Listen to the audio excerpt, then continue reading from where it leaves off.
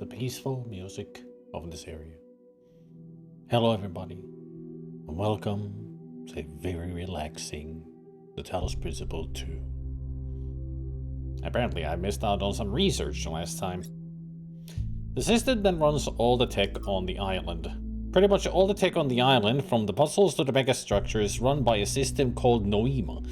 I've identified a number of obvious commonalities with the software we use in New Jerusalem, enough to be certain that Noema is descended from our own software, although Athena and Cornelius appear to have upgraded it quite extensively. Noema seems capable of interfacing directly with the user's mind at a deeper level than our own technology, although this functionality is not used consistently. Currently, guest users are locked out of all functions, so only 1K can access the system, although he's also locked out of any admin functionality. Because at this point, why not? Teleportation. In some ways, teleportation is one of the less surprising things we've found here, in that at least particle teleportation was known to be theoretically possible. Of course, that's still miles away from these teleporters, which operate on principles that simply contradict what we know of physics. The transfer of matter from one location to another is instantaneous without an observable wormhole or similar effect. There is, however, a release of exotic particles in the instant of teleportation which decay within fractions of a second.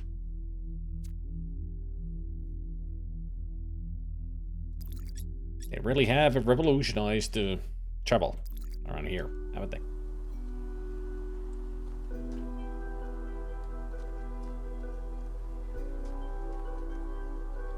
I'll make sure not to have a fly with me when I travel with the teleport pads.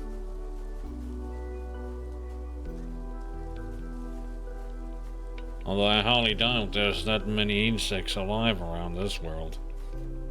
But then again, there's so much lush vegetation around everywhere, so I would think that a lot of insects are still alive. I mean, there are birds, and they need insects to survive. There's fish, frogs. It's the circle of life! You're a robot, so should be okay. Yeah, if anything organic comes with me, the teleporter will turn into what killed the Brundlefly in the end. At least in the Cronenberg version. And also, son, will you go away from the hole there? You're shining right into the freaking camera. Better sit like this until the sun passes. The escape.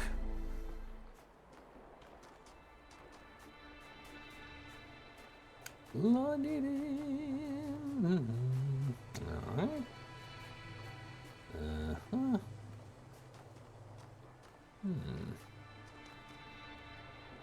I see.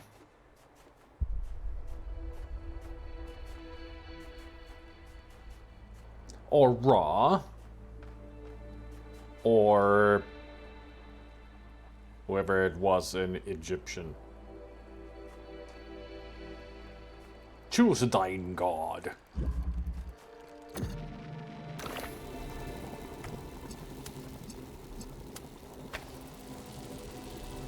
Oh, that won't work. Now, Helios is Greek. Ra is Egyptian. I got them mixed around.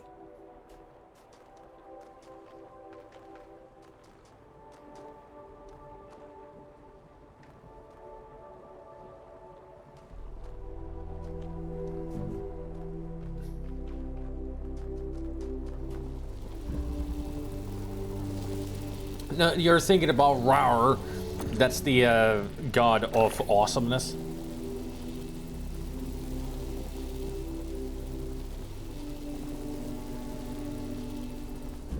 But I wouldn't think that they are related to Zip.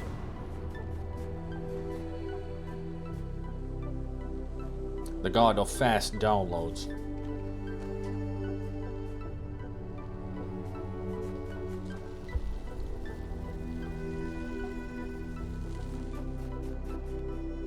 Of compression. Yeah, that's actually more accurate.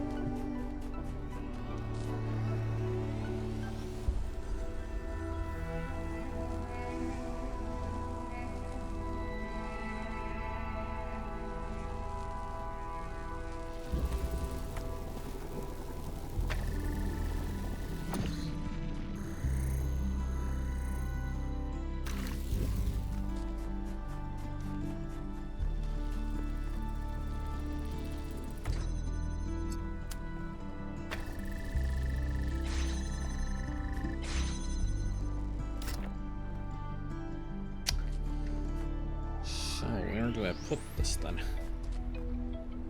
Right here. That's where. No, actually, not here. The other side. Here. Because now I can grab this and spladam.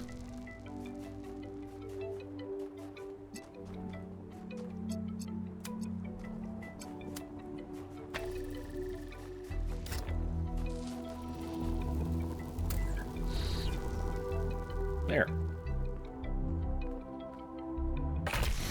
But do you know what's the rarest thing in the universe? Intelligence? I would have to agree with Gabriel there. Oh yeah, I need you here. Hey, Yakut! Did you see the wall down there? I don't think he can hear me. Expedition Megathread. A guy who paid for their WinRAR license. Yes. Please post your thoughts on the expedition in this thread and keep it civil. I think the powers that Athena has unlocked are world-changing, and it's our responsibility to use them to lessen suffering for all living things. We know, we heard your broadcast. I think we are being tested and Byron failed the test. What happened to Byron was an accident. Is there a difference ultimately? Yes, there is. No one's actually seen Athena or Cornelius or Miranda at the megastructure. They could all still be aliens. Jacques again. I feel like we need to at least think about the potential of all these new technologies. Maybe the founder is trying to teach us how to use them. Why is everything malfunctioning on the island now? Is it because of Byron? He was still logged into the system. His presence may be destabilizing it somehow. Or it's Pandora. She seems to want to stop the team. Honestly, I wonder if Pandora is just somehow malfunctioning, like she's supposed to protect the megastructure, but she can't tell friend from foe. The choice of Pandora as a symbol cannot be accidental, and the message is obvious. The megastructure is Pandora's box, and we should not open it. I mean, there are contradictions about the whole thing. Pandora doesn't want us to open it. Prometheus wants us to open it. And Sphinx wants to make us think, is it a good idea to open it?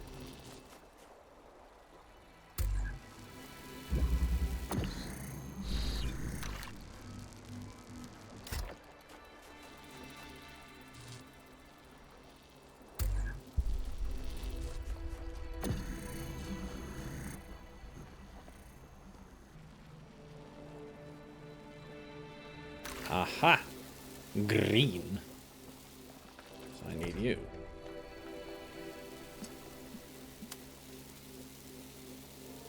Where was it? There's a connector somewhere out here. Ah, there. There we go. That's the first step done for that.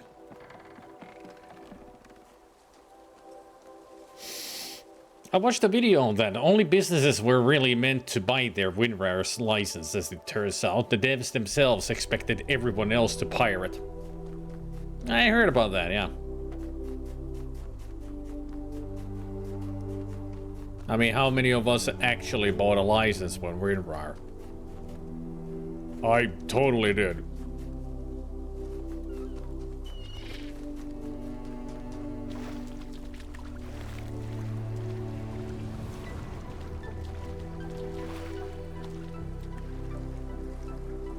Listening to Miranda talk about beauty made me think. Okay, this might be super weird and kind of pretentious, but I honestly mean it. What is beauty? Like, where does it exist? Is it just in our minds? Or is there some objective component, something quantifiable? I always thought it was just perception, but if I understand her correctly, Miranda sees beauty as a property of the universe itself. Well, it's an abstract concept. Beauty is in the eye of the beholder, as they used to say, back in the past in the human time. Not this human time. Speaking of software, does anyone else remember PaintShop Pro? Yes, I remember. I never used it, but I remember PaintShop Pro.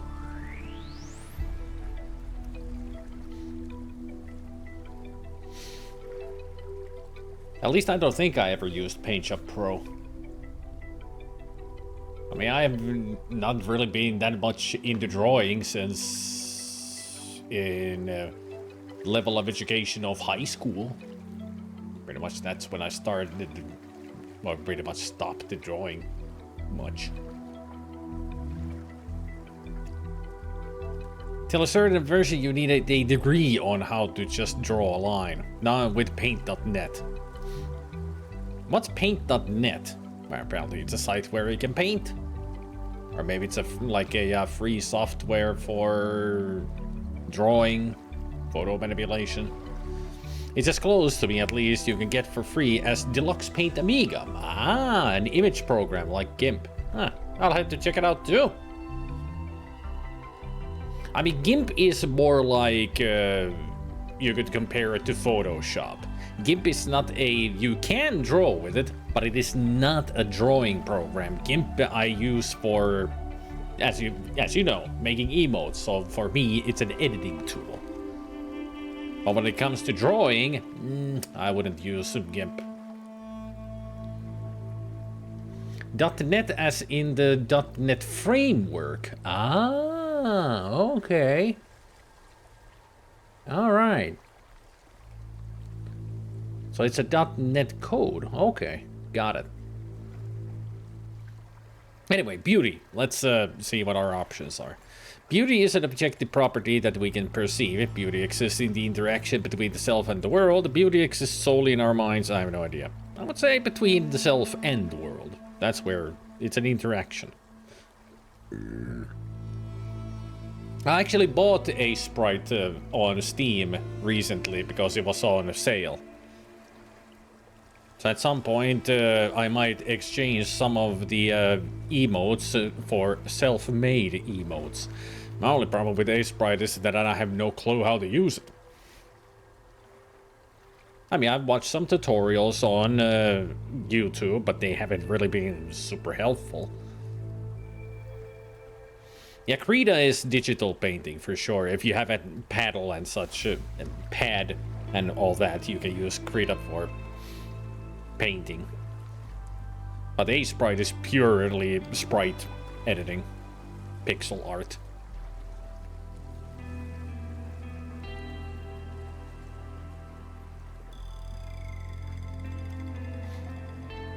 A-Sprite is good for pixel art and also good for making animations in pixel art. A lot of people use it when they, like indie developers, when they make pixel art games. They use A-Sprite to make their pixels and the sprites. Red choice. Red choice. Thanks, Aradak, for the resub. Red choice. Remember that, guys. Red choice. Interesting. So And there was the much more rejoicing. humans there are, the more we spread across the world, the more beauty there is. Pretty much. But then, doesn't it follow that it's our duty as a species to grow? To make the universe more beautiful?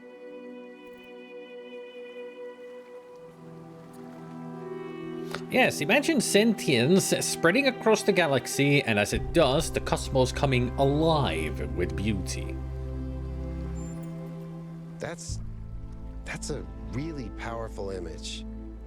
Beauty flowering in the universe as intelligence spreads. Thank you. I hope you're right. You're most welcome. I mean, that's pretty much what Miranda's been saying. I mean, the only place that we haven't spread any beauty is spies. That's what Miranda wants to do, go into spies. Why don't they ask you about something else? What's your analysis of the southern regions? The southern part of the island is a natural desert, basically just due to the chemical composition of the soil. I haven't been able to work out why it's so warm, though. It could be a warm ocean current or something to do with the megastructure's thermal output. Could be a New combination. Jerusalem doesn't have the kind of equipment I'd need to figure that out. Do you think Byron is okay? I hope so. I understand why he was impatient, but he should have been more careful. Did you know Cornelius? Yeah, everyone knew Cornelius. After Eustathius retired, he was the only one left who was there since the beginning. Except I guess none of us really knew him after all. We all thought he was lost in the past, always studying the archive and the simulation. But he actually had all these secrets. And a daughter. And a secret daughter. I mean,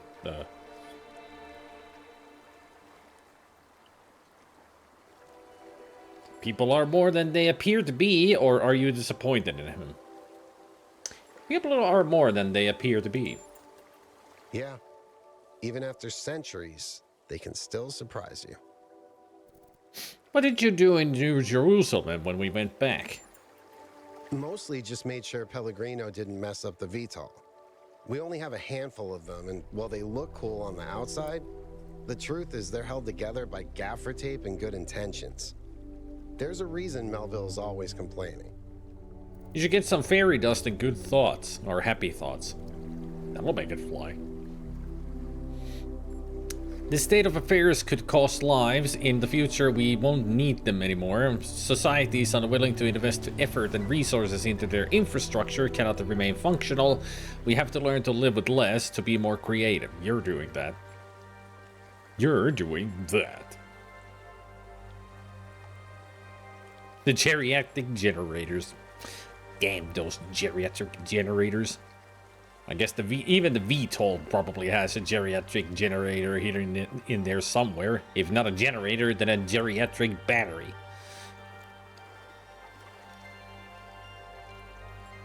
A geriatric motor, and a geriatric rotor blades, and a geriatric driver.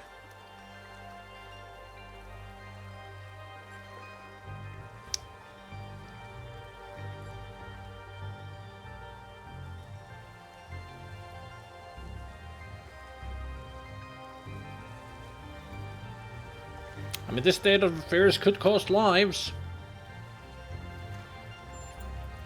You're right. I guess we never think about how easily tragedies can happen when we don't pay attention. You neglect something here, cut some corners there, and then suddenly someone is gone. Miranda said that the fundamental language of reality is a kind of music. Thoughts? I think that's one of the most beautiful things I've ever heard. What about this music? I hope it's true. What kind of music do you like, by the way?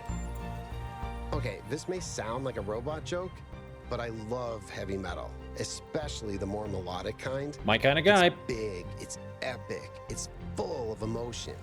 You can really get lost in it. Mm-hmm. And you can really twist your head off. Bruce, after Bruce Dickinson, the lead singer of Iron Maiden.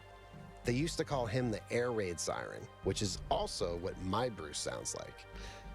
Yakut, you're definitely my kind of guy. That's all. Thanks, Yakut.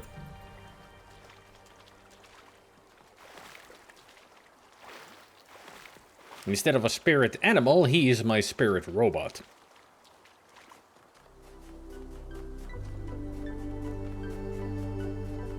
And also, I wanted to classify Iron Maiden as heavy metal. It's more hard rock.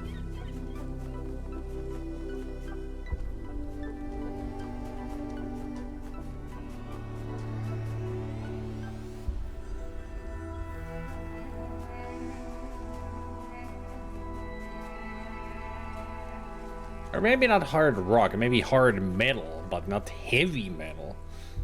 I don't know. Hey, who's here? Melville. What's she looking at? Yes. What's going on with the megastructure systems? Now, I suspect Byron is still logged in, and his presence has thrown everything out of whack. Entire subsystems are locked down, and everything that depends on those subsystems is disrupted. Have you heard anything from Byron at all? There was a short burst of noise on the frequency we used to communicate, but that could have been anything. What can you tell me about Cornelius? He taught me a lot when I was young. Nowadays, people just know him as the museum curator, but back then, he was closely involved with every engineering project, and he was brilliant. When he encountered a problem, he'd always remain calm and keep working at it until he found a solution. I wish I could be that patient. Why didn't Athena and Cornelius just both vanish together? If I had to guess, I'd say so that Cornelius could still go back for anything they needed. He was always leaving on expeditions anyway, looking for materials for his projects. I should get back to work. Through the wall.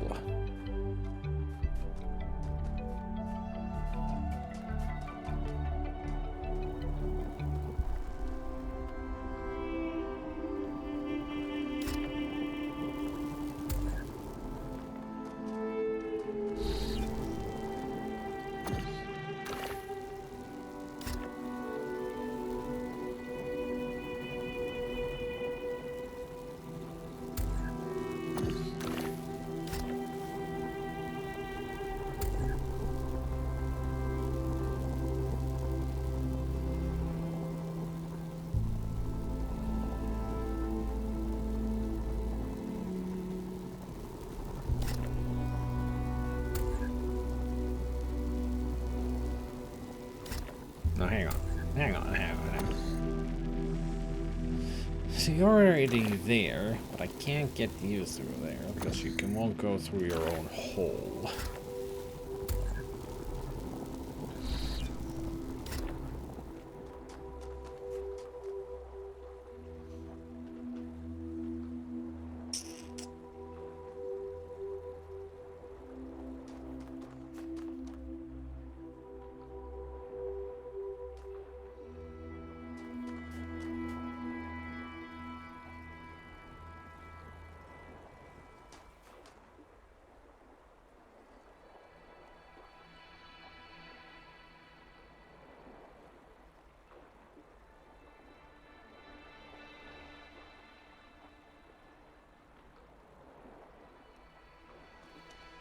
So if I go in there, turn you around, and I teleport here.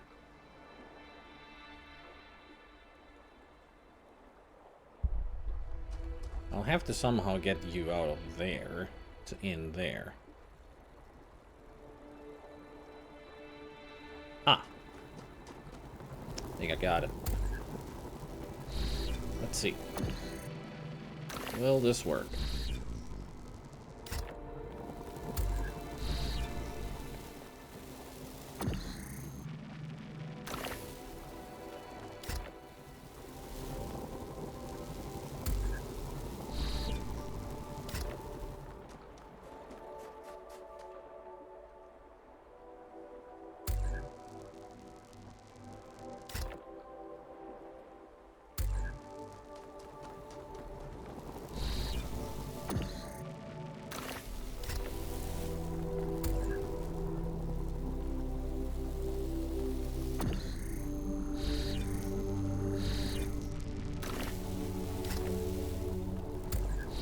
Yarp!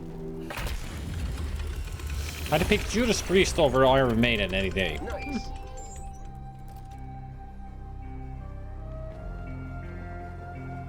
I mean, I do like it, Judas Priest, but the Iron Maiden is more my kind of a band.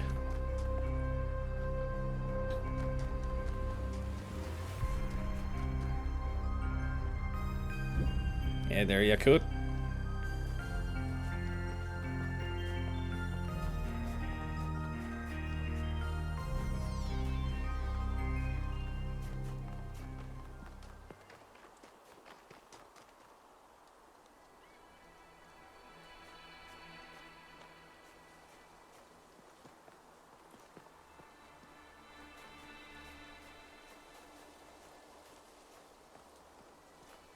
Melville. Oh, hello, memory.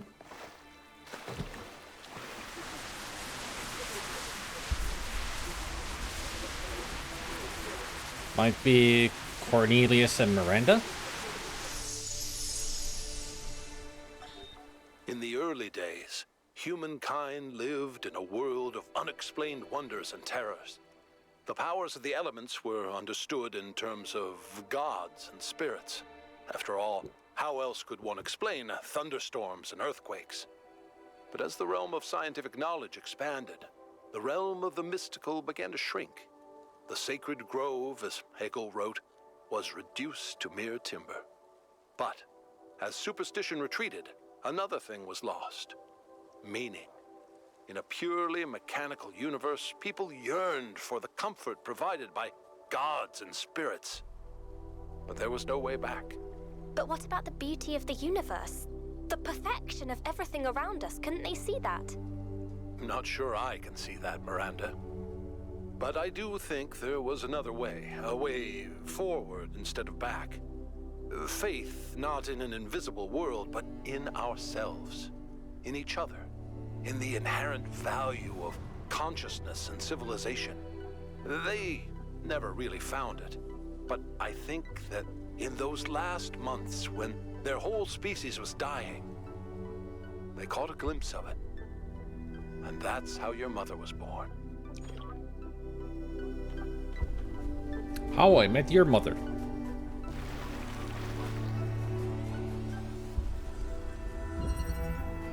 Pushing through. Alright, let's push through. Uh-huh.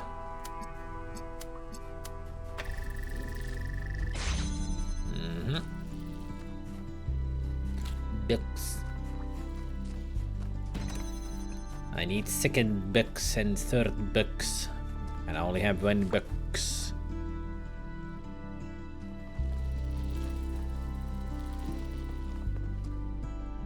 Eh.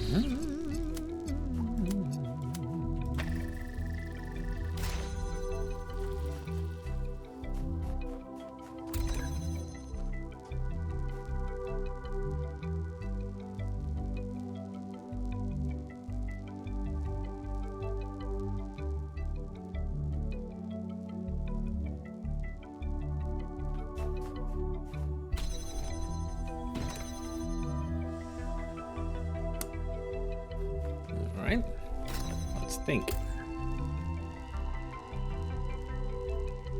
Ah, right.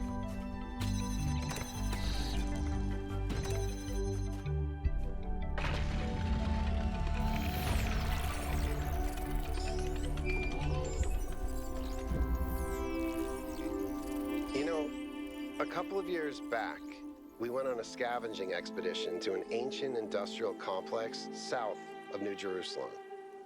It was enormous, sprawling, an area many times bigger than our whole city, just dedicated to manufacturing. It was incredible to think about the sheer variety of things they produced. And it made me realize how austere, how restricted our lives are. You know how most ancient structures are overgrown? It's kind of pretty, but in a sad way. Well, this one wasn't. There had been some kind of chemical spill. I don't know if it happened while the structure was still operational or if something had just rotted through, but it killed everything. Even centuries later, nothing could grow. It didn't have to happen that way, and history doesn't have to repeat itself. But we do have to remember that it did happen once.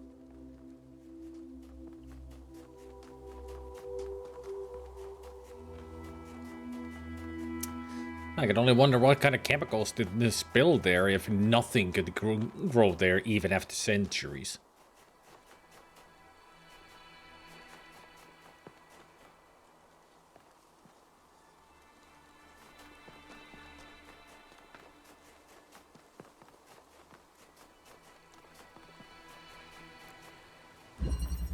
Dyad.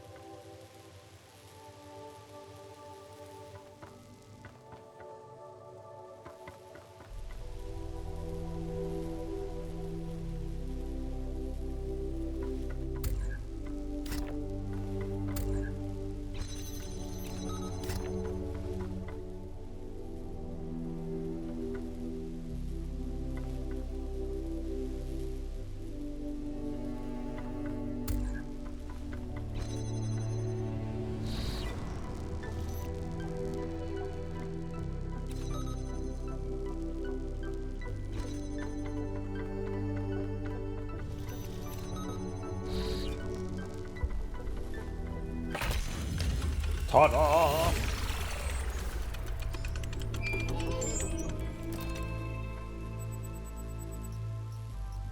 Oh, a private message. That you, Rand? 1000. We need to talk. I was troubled by your stated intentions for the Summonodrome. That the machine is essential to our moral development, but its secrets are squandered unless I can study it.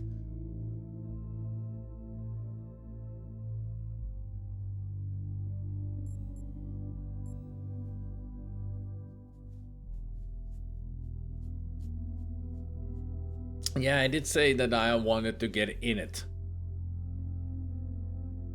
Which may have been the wrong thing to say. I mean, we should study it.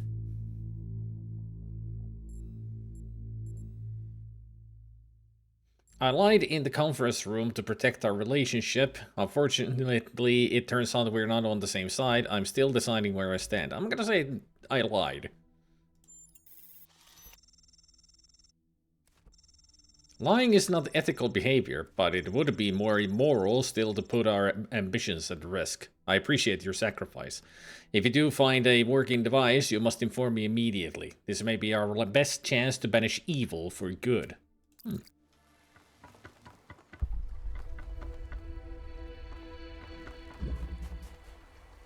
I got the feeling that Rand is thinking that the Summonodrome will turn everybody good. All evil thoughts will be banished. Or something like that.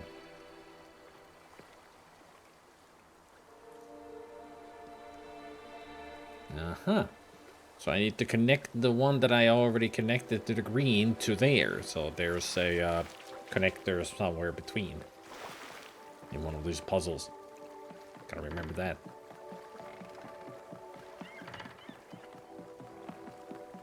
Don't fall in the water. Hey, Alcatraz, I was looking for you.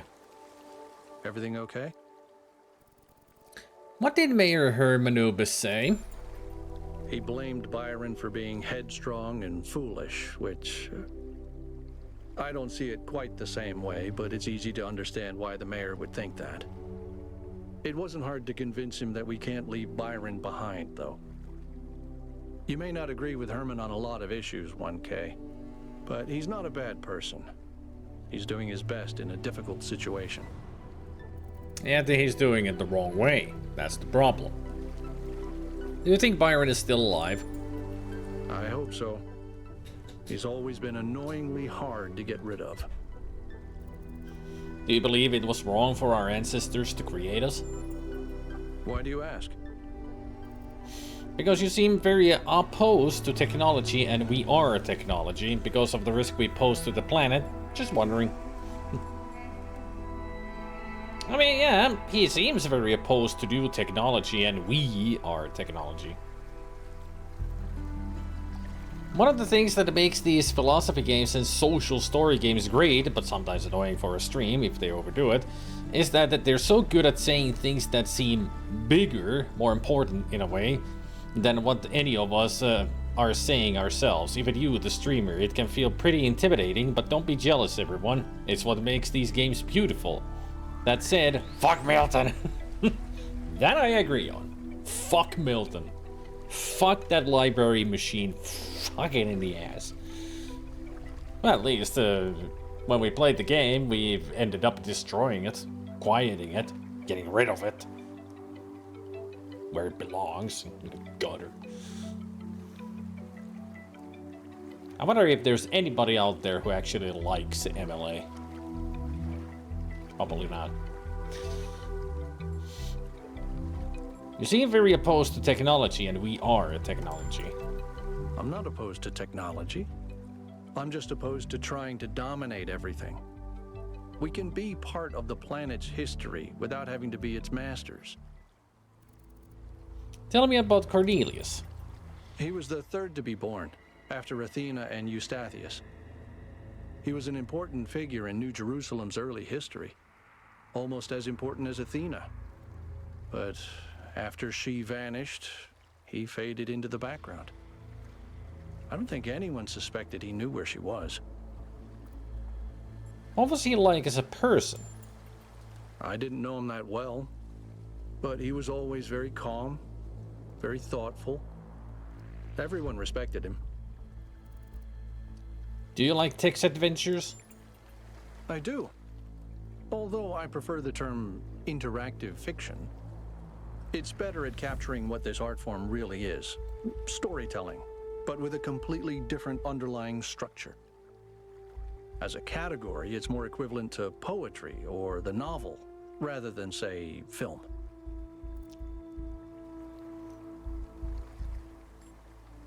Wow, I didn't expect that. Cool. Anything else? What do you think about the Miranda's terraforming efforts? It makes me wonder why people always think they know better than nature. What was the Eustathius like? People rarely talk about him. He was in charge of planning New Alexandria. It was his mistake that led to the disaster. After that, he retired from public affairs and dedicated himself to his studies. Yeah, boy. Most of the first companions seem to be far less active than Byron. Well, they've experienced a lot more hardship and tragedy than most of us. Hey, Spiky. I think it's understandable that they choose to focus on their personal interests. Do you ever think your beliefs are a response to what happened in New Alexandria? You mean, am I unduly influenced by my experiences? Unable to imagine the better future Byron wanted because I'm too traumatized? Could be. But I'd like to think I'm a little more self-aware than that. That's all I wanted to ask. Thanks. I miss talking with Byron. We gotta rescue him.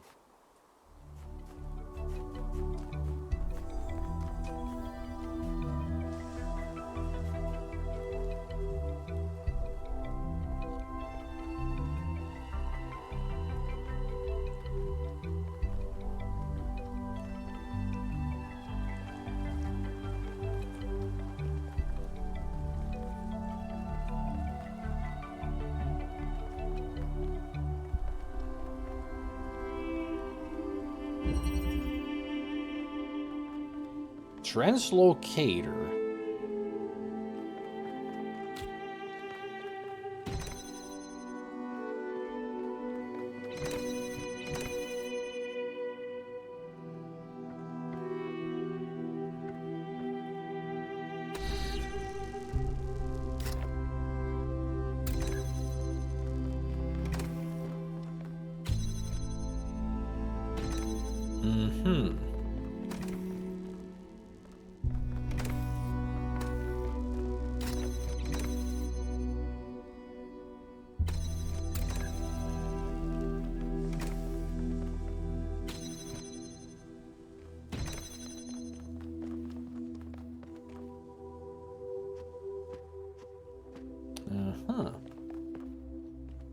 Okay, so I need both the box and the teleporter over this side.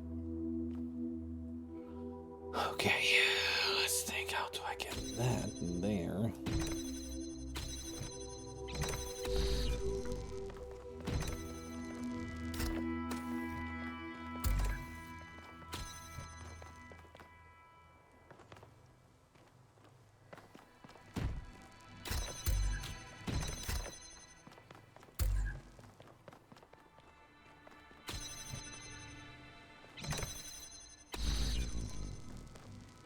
Perfect.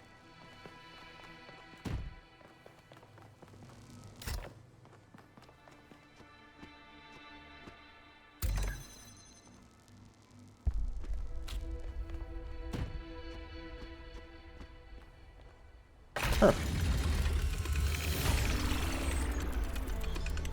Specky was in Kilgore's stream in the morning? Missed out on it. I guess I think I was way too tired to go to watch streams. Didn't even occur to me to go watch morning streams like I usually do. I just went straight to YouTube and there were only 4 videos to watch, and then I started watching Lucifer.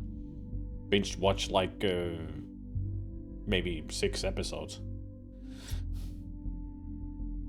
So totally missed on that. Damn it. Would have been nice to see Specky talking with Kilgore. Had to stop and take a picture. Just had to stop and take a picture. I never cease to be amazed by the beauty of this planet. It's a good image. Alright, we gotta look at the beauty ourselves from here. Hey there, Yakut. You should have come up here and take a photo. Just look at this view.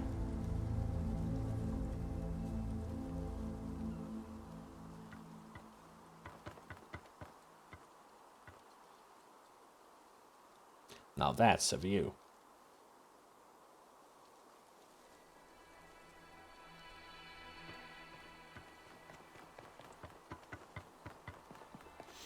Managed to annoy Kilgore at least once. Annoy in one way. What did you do?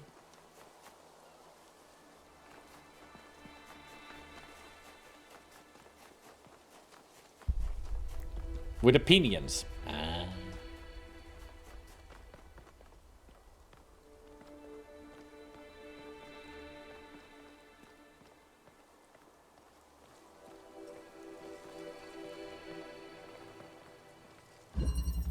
Remote interchange.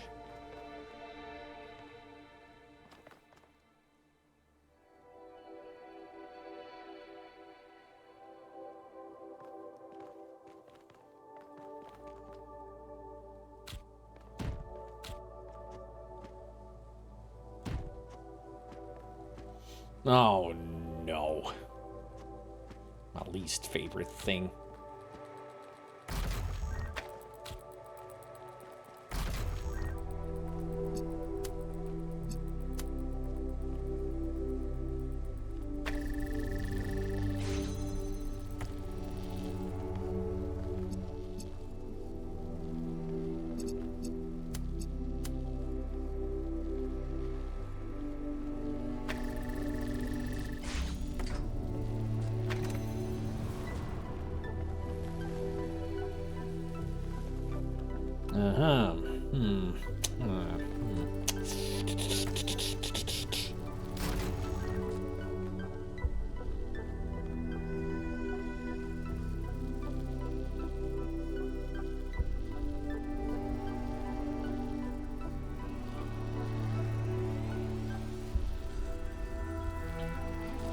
Kilgore is easy to annoy. At times, yeah.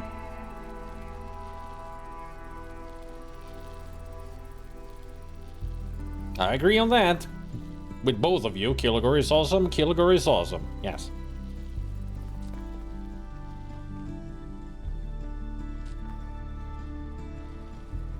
Maybe at some morning when I'm watching his stream, I should ask him, hey, wanna be on call with me?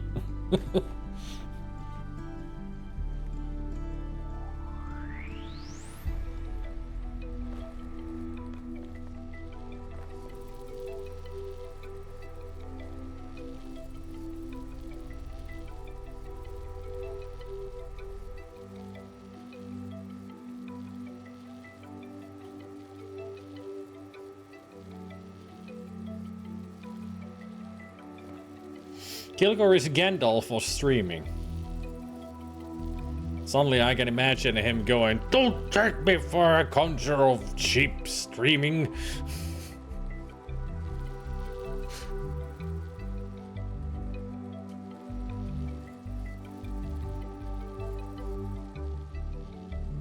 He just needs a longer beard and a wizard's hat. Then he's good to go. I mean, he can get the wizard hat from Rig.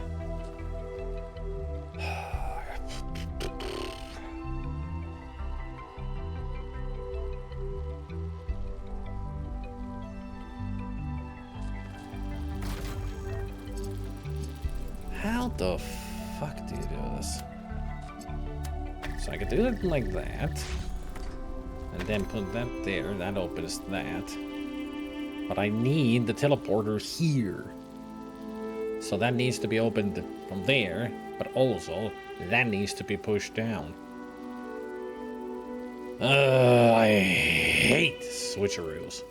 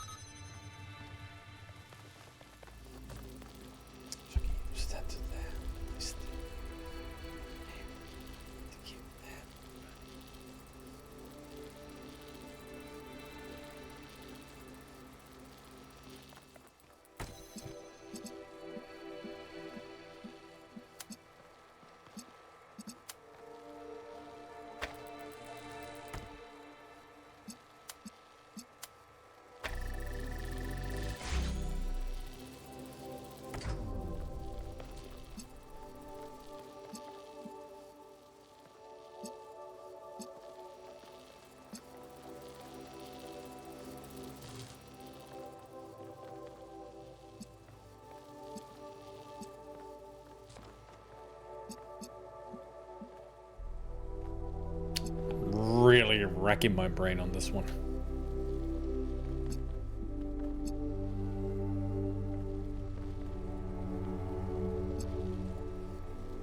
I can have only 2 items.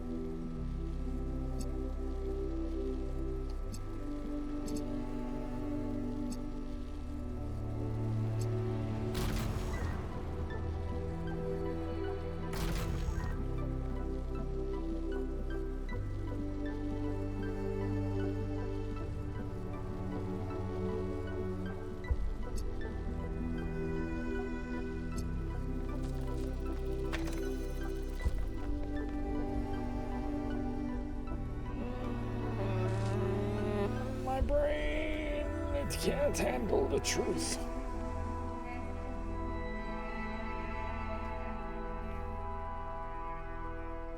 My brain is starting to hurt.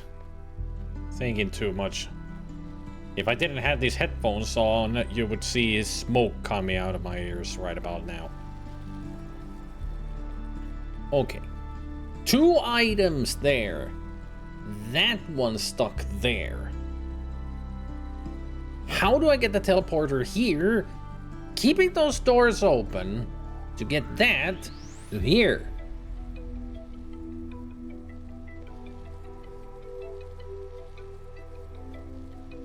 I'm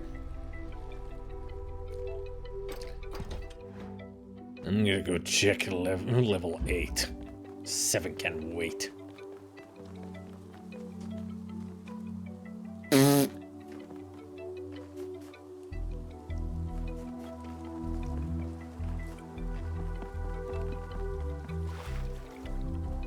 Oh, this one we checked, right? Yep. Oh, there's 8. Let's go check it.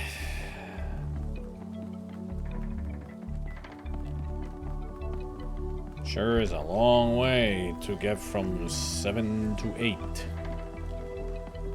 It will be a stroll just to get over the water, but we cannot run into the water, so... Switcheroo.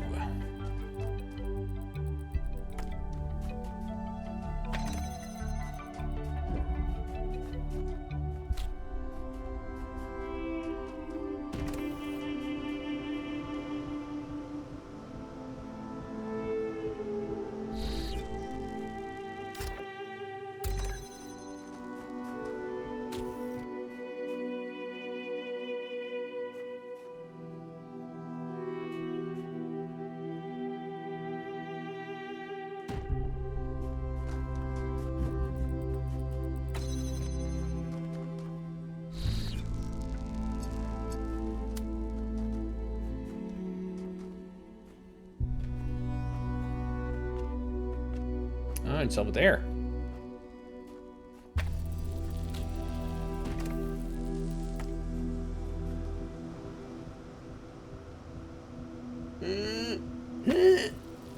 I can't reach it. Son of a...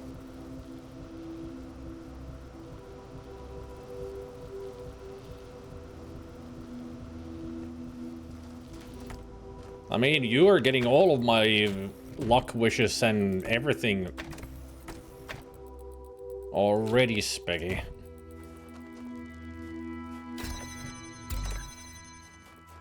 Right.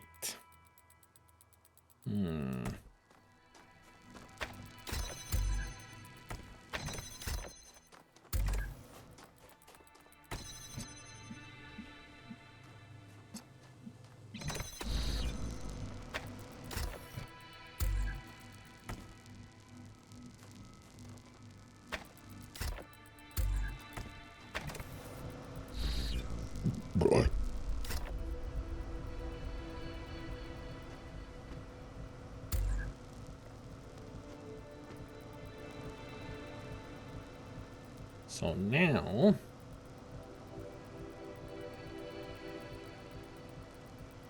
I was once in my life thinking so hard that I gave myself an actual headache.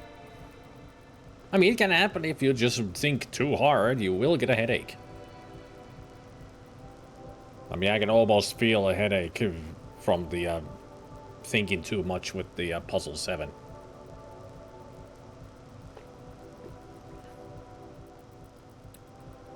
Okay, so I put you there. How does that help me? I mean, I need you on top of this to activate you and you.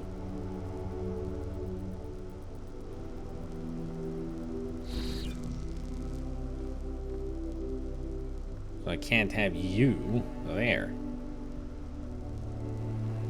You said it has to be you on there. But then I cannot get up here. Unless...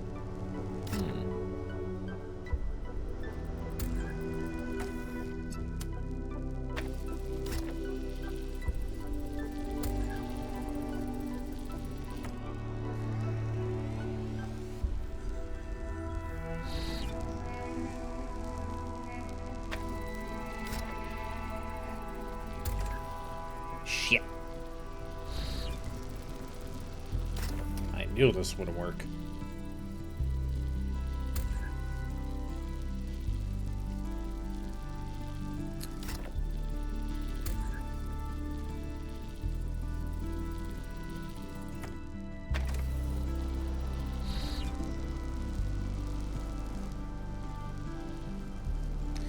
I want to be able to get it from here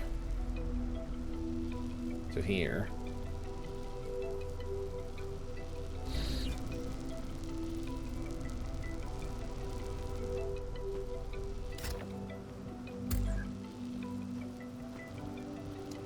Yep.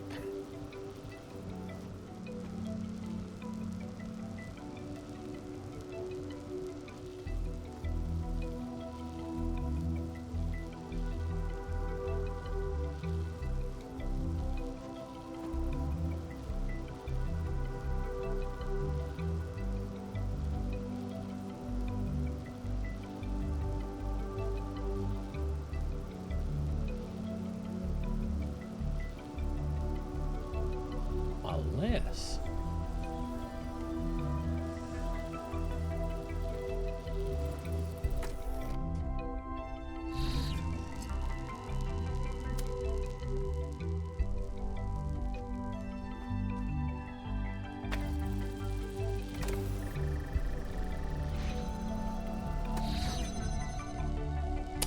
It's not long enough.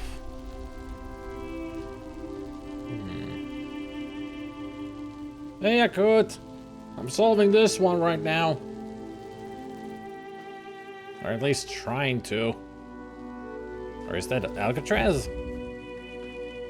Hey, I'm stuck here. Wanna help me out stepping on this? How about you come in here and help me out? I could use the hand. No. Well, screw you. Asshole. Okay.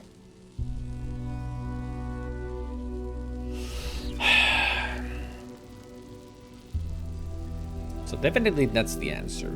Putting that on top of the box, so it will get up here. And have a steady beam to keep this open. And how do I get up here myself is the question.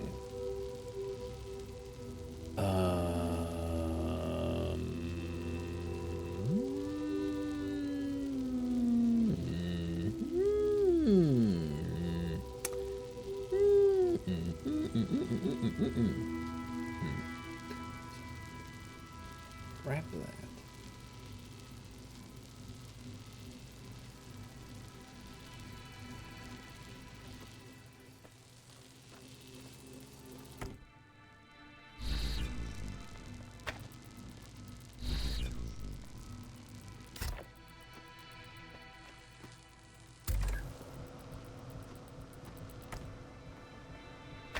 There. I was just missing that one step. In my mind. Wow, that one was a mind bender. It was. Not as mind bendy as the previous one, which I'm gonna go try to solve now. New interface content. A matter of taste. Witnessing all this incredible technology discovered by the expedition has given me an idea for something we could do if we had the resources and the energy. Are you ready for this? Taste buds. Seriously, how have we gone for so long without something our ancestors considered so essential? Don't you want to know what pizza tastes like? What it's like to eat chocolate? To have an apple? What the deal is with the fizzy drinks? I mean, come on. Sounds fun. The sheer range of new experiences, it's almost overwhelming just to imagine it. Please, please, let this happen. Why change ourselves when we are what we were meant to be? You know, we're all upgraded, right? This isn't our original design in the first place. And what's next? We start killing animals again just for the pleasure of tasting them? We cover the earth in fields like our ancestors did? Subjugate the natural world for our own greed?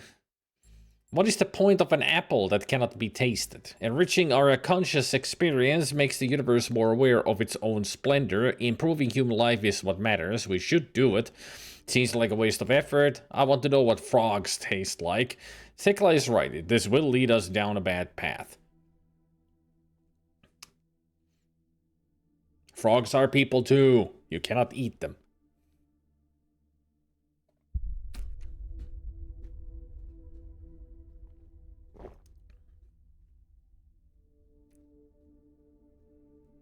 Enriching our conscious experience makes the universe more aware of its own splendor.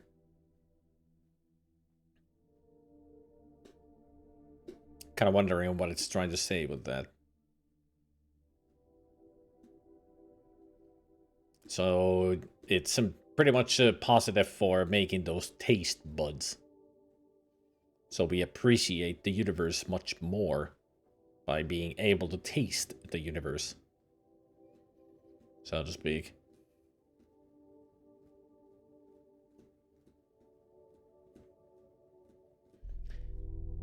But the thing is, they are robots. What would they need with taste buds? They don't eat. Even though it would be a new experience for them.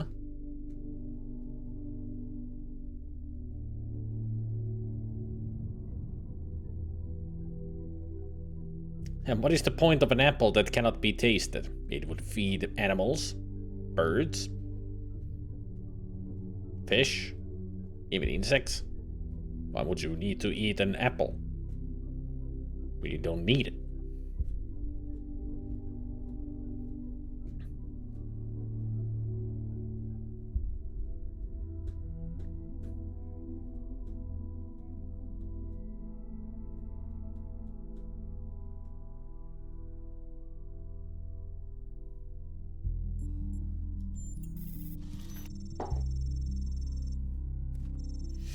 Beautifully put, 1K. You could do smelling too. I'd like to know what cat fur smells like.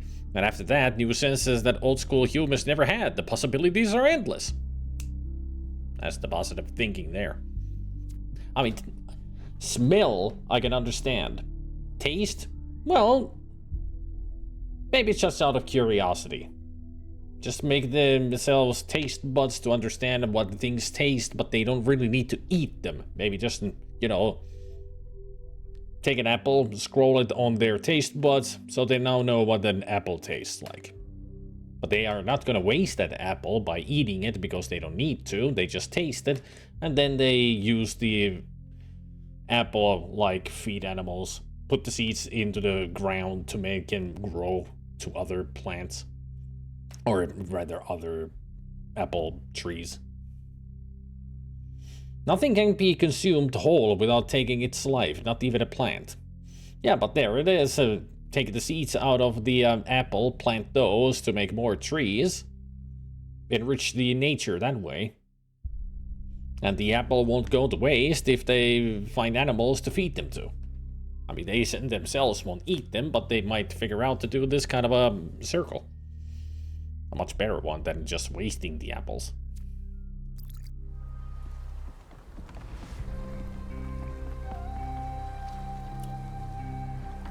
That's my solution to the dilemma.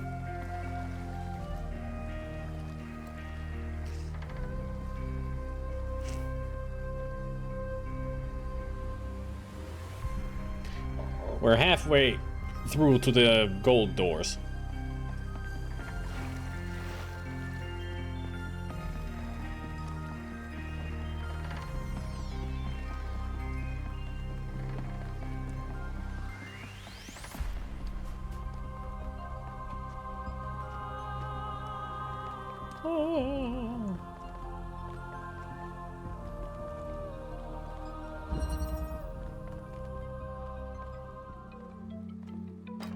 Alright, let's see this again.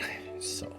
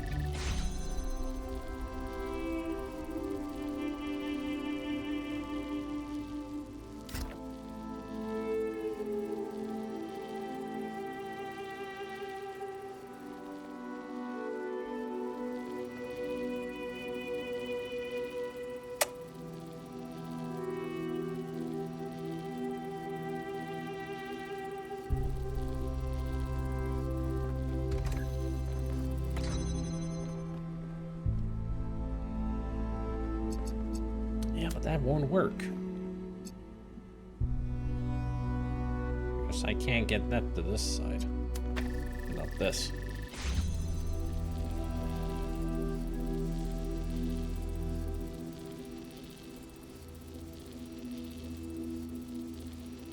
But then again... Now I'm thinking with portals. Or at least I hope so.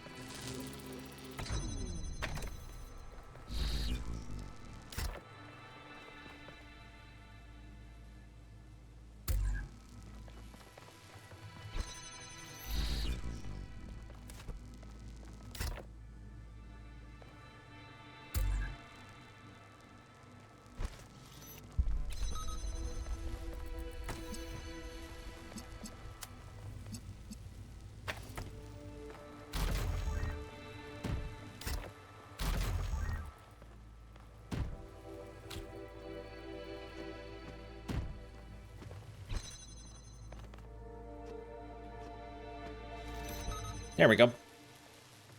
That's what I needed.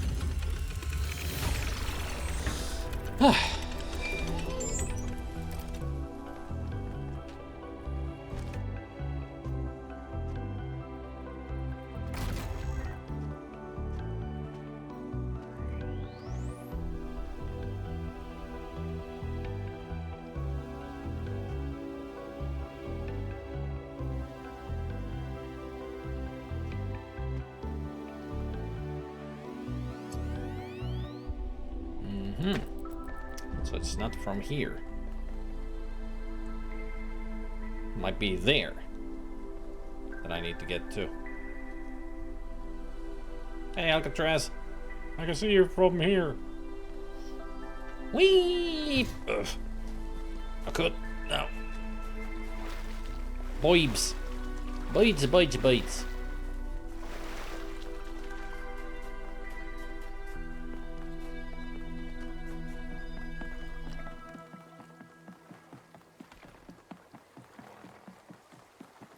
Careful, don't fall into the water. That would be bad.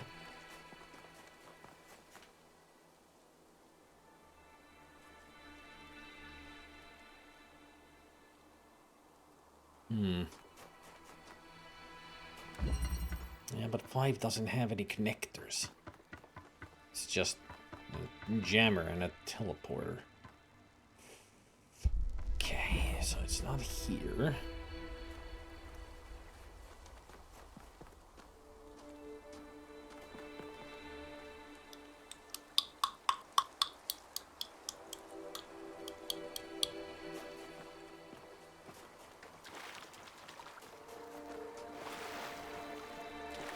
Maybe it's over in yonder.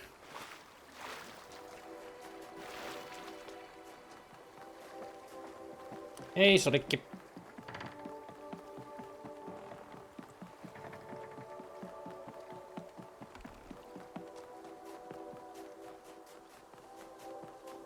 Ja, good.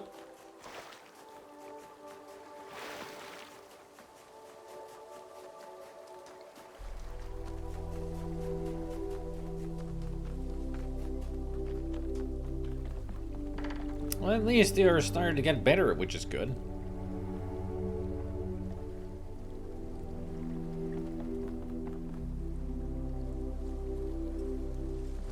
Now I can't do it from this side because that connector is there, and these things are on the wrong side of the statue.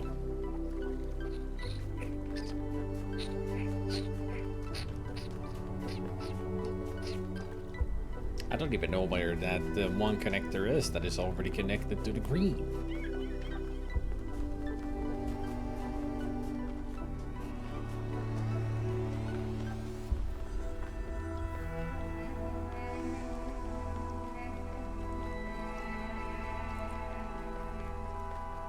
Whoop up.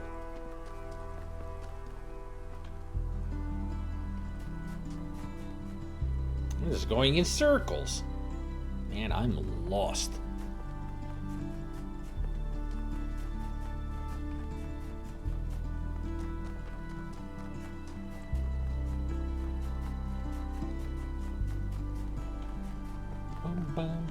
Yet again, I'm going in circles. Stop going this way. Idiot. Oh, a lost puzzle. I'll take that. I won't take that. I remember that one took me such a long time to do and I kept screwing it up, so I had to reset constantly. So I will try to get the star first from Pandora over there before I try that. Because I got a feeling I will need to reset it constantly. It's just a hunch.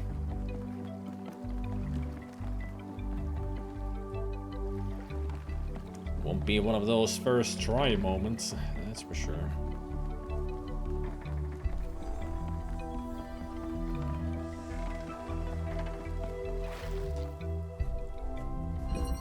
You have a connector, but we cannot see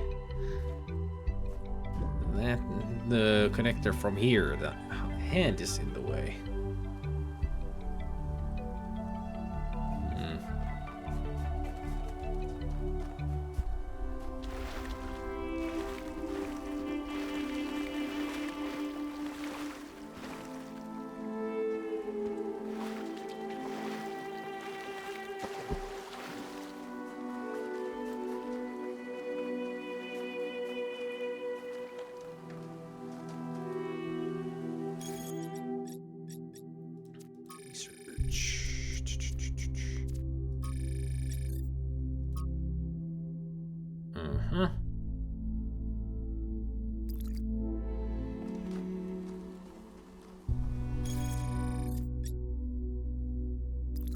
So this should be the upper corner.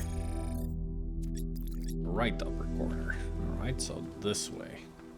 And there's the other hole. So is it the... No, maybe... Maybe it was these.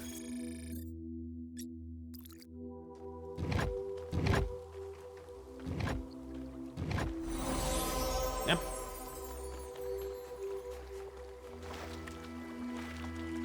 Wing.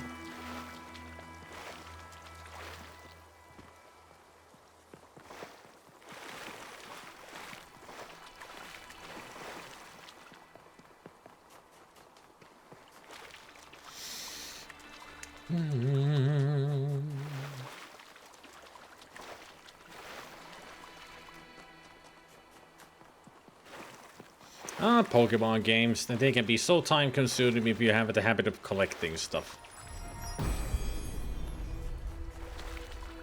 When the heavens are silent, what is a prophet and what is a tyrant? I mean, you should know the difference between those. I mean, it's not much of a question or philosophy. Philosophical question. Oh, hello. Suddenly stumbled upon this. Ah, Liefde our non-German friend. One day, undoubtedly, an expedition will pass by this island. It will seek to document facts and statistics, to enumerate reasons for us not to look more closely. That is what we do now. We seek facts rather than truth. Because truth might frighten and unsettle the comfortable people who like to sit in their conference rooms and debate which corners we should cut today. These people like to imagine the chaos that could come one day, like a comforting fairy tale of distant darkness. But they do not see the chaos that is at our walls right now. The chaos that also lives within us. a force that is both necessary and appalling.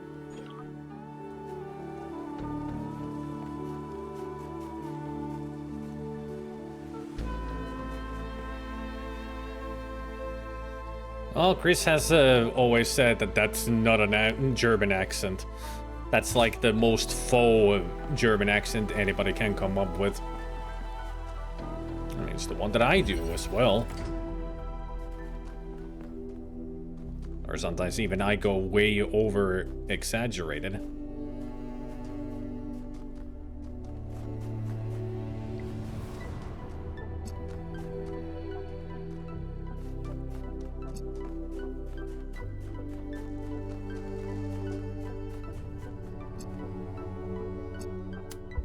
Aha!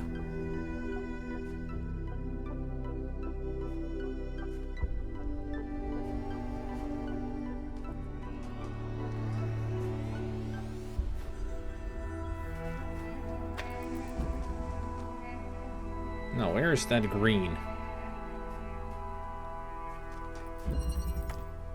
Unless I need to put this somewhere where it's not there.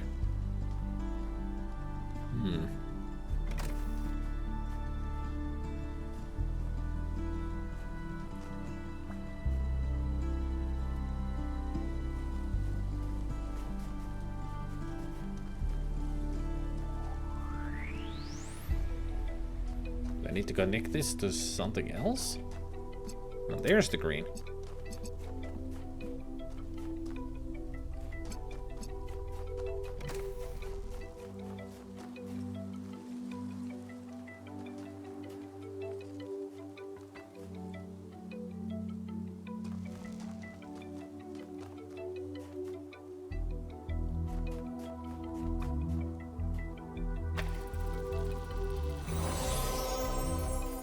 That opened it.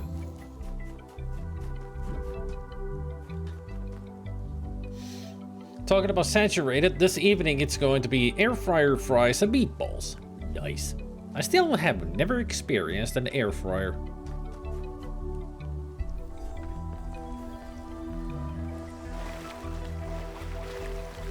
I know my brother has one.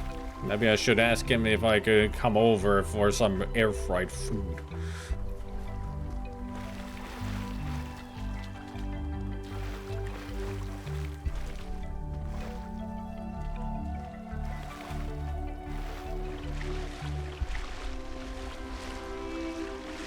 Nope, not too deep. And bang. If humankind had no more cause for war, it would make war for sport instead. Hey, that's where we get speedball, rollerball, brutal hockey, and everything else.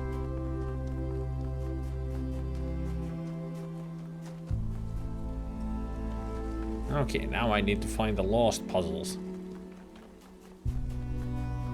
Was that the one of them? I think it was. Yeah, that's the one that I fear the most.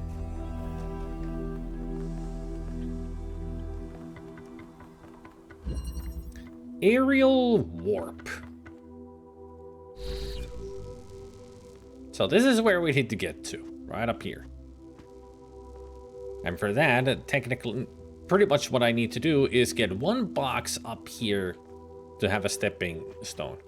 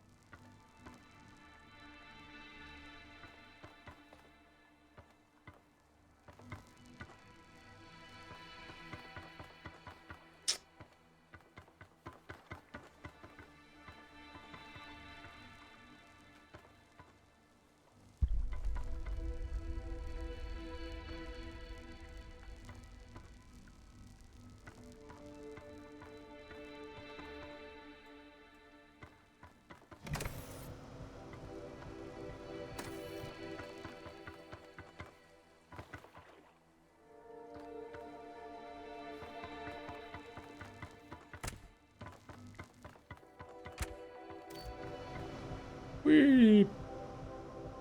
You gotta be kidding me.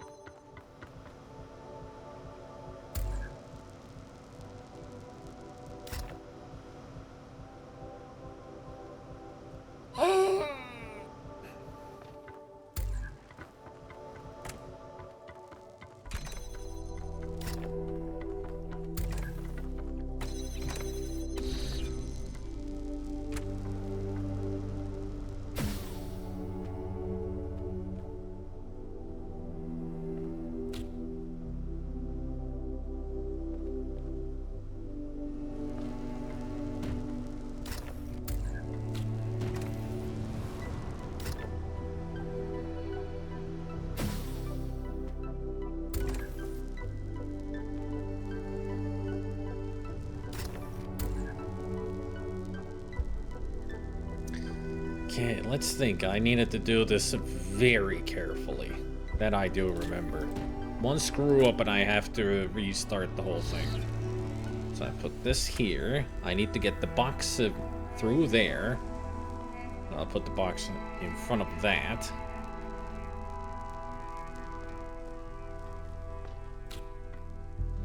Like so. And I'll throw it through like that. Then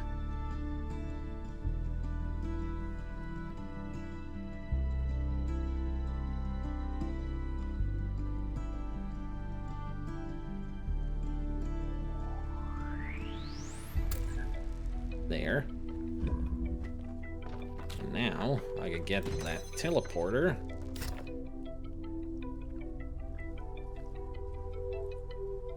I needed to drop the fan first. I think I can still get it. Maybe. Nope. See what I mean? Totally screwed it up. This room gave me such a fucking headache last time. I really don't like this puzzle. One mistake and you need to reset.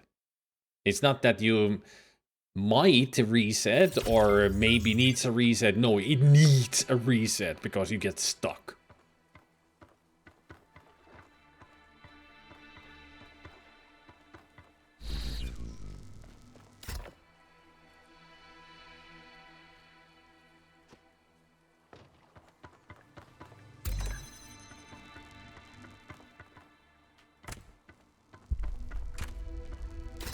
No, this is completely unfair of a puzzle. That's why I hate this so much. Gotta be so careful with each step.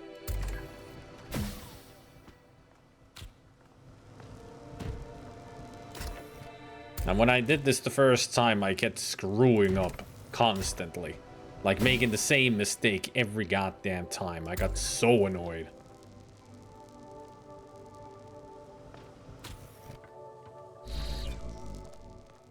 Well, at least now I know that I only missed the one step instead of 15 like last time.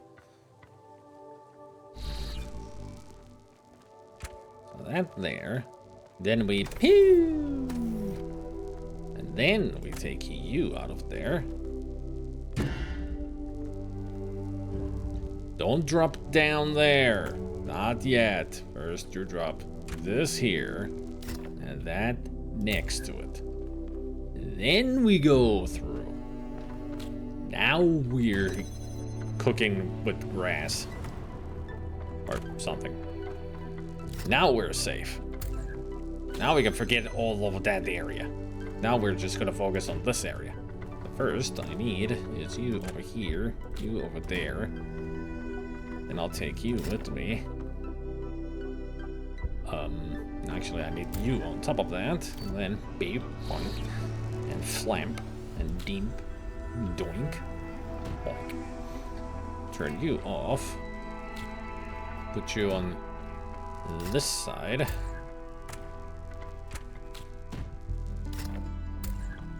We're almost got free.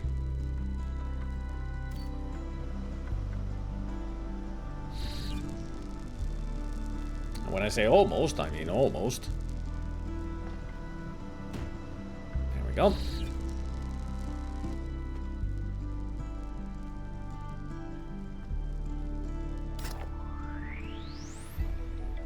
And we put you here. Boing, doing. Turn that off. Wrap you. Deal. Deal. Deal. See, one screw up was all it took. We made it. Now for the next one. Well, at least I solved the puzzle first. I hope it doesn't reset the whole thing now because I jump into the water.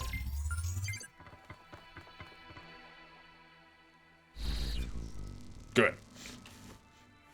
It kept it solved. Good. Ugh. I was afraid that I screwed it up royally. Let's see. Map. What do you say? 1 out of 2. Good. Now, for the second one was where I did that Sphinx puzzle thing. So we gotta go a bit outside. Around the areas.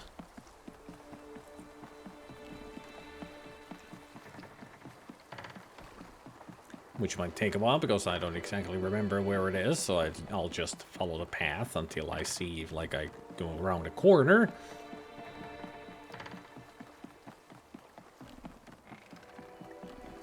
Like over here.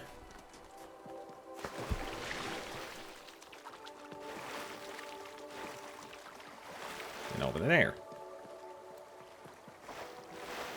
That's where we're headed. This is not the way to it, so I'll have to look up another way.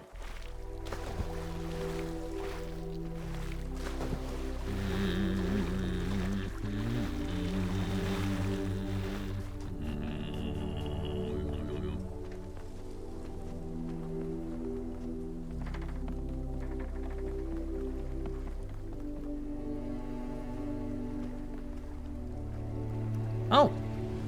I found a human artifact. An arcade machine.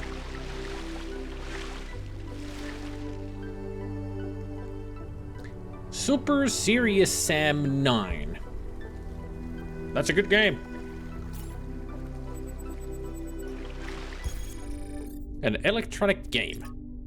Devices such as this one were commonly used to play games in public fora. This particular unit allowed users to play Serious Sam, a well-regarded but less-known follow-up to Crow Team's hugely popular Football Glory series. Man, they are still really proud of their football series. Maybe next Sunday, before Amiga April starts, I'll play Football Glory on the Amiga, instead of having another C64 stream. I should play some Amiga games to get used to it, because every Sunday in April will be Amiga games. I'll be doing all those challenges and other fun stuff for Amiga April. After all, I did sign up for it, for Amiga Live. So how do I get there? Good thing I still got that map. So, where are we? We are next to 8. Alright.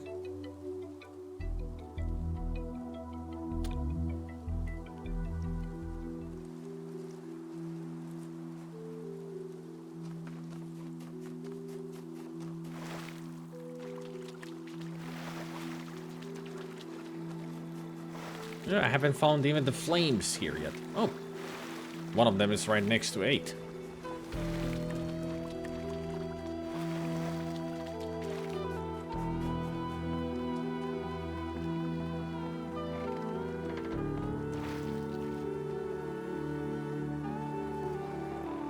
Excuse me, Melville. There you are. Boink.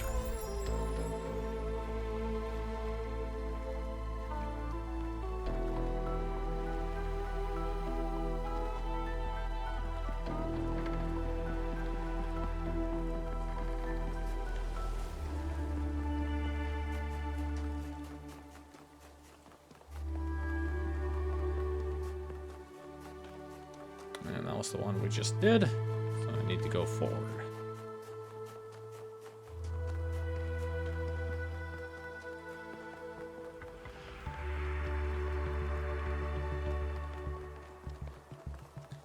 This place is really weird to navigate.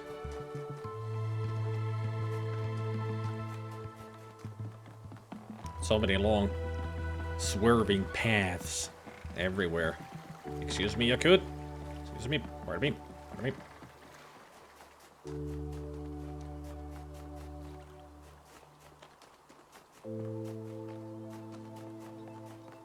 Sonic is all about that Pokemon, ain't he? Well, then again, it's good to have, you know... what's the word I'm looking for? I don't even know what word I'm looking for. Passion. That's it. Good to have passions.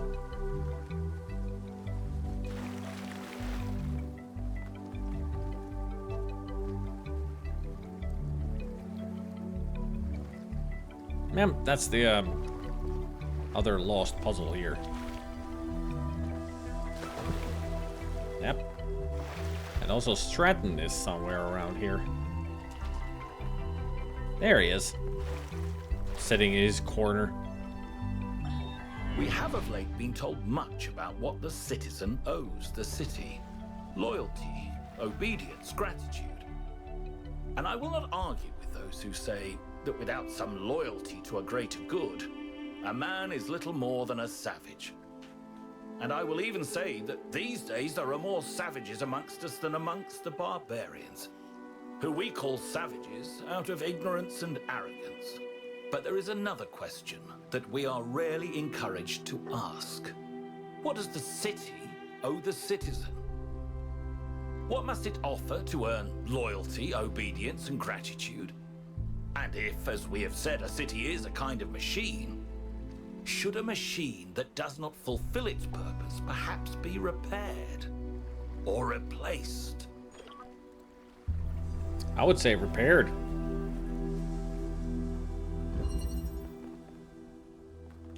Minimalism.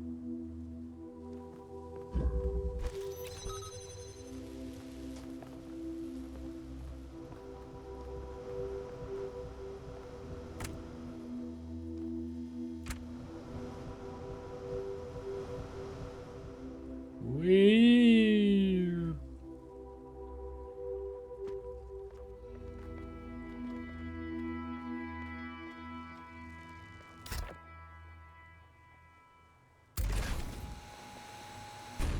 Huh.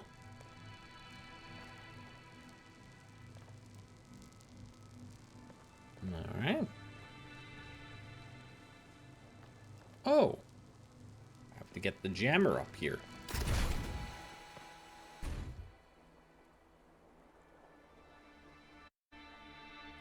Gotta get the jammer up here somehow.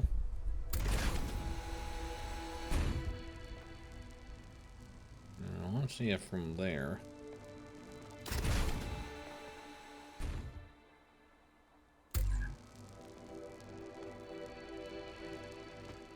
Weep.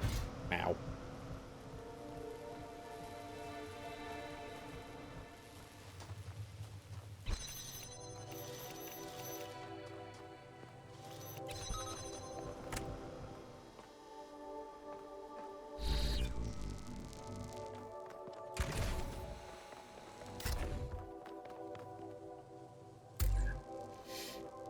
Welcome to my entire fucking life. I think about this kind of stuff constantly. The machine of society being broken and needing to be fixed.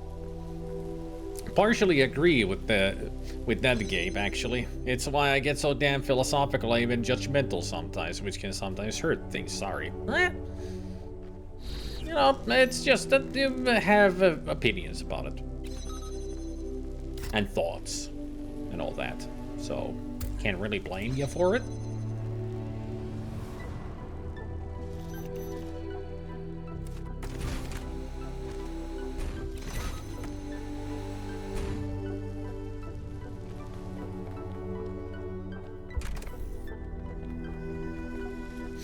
But that quote said it better than I ever could have done myself. I'm impressed and grateful.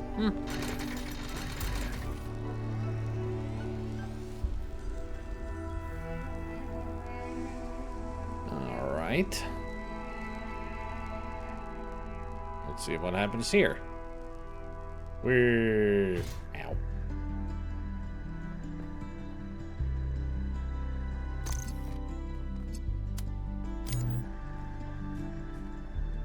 Ah.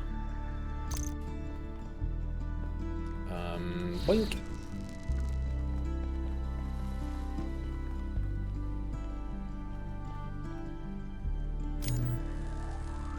Ah, it's got the grating in front of it and also that one closed. So, whoop. Zoom.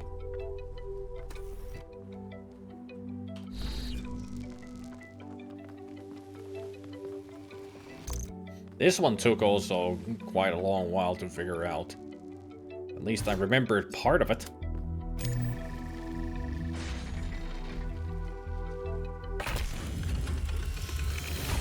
I made it look too easy because I've done these before, and this one I kind of remembered.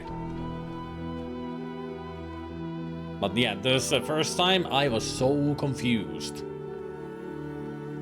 Until I realized, oh yeah, I've got a teleporter. I just put it on some convenient places to get to the proper parts. But then it became a duh moment. Always gotta think the hard way first before the easy way, right? That's usually my downfall. And not usually, it's always my downfall. I always think the hard way. Try to force through it without thinking.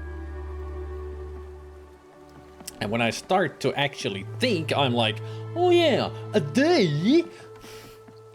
It's super easy, barely an inconvenience. If only I had a thought in my mind sometimes.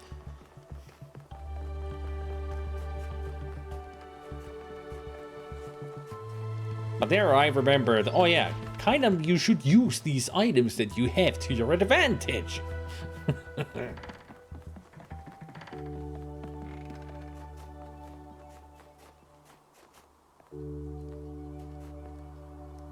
think the other flame is somewhere down here. Whee! Ow.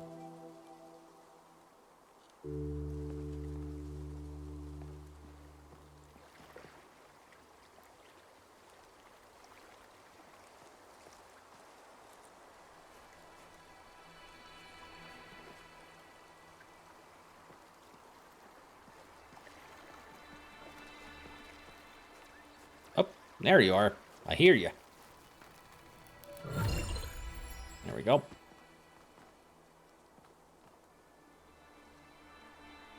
I overthink often too. I bet a lot of peeps do.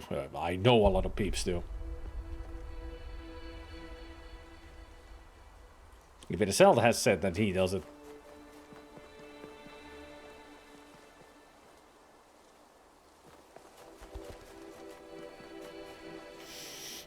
Número 2. Somewhere.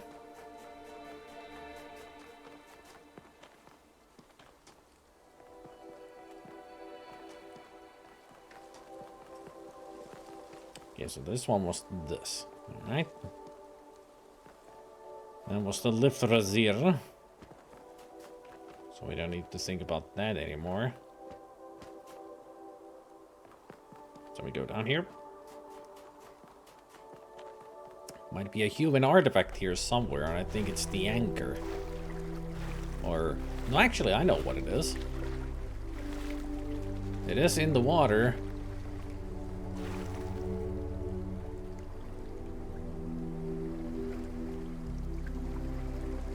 Oh, hello.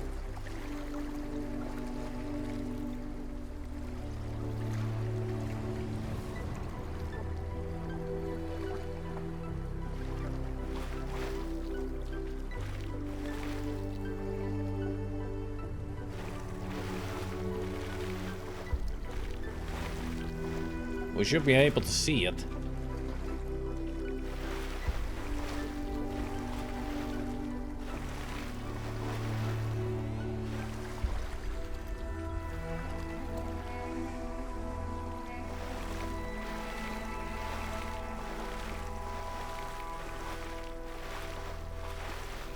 Guess I need to go a little bit deeper.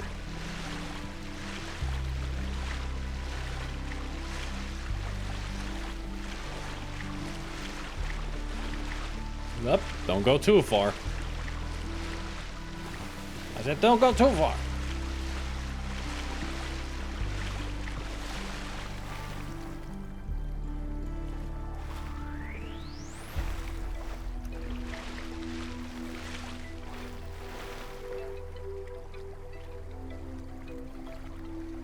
Where is it? Should have been around here somewhere. Unless this time it just didn't spawn around here.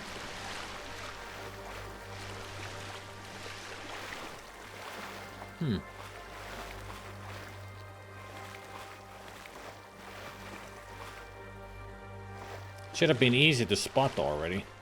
Because there ain't no small thing in the water.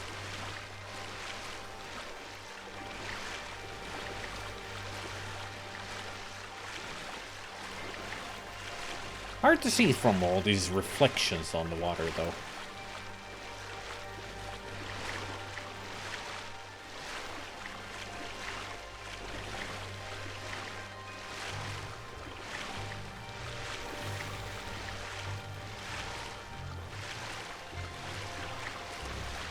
I guess it doesn't spawn here, then.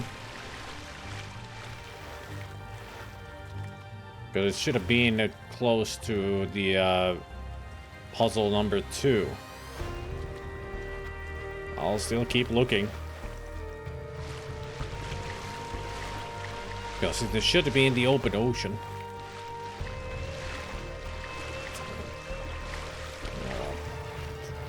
See ya, Gabriel! See you later!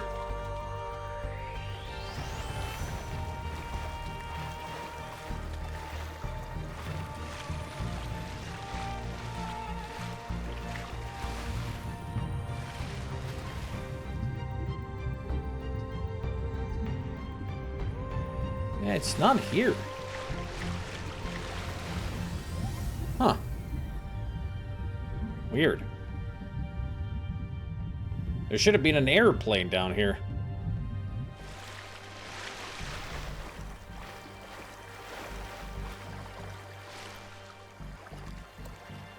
Oh well.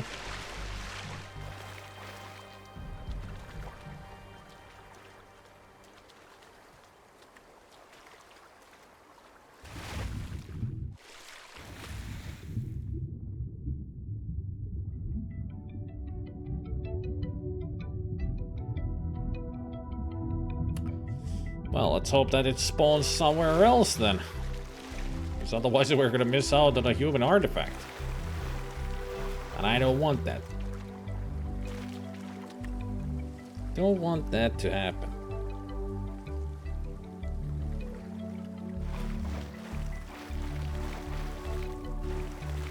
Unless this map is somehow wrong. And it doesn't spawn in just one... Oh, there it is. Yeah, the map is wrong. There she be.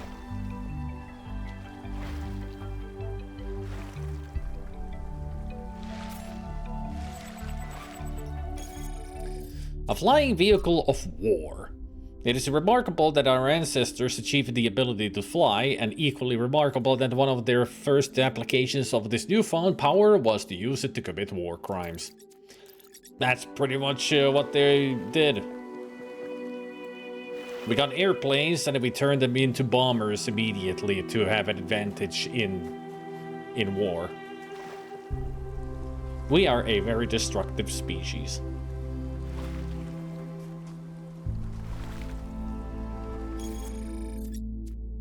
Is that all of it? Yep. Now it's time for You Know It, You Love It. Easter eggs.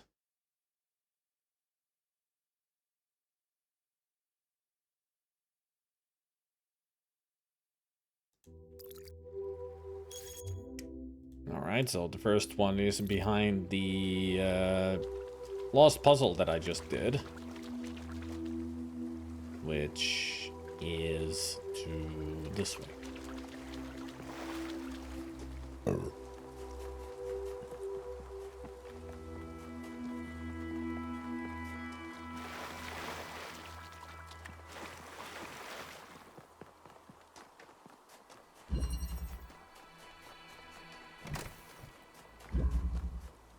Yep. And then we go north.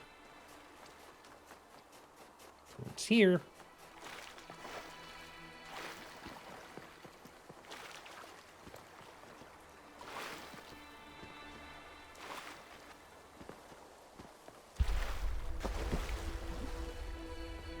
Then we go to photo mode. That is kind of weird, though. I have and you have spoken a lot of people to a lot of people around the world. They don't want to fight. If they don't, who does? And that's as far as I go with that.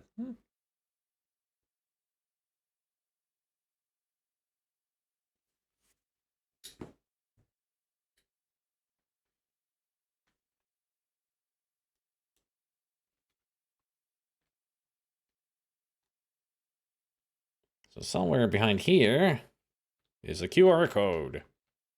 Let me scan this. Let's see what we get from this.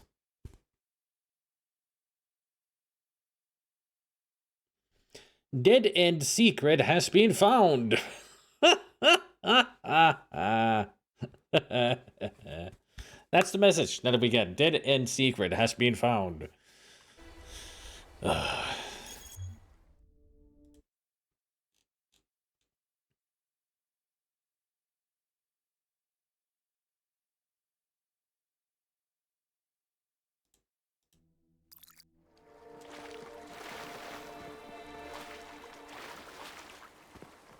Now, where was the panel that had Trevor on it?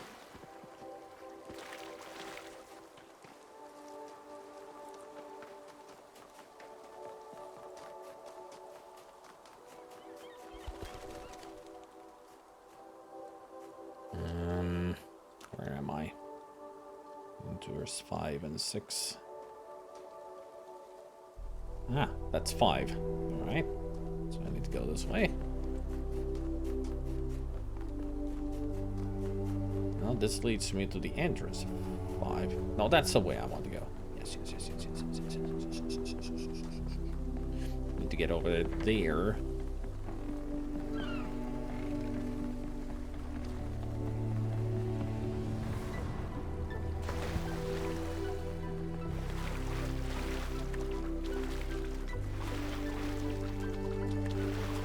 To 7.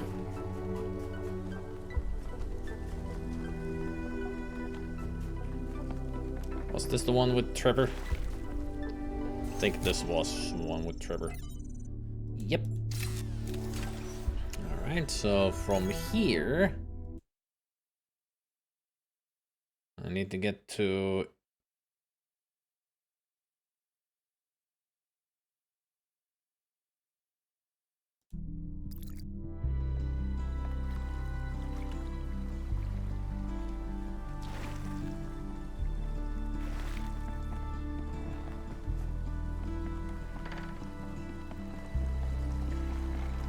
Alcatraz.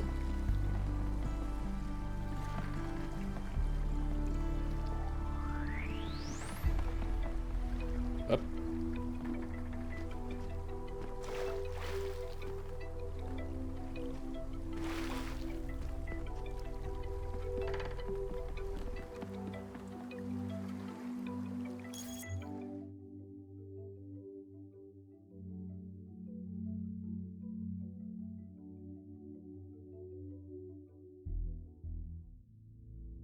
Ah. It seems that this guide is talking about the other. It's talking about the wrong panel. It's not the Trevor one, it's the Live the Razir one that I need to get to.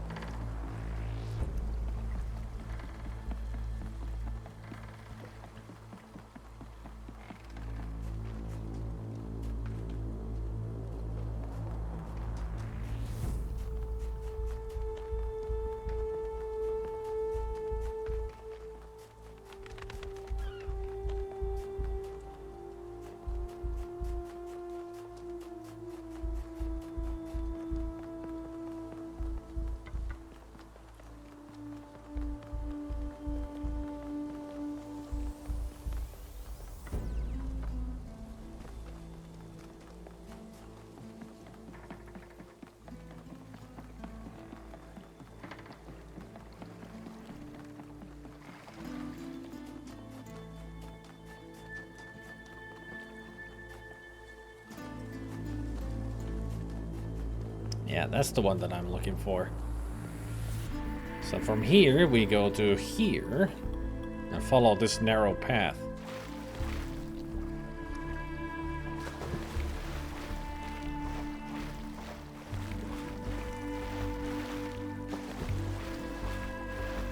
So I need to do a jump of faith, or a leap of faith.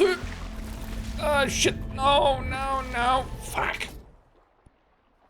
Should have stepped into 5 and come back so I wouldn't be too far away from this. Ugh.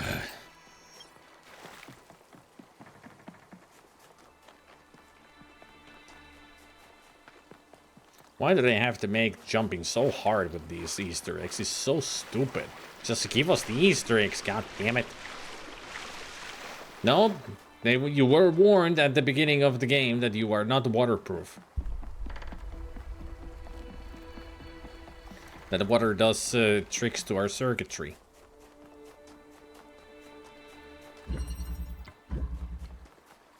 I mean, even if we are a new human, we still have old components.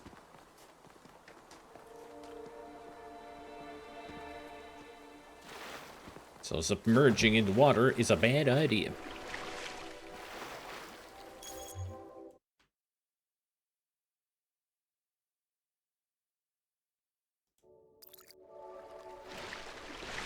Yep, that's where I need to get to, that beach over there.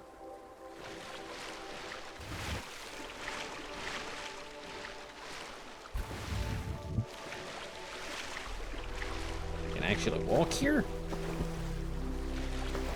Yep.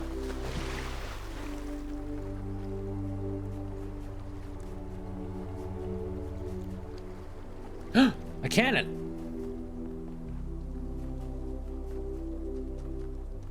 Damn, that's a fine looking cannon. Pristine.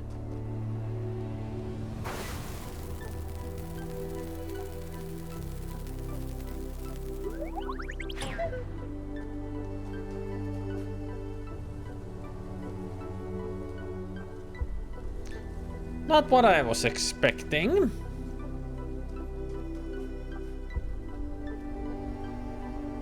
Could it be the flag that says boom? But I'll take flowers, yes.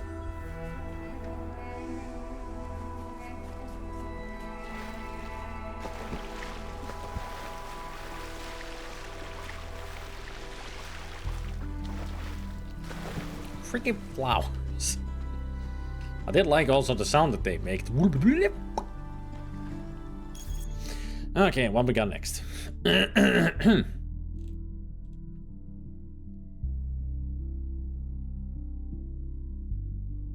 And again, the minimalism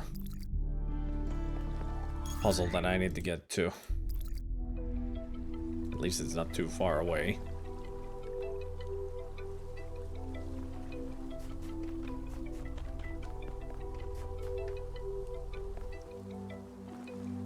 I mean, it's right there.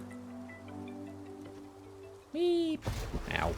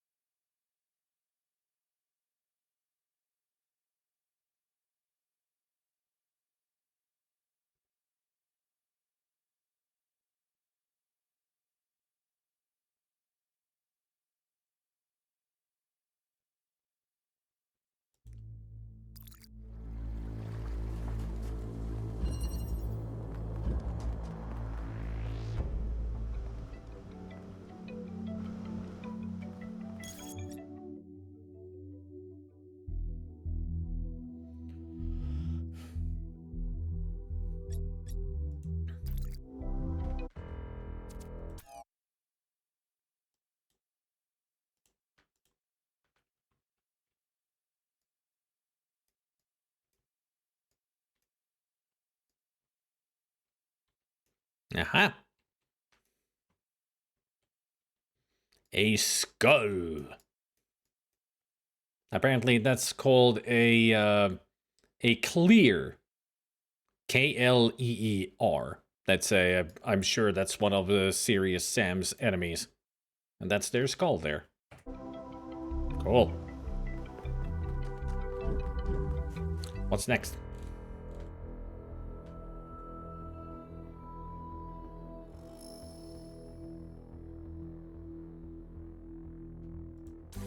Puzzle number 7.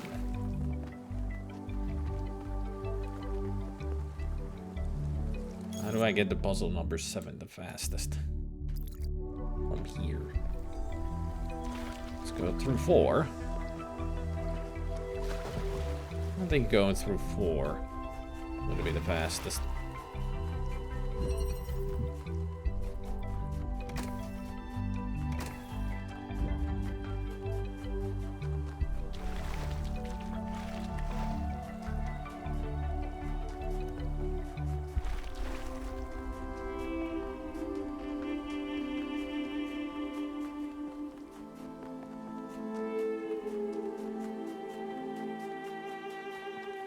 There's 7. Still gotta get across the frickin' water. Or at least around it. If only this person who made this Easter egg guide would have made them in a more proper order, instead of having to go back and forth with everything. Should have thought about the areas where all of these puzzles, the Easter eggs are. It would have been so much easier.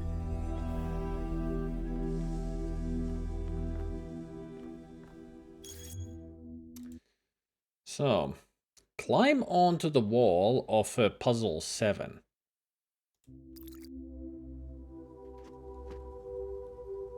Can I just somehow do that?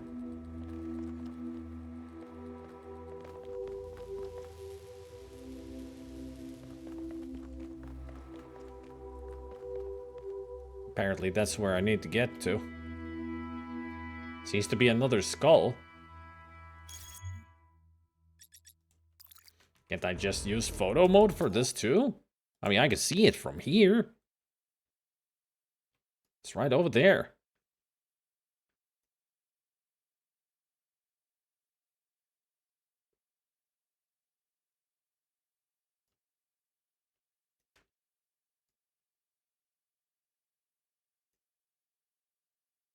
Another clear skull.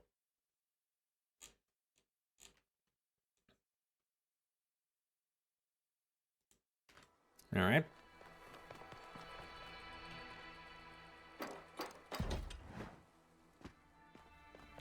Now to puzzle number 4. Which is where I just came from.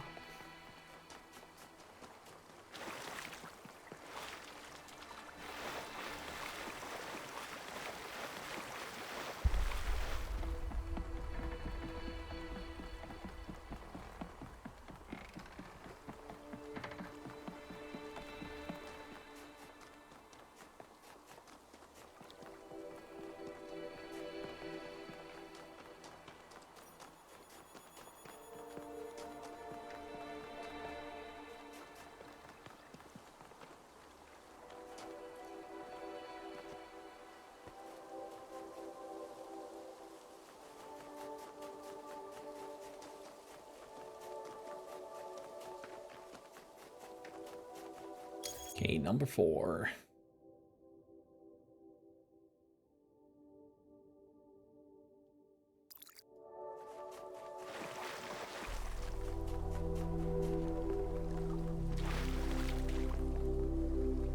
Oh! Somebody's built a sand castle. Or sand cathedral? Temple? Still. Somebody had fun building this.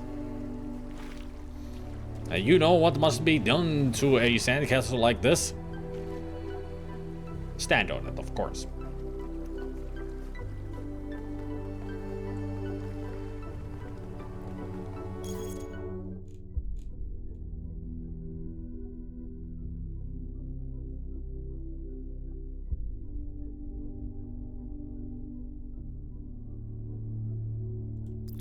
I need to find puzzle number D. Yeah,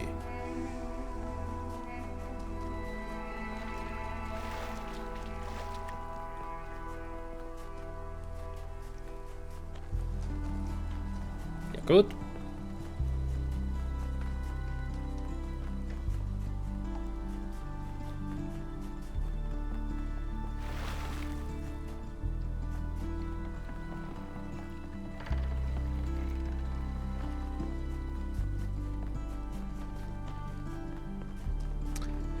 Hey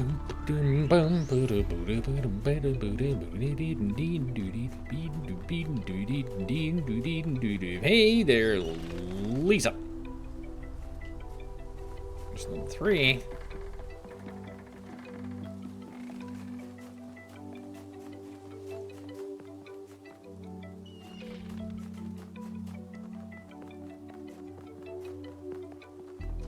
There's number 2. Welcome back, Gabriel.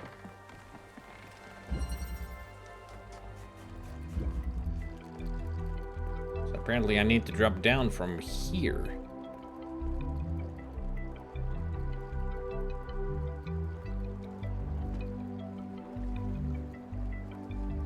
Whoop. Oh no. Excuse me, everybody, while I go take a poop here, because the 3 seashells are here. Is there any machine here that I can curse at to get some toilet paper? Call it shit-faced duck fucking pain in the ass.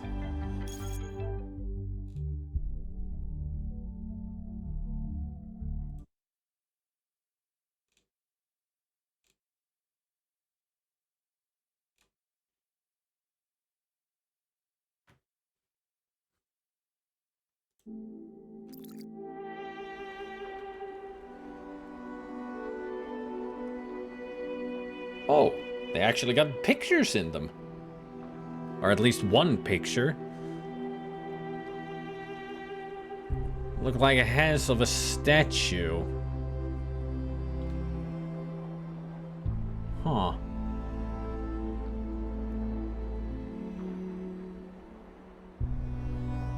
Hands of a statue that's broken up.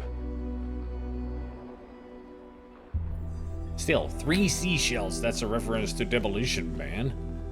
But that picture, I don't know what's that. Hey, look, I can see inside the world. It's empty. Just like my soul. So, how do we get out of here without having to jump into the water? I think the answer is jump into the water. There's no path out of here. Oh well. Dive! Dive! And also, hey, Medrell.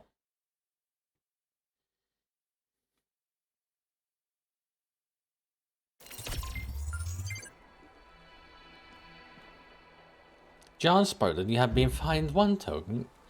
A half credit.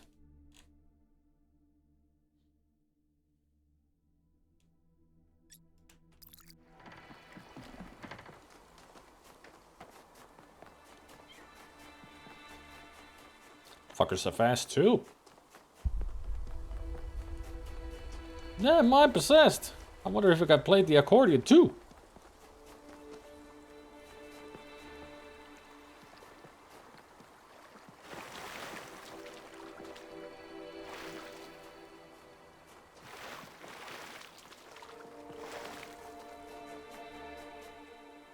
Where was it? Near puzzle 6. That way.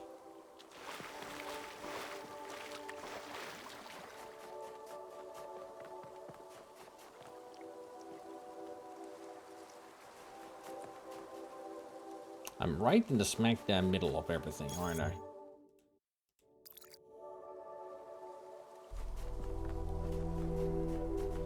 I should go this way.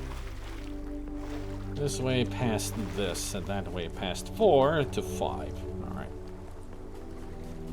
I think I ate too much. I've been so busy today, I've only just eaten lunch at 4:50 p.m. Damn. People can say what they will. Demolition Man is a good movie. It's a great movie. I mean, we watched that on a movie night. And it's still fantastic. Even though I've seen it 1,000 times. I mean, even Lisa and I kept messaging each other that, yeah, we are quoting the movie along with it. I just didn't want to do it on a microphone. So I wouldn't ruin the movie for everybody else by repeating exactly what they just said.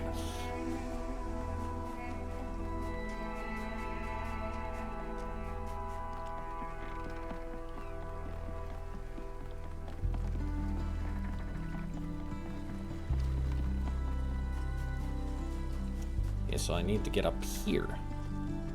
Like, up here. Where the railing is. Can I climb here? Let's find out how I get up there. Ah, it's photo mode. Yet again. So I just stand here. Photo mode. Deep. Zip.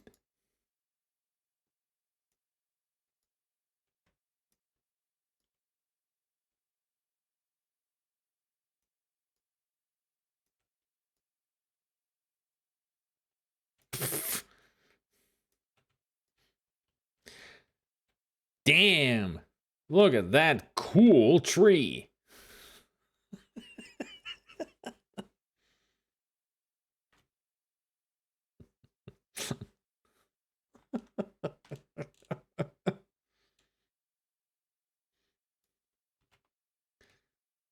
Cool shades there, man. I mean, it's a tree shaped like a head, and it's got even, like, full-on hair. Yeah, chill dude, yeah. You know what would have made this even better?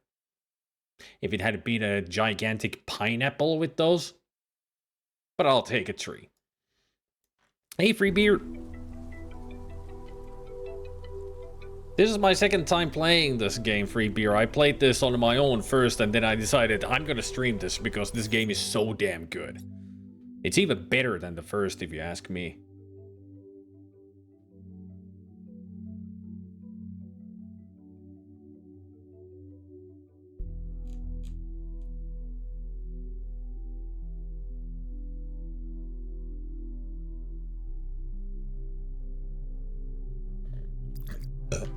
The final one is at the tower. Alright, let's get to it.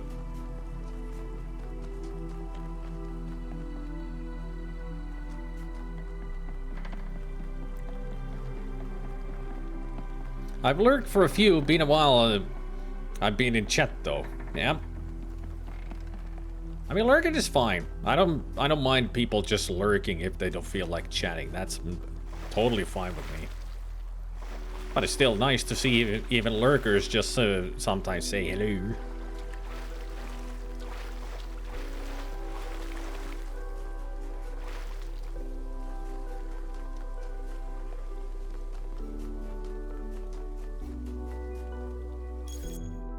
Where am I going?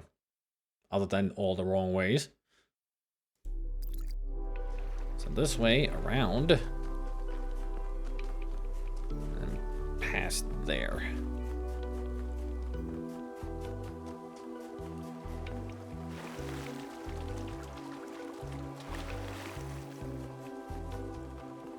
If you've really enjoyed the first game, trust me, you will love this game. I mean, just listen to this music. Just the music alone is fantastic.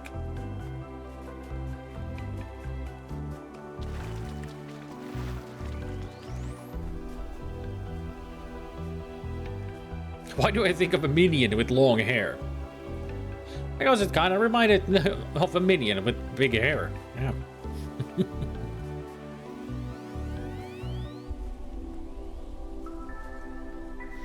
I never had the KFC. I will someday. You should go for some. KFC is good.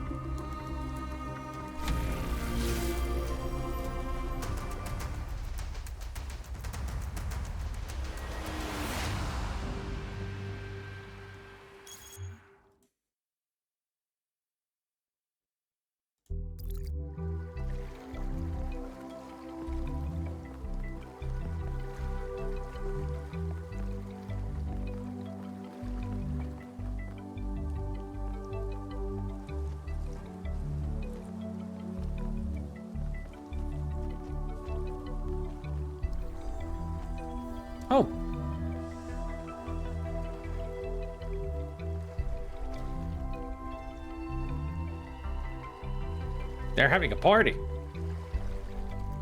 Can we join? I'll get in the back.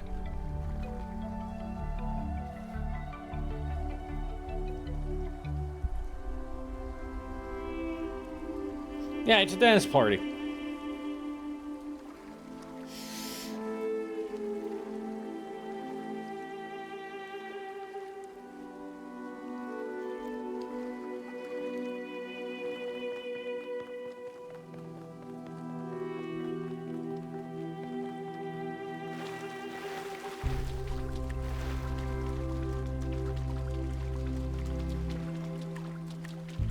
I could have ran there.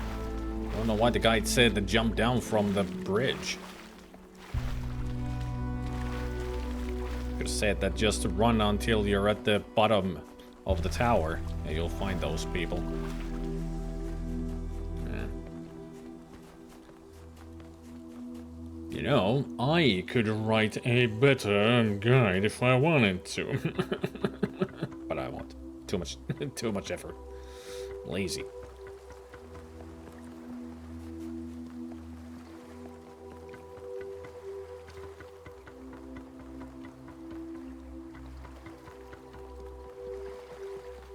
I mean, the guide is good enough.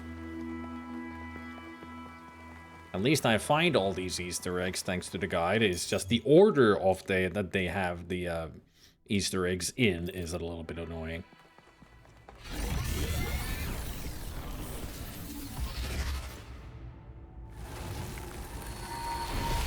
Ah, the Sphinx. Right. Welcome back, creature of clay. Thanks. The forge burns bright, but the sky is troubled with clouds. Is it? A mortal has ascended Olympus without the permission of Zeus.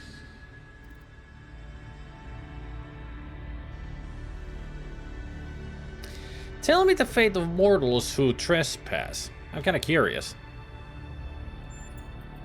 Your friend wanders in dreams, caught between moments.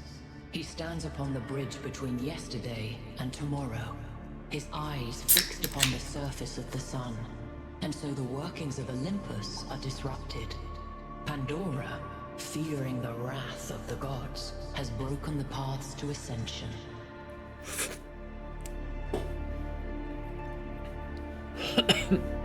You need the permission of Zeus.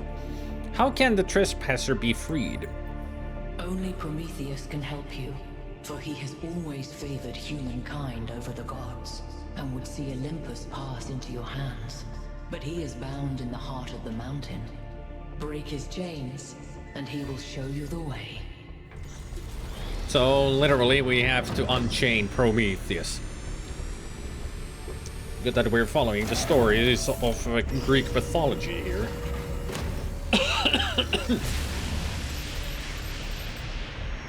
I think it's safe to assume that Olympus is the entity's term for the megastructure.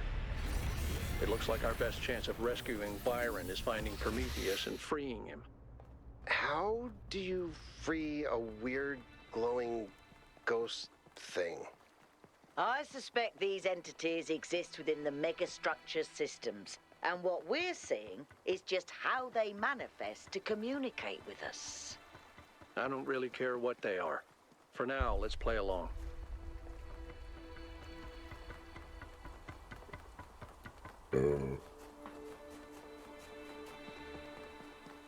Bah, Greeks, what have they ever done for us? I don't know, ask Specky. He's Greek. He'll know. You know, I always kind of resented Byron for being so charming and charismatic. The dashing explorer. And one of the first companions, too. Being the voice of caution is not a fun role to play. Always having to be the responsible one, the killjoy.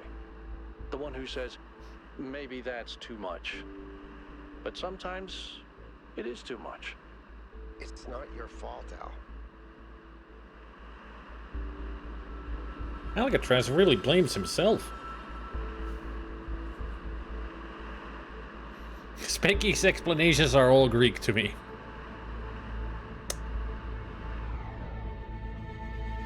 Here we are, South 2. Which also means that we are at Soy Munch. In this area, we have an especially weird problem. We do? Something in one of the labs is going completely bananas, and I can't shut it down because I'm not, well, you. Come find me when you're ready.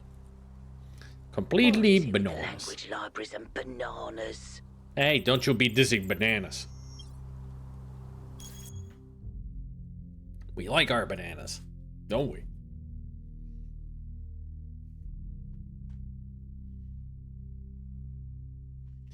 And doop.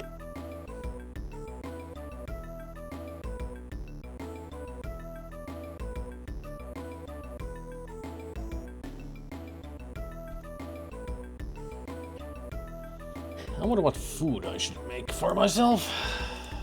Well, I'll raid in the fridge and find out.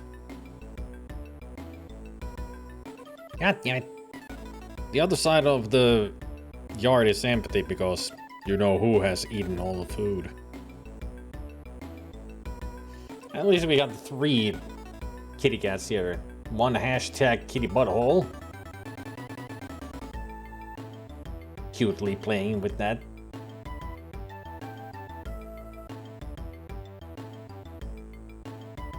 Those adorbs. And also we got Gabriel in the train.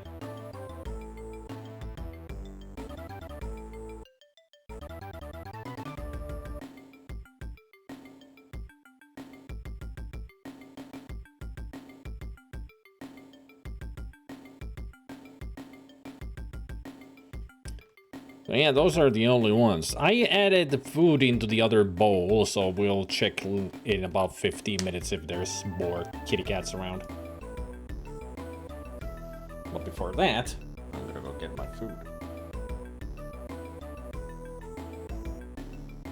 I will have you guys here on the phone in the chat.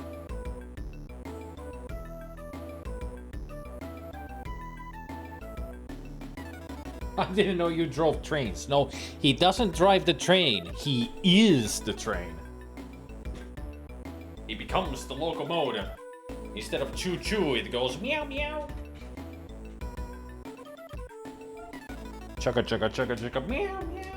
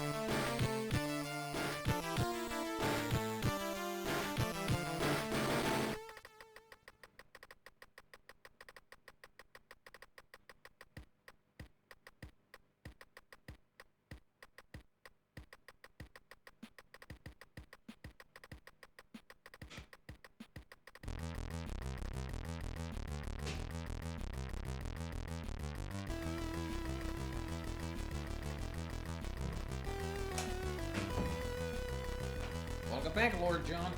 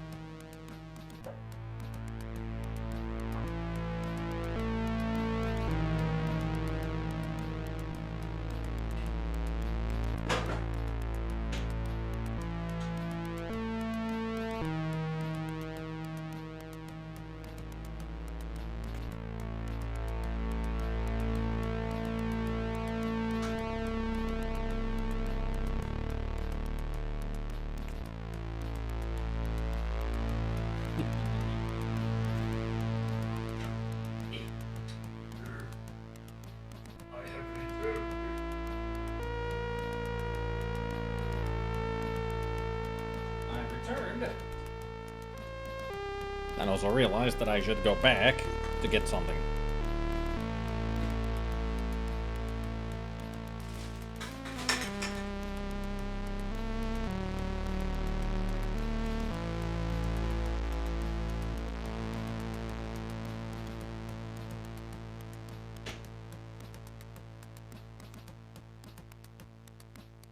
These are fucking cold. My hands are freezing.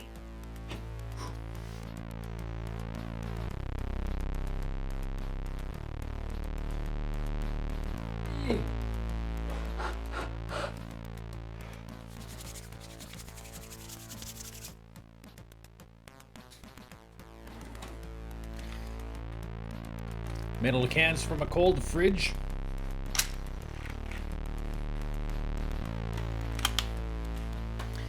That certainly will freeze your hands.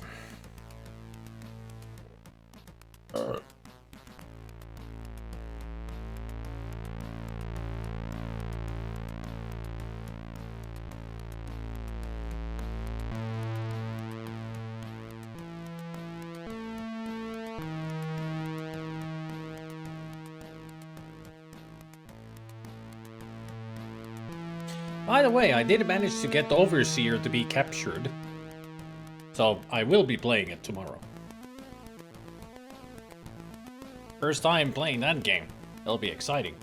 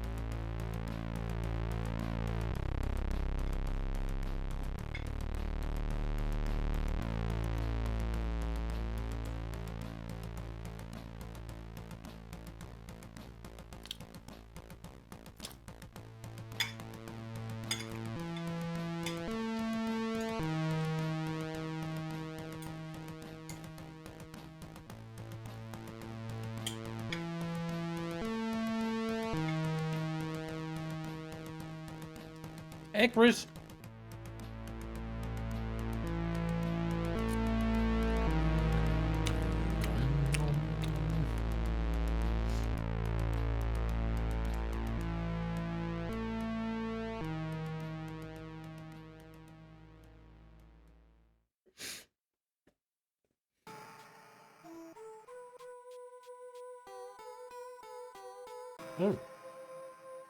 Budoka.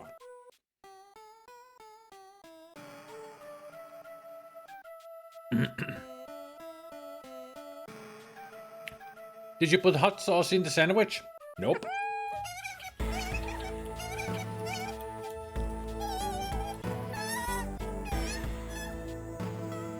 No, I did not. Not this time.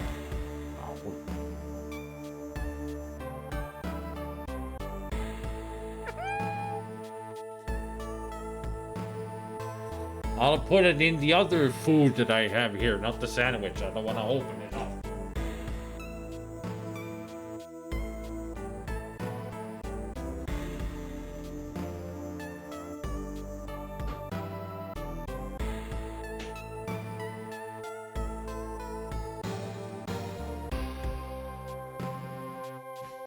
I just know that when Chris arrives at Soy Munch, it's always hot sauce.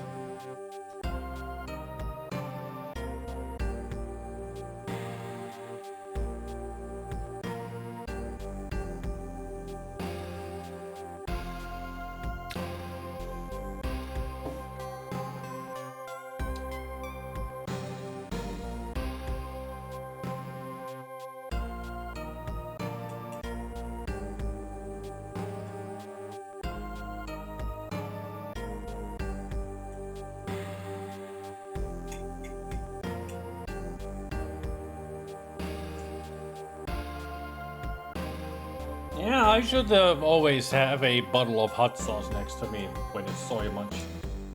Never know when Chris will come around.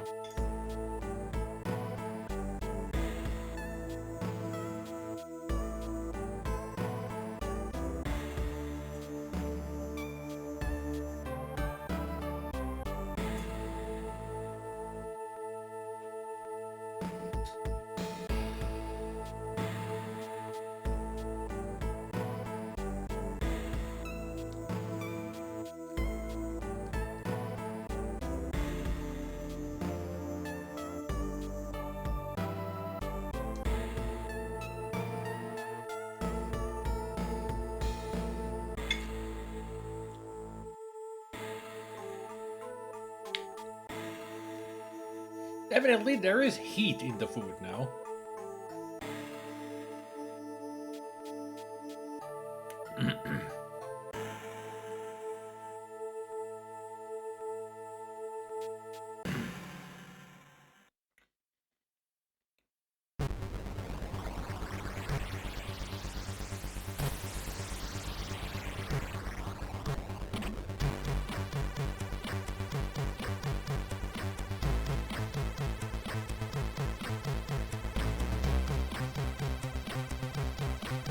I would say, Lord John, that now it's even tastier. Not was, more. Tastier. Not with hot sauce, Chris.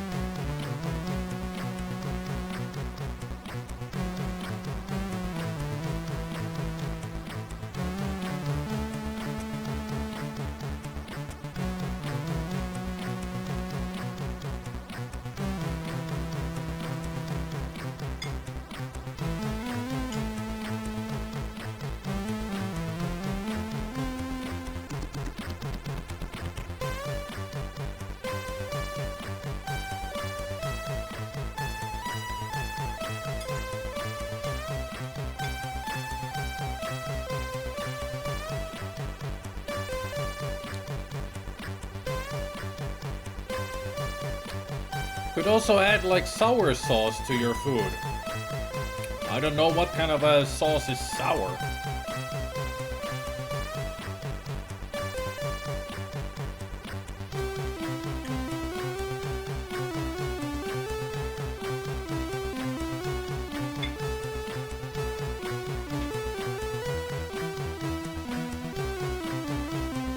Yeah, lemon juice. Yeah. That will work.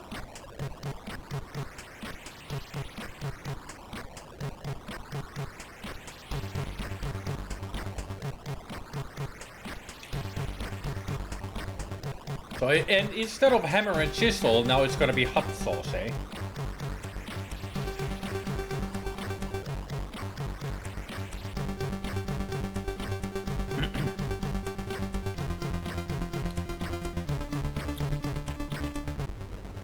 Bad noodles, hot sauce. Can't afford games, hot sauce. Annoying people, hot sauce. Existential crisis, hot sauce.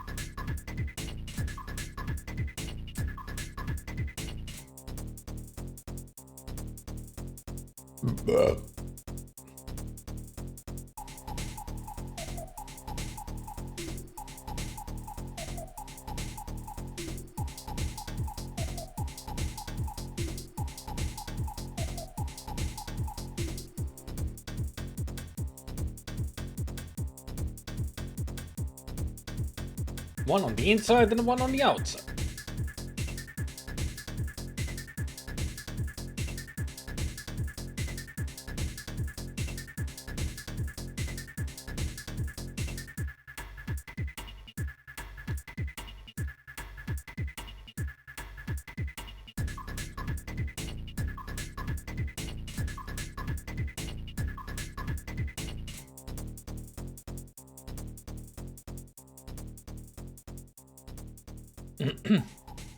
Had instant noodles bowl. It was supposed to be spicy chicken. It wasn't spicy at all, so I put a teaspoon of Carolina Reaper chili flakes in. That'll do the trick. And look at that, there's pepper.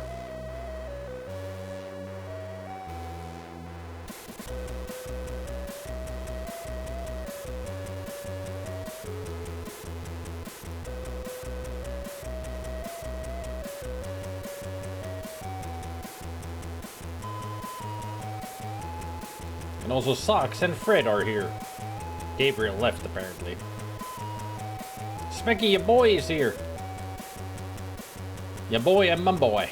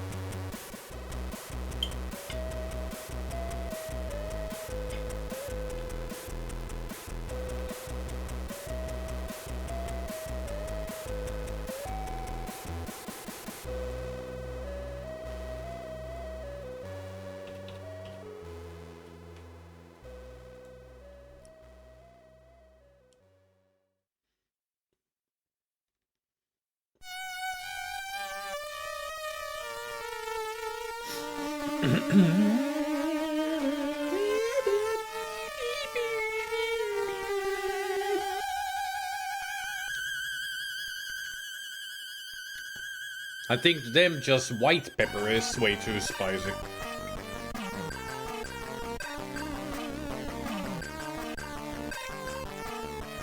But it depends on the state.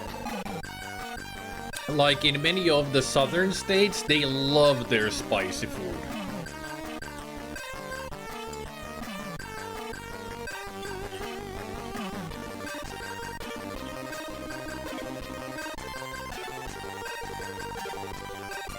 Not just Texas, Alabama, Georgia, and all the others. They love their spicy food there. But the more north you go, the milder the food gets.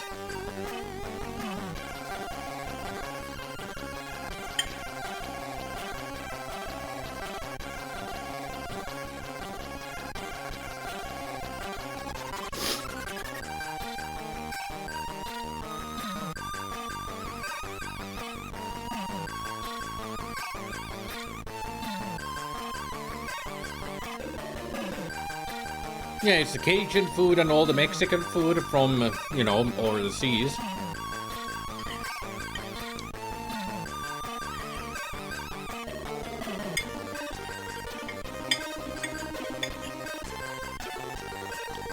And Florida is just insane, so they have all kinds of stuff there.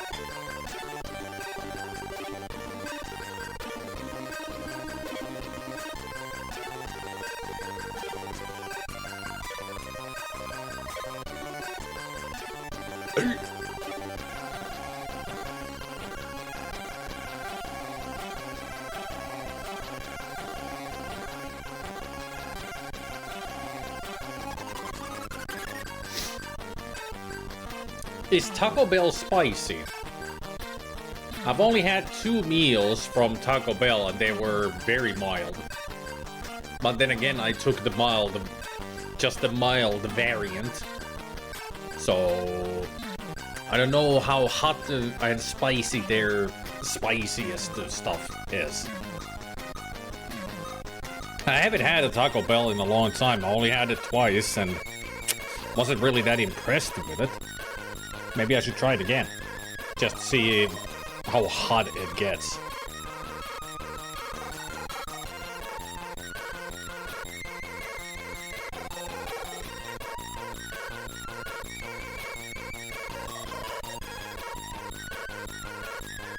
But I can say that the KFC's hot and spicy is very spicy.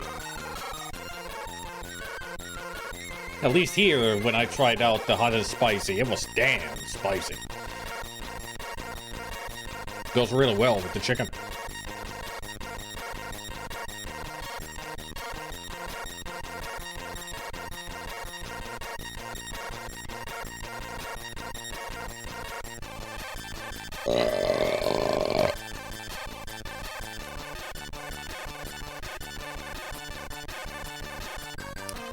Tiedätkö mikä on parempaa kuin Sontamaria, Vänäkäni? Ainakin itselle. Mitä mä yleensä ostan. Pirkan juustodippi. Tää on perkeleen hyvä. Parempaa kuin Sontamari. Ne käytä ihan puhdasta nachojuustoa siihen dippiin toi Pirkka. Ne käyttää jotain muuta, mutta se on jotenkin parempaa kuin se Santa Marian perkeleen kengän kiillotus aina. Ja myös tietysti vähän enemmän mausteita siinä Pirkan dipissä. Ja ainakin 1,5 euroa halvempaa.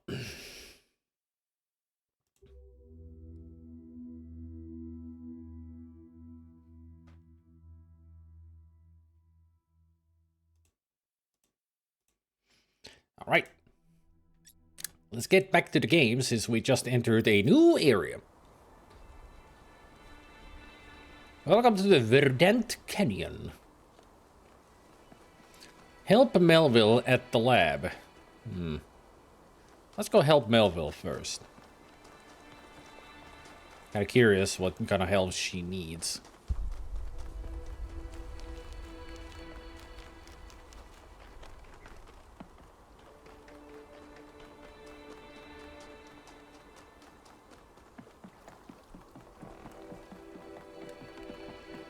Nice mist effect.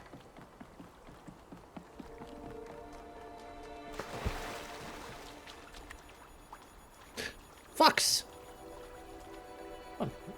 It's a desert fox. Not to be confused with tanks.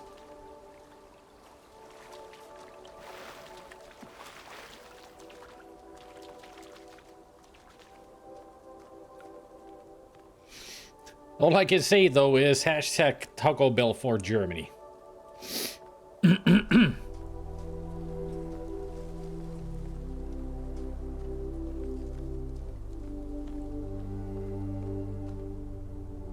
There you are. Good. Sup? Inside this lab, there's a machine.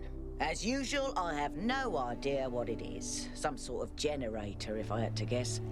When Byron got stuck in the system, it went haywire. It's currently outputting enough energy to power all of New Jerusalem twice. As you can imagine, that's causing quite a bit of interference. Am I connecting to another data stream? I hope not. I think you should just be able to switch it off. Well, since we're here.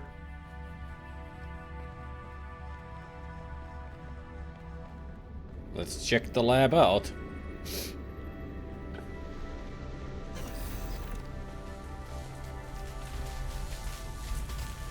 That don't sound good. Yeah, I can see what's the problem around here.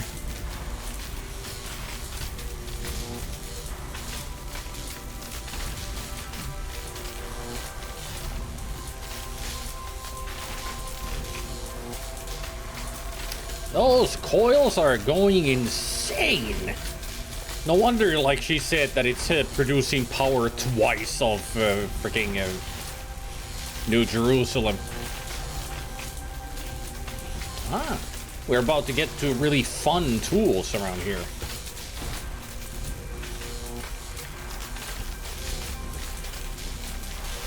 Jeebus. Oh yeah, that ozone would be a killer. Error, error, error, error. Cannot access energy flow manager. And a lot of hexadecimal text.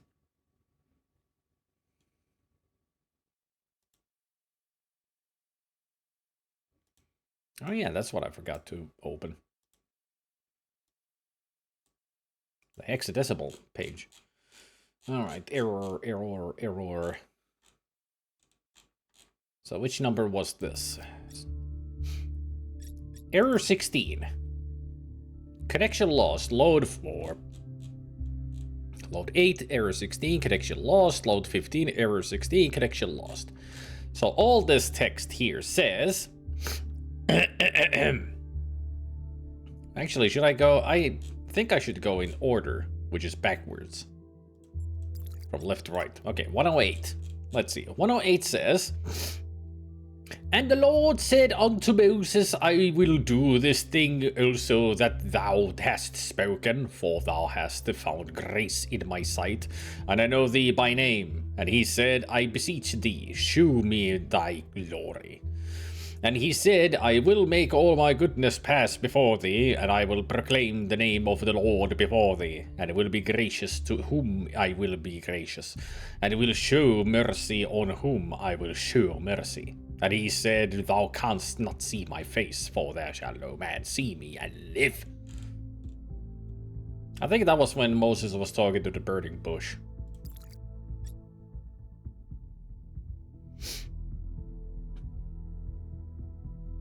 Apparently the standard recipe doesn't approve with German food standards. If you ask me, that's bullshit.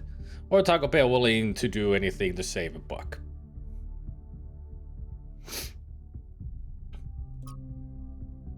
Cannot load profile settings. Above it stood the seraphims. Each one had 6 wings, with twain he covered his face, and with twain he covered his feet, and with twain he did fly. Energy is eternal delight. And one cried unto another, and said, Holy, holy, holy is the Lord of hosts, the whole earth is full of his glory. It's this middle text right here between the 2 errors that says the energy is eternal delight. Let's see, error 23.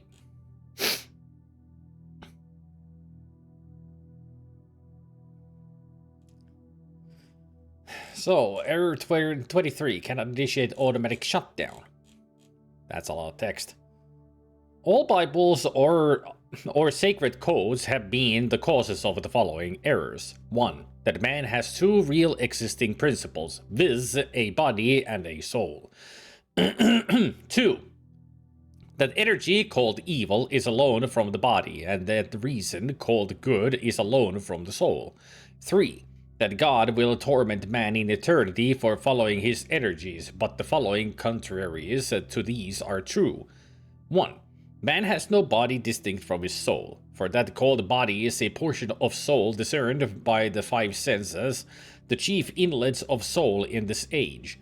2. Energy is the only life and is from the body, and reason is the bound or outward circumference of energy. 3. Energy is eternal delight.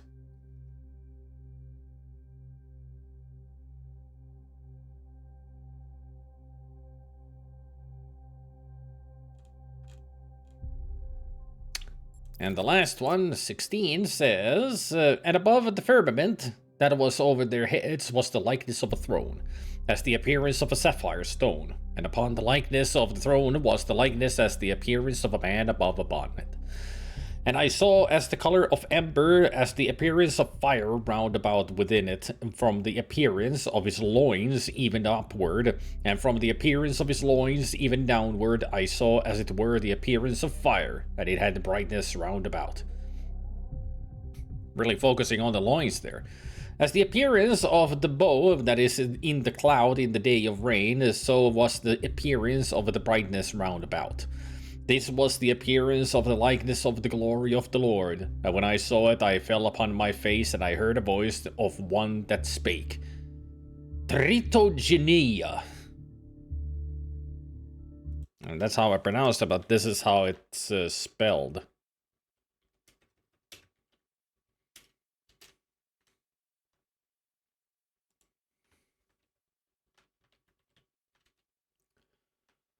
And Tritogenia in Greek mythology may refer to the following.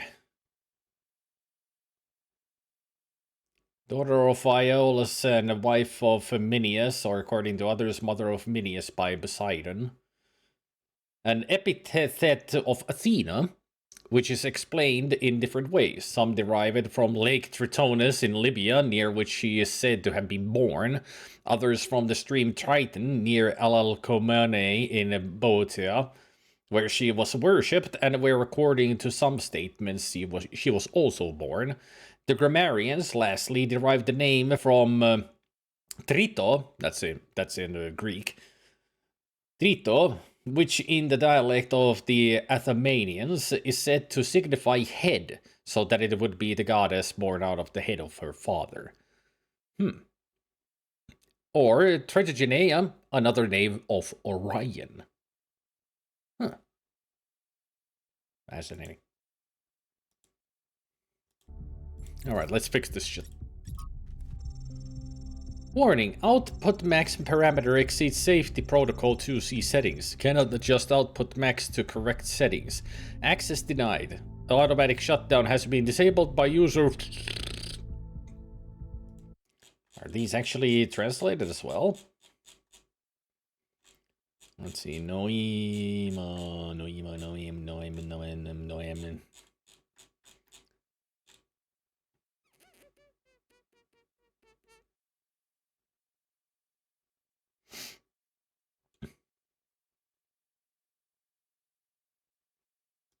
Apparently, that translates to Pandora.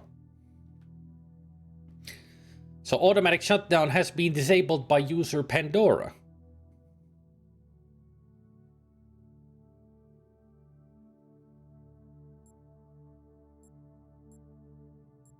Identify user Pandora. Error, unknown user. I do not answer to your whims, creature of clay. Initiate. Initiating emergency shutdown. Access denied. You have no dominion here, creature of clay.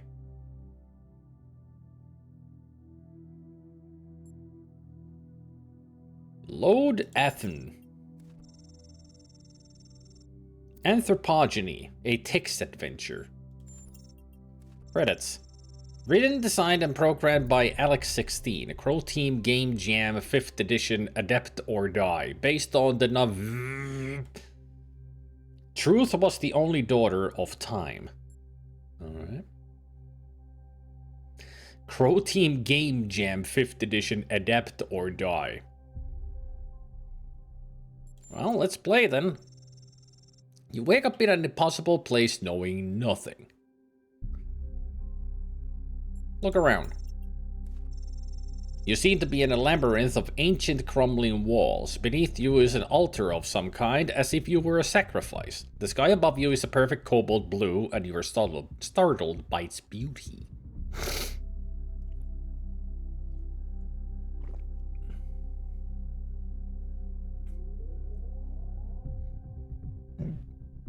Examine the altar. The altar is a place of birth and a place of death. You sense that blood was spilled here, that lives were given for life to be gained. This is how all things came into existence, but is it how all things must continue? You have gained the knowledge, sacrifice. A cold wind blows through the ruins, and you know without knowing how that it is the wind from the kingdom of Artemis. It is the wind that brings with it whispers of mountains glimpsed across the stormy sea and deep forests wreathed in fog and the long-forgotten cities of your ancestors. You set out into the ruins, apprehensive but curious. There is a strange kind of beauty here, the beauty of decay. You must be careful not to imbibe too much of it. Suddenly, an echoing voice speaks to you. Emergency shutdown settings. Access denied. It intones. Error 1C155358. That's SX at the end. I wonder what the 1C and 15 stand for.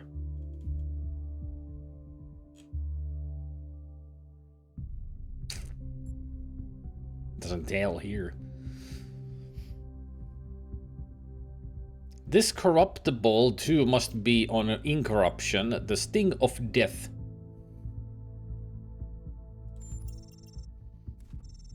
The sting of death is sin. Towards them. E towards them. Let's see. Each is a riddle, but the greater riddle is their purpose. Leaving the lost children of Hephaestus behind you, you step out onto a vast plain under a setting sun. Night is falling now, and you can see the lights of distant fires on the slopes of Olympus, but you are not ready to ascend. Only once you have found all 3 sigils will the path to the divine flame be open. A path leads to the south to the buried city. Another leads north to the garden of Hesperides.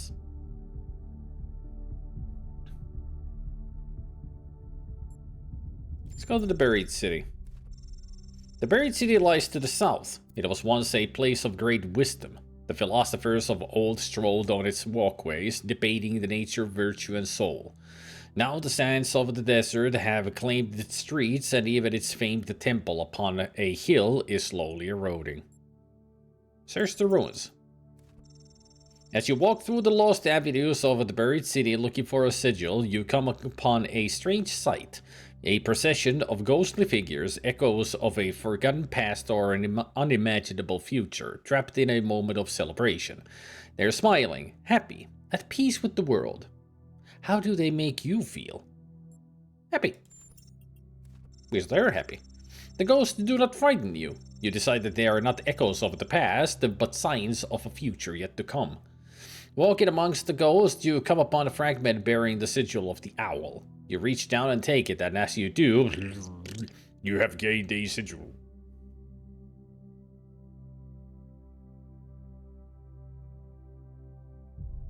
I wonder what this says.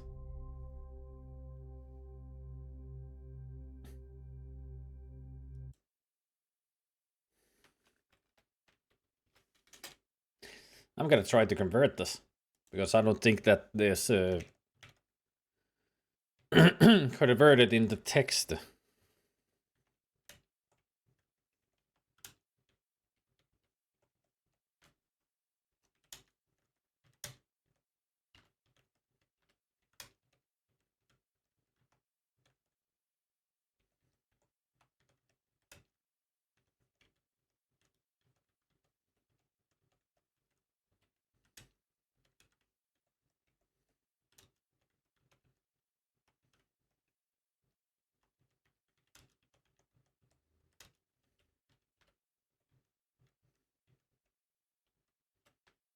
Talos was not a man because he bled, but because he loved.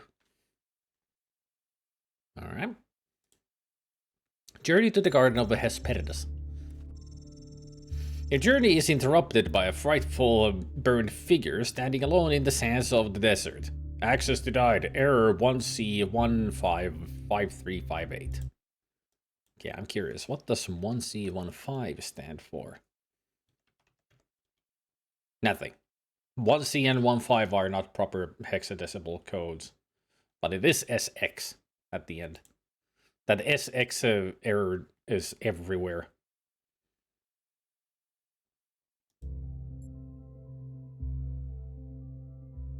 I shall fight. Warning, output max parameter exceeds safety protocol 2C settings. Error, cannot adjust output max to correct setting. Access denied. The nymphs lead you to a place where the crowns of the brass trees seem to grow together, forming a kind of chamber strangely reminiscent of a chapel. In the middle of this chamber grows a smaller tree made of bright blue steel, and upon this tree grows a single golden apple. Have we turned into Hercules? I'm sorry, Heracles? Heracles. Ask the nymphs about the apple.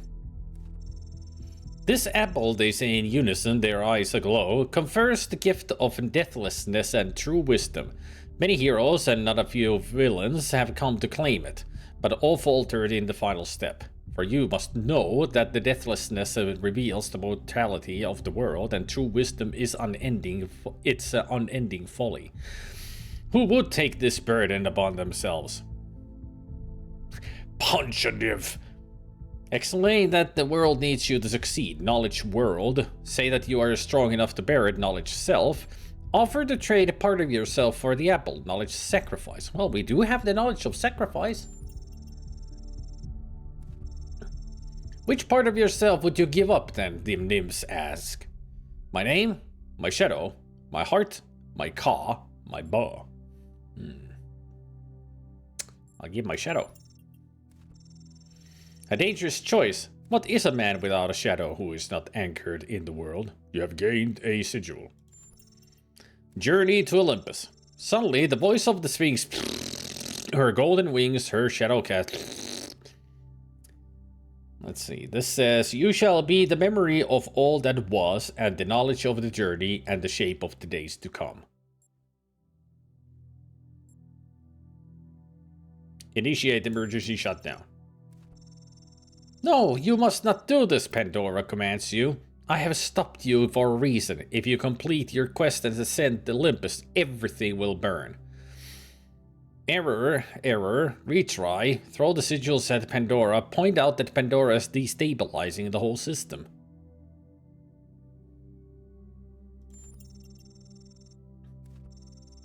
Pandora hesitates, then she sighs. You speak the truth, creature of clay. Even I cannot use the flame wisely. And yet again that said, Tridogenia.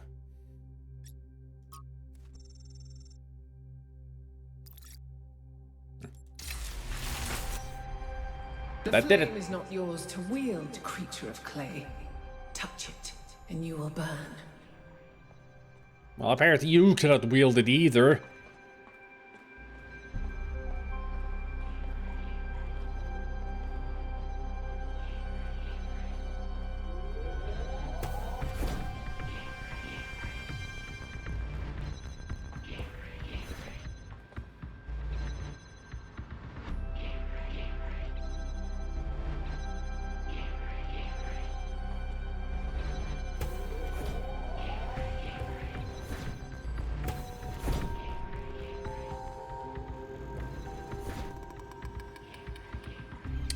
What a weird lab.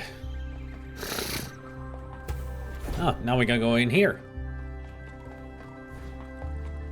And a good thing too. From Thekla, number 3.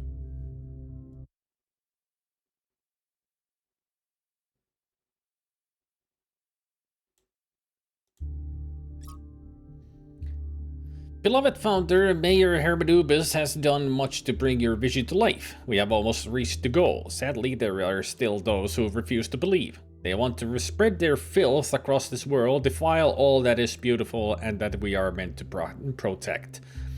Hope that when we fulfill the goal, you will return and change their hearts, or cast them out if there is no other way. Praise. So all this hexadecimal is the lion and wolf shall cease. Okay. Noema Project 9. Trials 4700 to 5206. Breakthrough. Quadrupled size of primary sight device. 5207 to 5398. Energy output exceeds expectations. Contained singularity. 5299 to 5357 must revise safety protocols, halting main device tests until singularity, huh?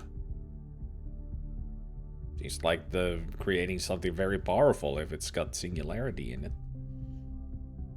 It's very stabilized then. At a heaven in a... Oh, to see a world in a grain of sand, at a heaven in a wildflower, hold infinity in the palm of your hand and eternity in an hour. Abandon this foolish pursuit, creature of clay. What has ever come from trying to improve the world but grief and loneliness? The most sublime act is to set another before you. That's what you think.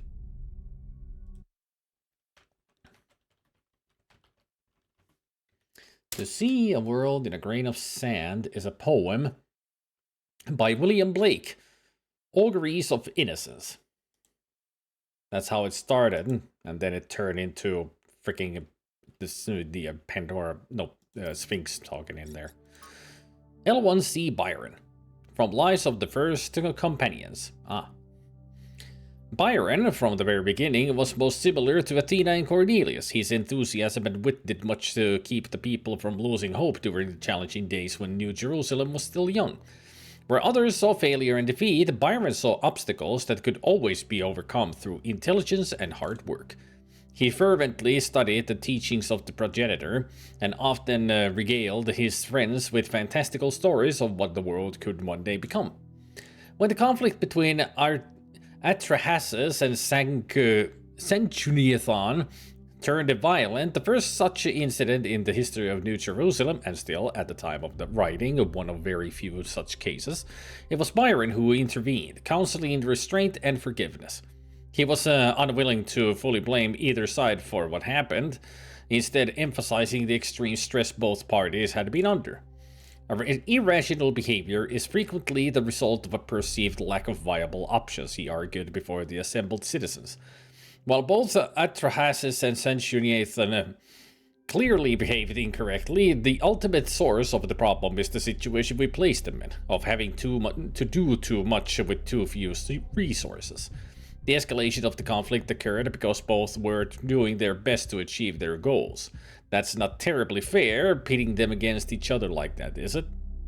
That said, I do suggest we acknowledge that they are both hot-headed idiots and make them apologize. Aftermath of the New Alexandria disaster, Byron argued unsuccessfully for the rebuilding of the colony. If Byron matters so much to you, why didn't you tell him where you were going? I would have loved to have an older brother. Failed to load comment.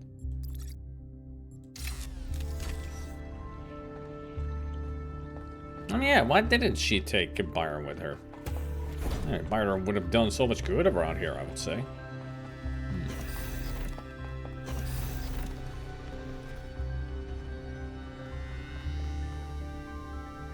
I mean, all we can gather from all of this information is that Athena is one disturbed individual, it seems. Genius, but also disturbed. Dealing with this hyper-advanced technology is quite challenging enough without the place also being bloody haunted. Did you figure out anything else about the generator? When I said it was outputting enough energy for 2 New Jerusalems, I wasn't kidding. It really was. And no emissions of any kind. I'd have to run more tests, but it seems like a perfect power source.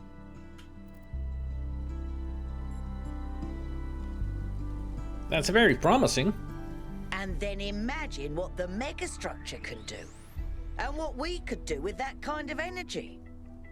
I wonder if anyone in New Jerusalem really understands. Probably not. They're too afraid of that thing. By the way, Melville, did you see that fox running around? Never mind, did you see the fox flying around? What the f... Could you do that again, fox? Could you go up on those rocks and fly around? Nope, just doing donuts here.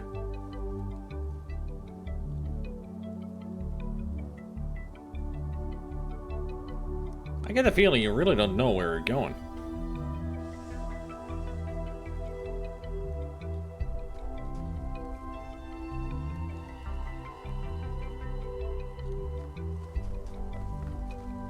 There you go. Whee!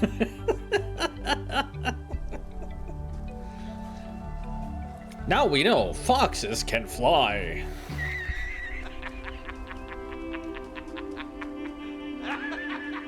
Unbelievable.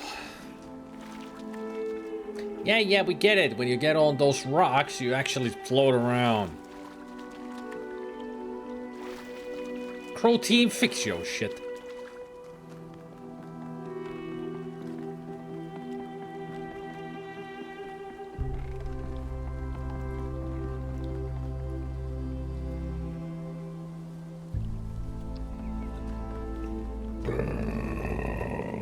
Excuse me. Hold on. I'll be right back. I just remembered that I left something in the kitchen counter.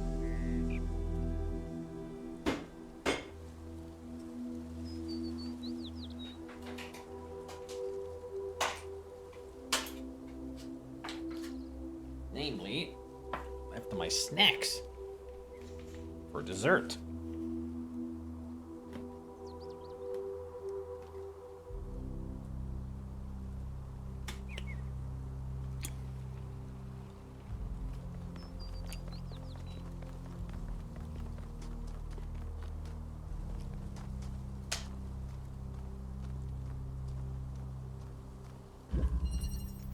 Mountaineer. Oh, this is the new thing. It's gonna be tough.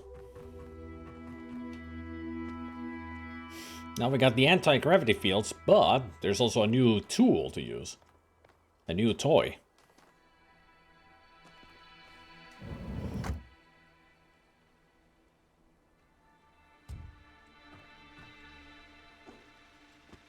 Namely this thing.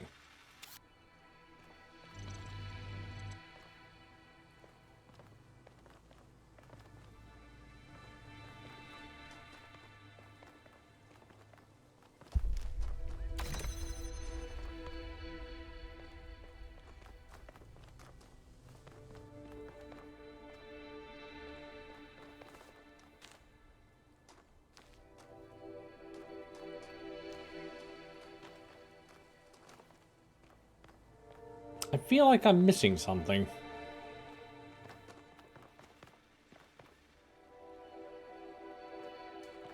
The connector.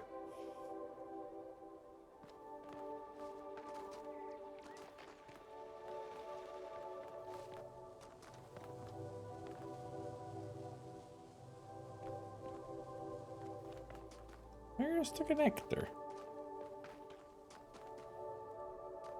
Was it on that side? And I completely missed it?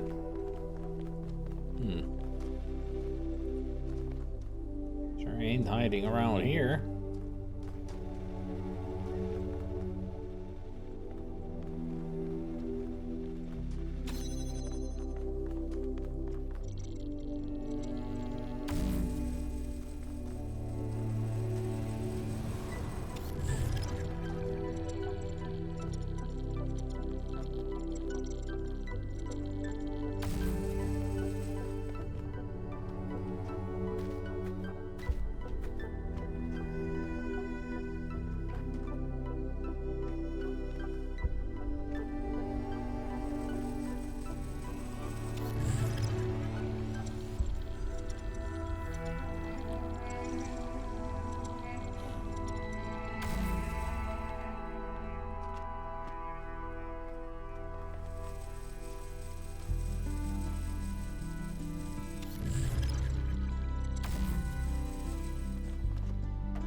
Oh, come on.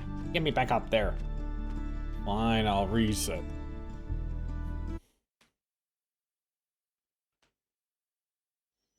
Stupid puzzle. Stupid.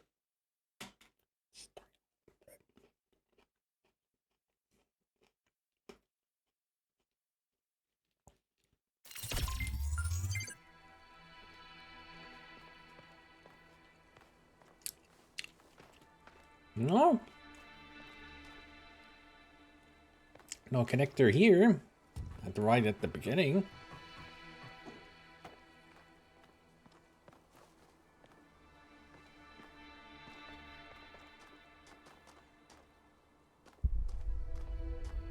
No connector here either. What am I missing?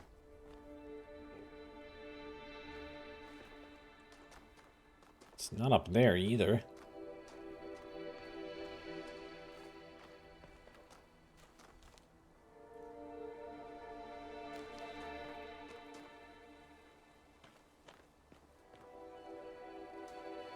Huh.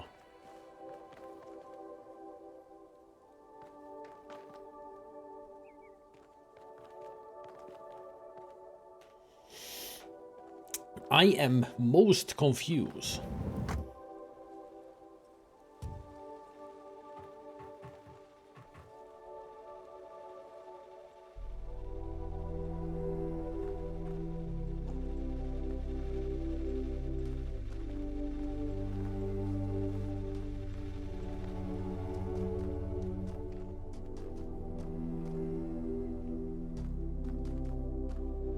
Most confused, indeed. Where the fuck is the connector?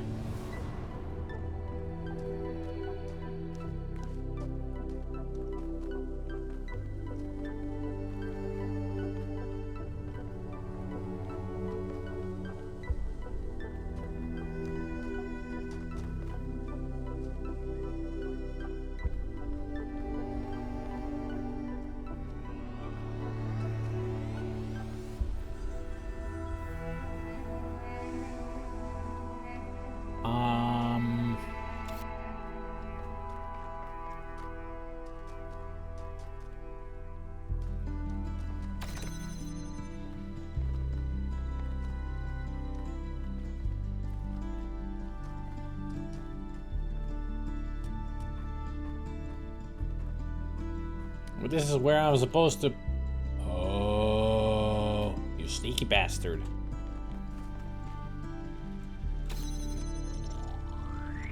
And bam.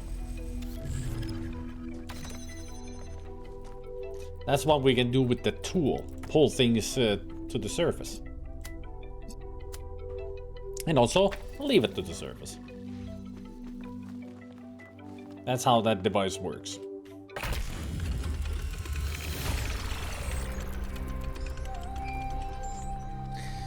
And many of these puzzles with that device will be of creation is a kind of extraordinarily melody. tricky. Maybe that's why we respond to music the way we do. Because we recognize something that can't be expressed in any other way. And when we play music, we participate in something ancient, in an act of creation.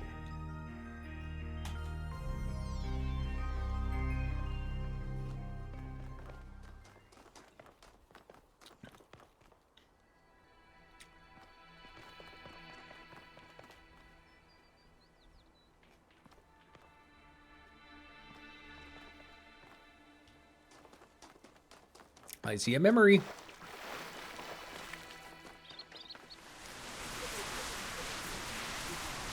Looks like Miranda. Or Athena? I think it's Athena. Come on, out with it. What's the problem? I know you're very busy. Byron?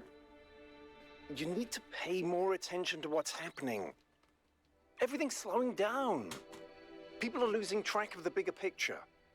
They're still traumatized by New Alexandria. It's more than that. When I organized the last expedition, I had real trouble finding volunteers. There's no enthusiasm for the outside world anymore. They want to look away from history, pretend there's no past and no future. I'm really worried, Athena. Okay. I promise I'll look into it as soon as I'm done with this.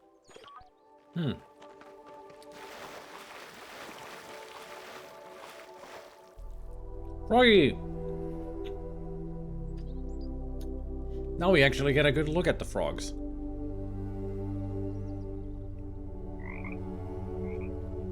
Then some big mofos.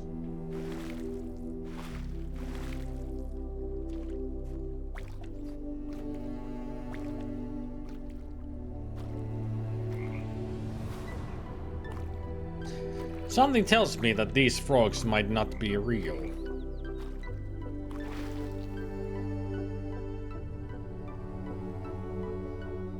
okay there, buddy?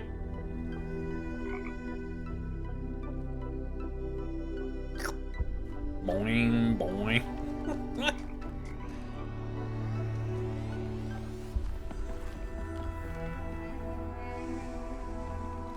Want some dragonflies? There's a whole group of them.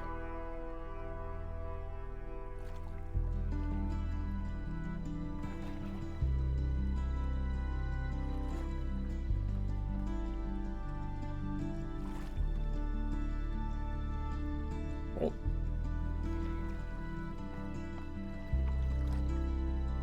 Cool. I like dragonflies.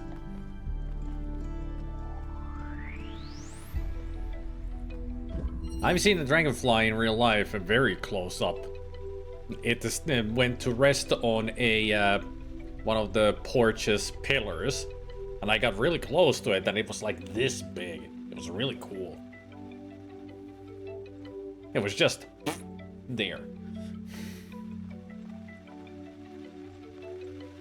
And then it just fluttered off like...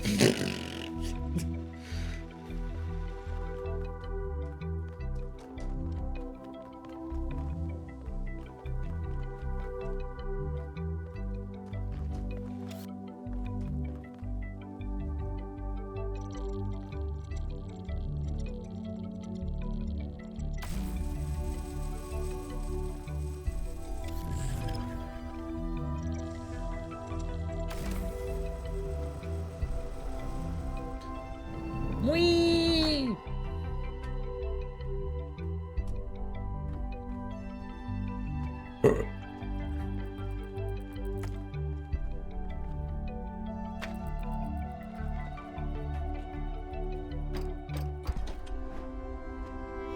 Just gotta remember, Gabriel, frogs are people too.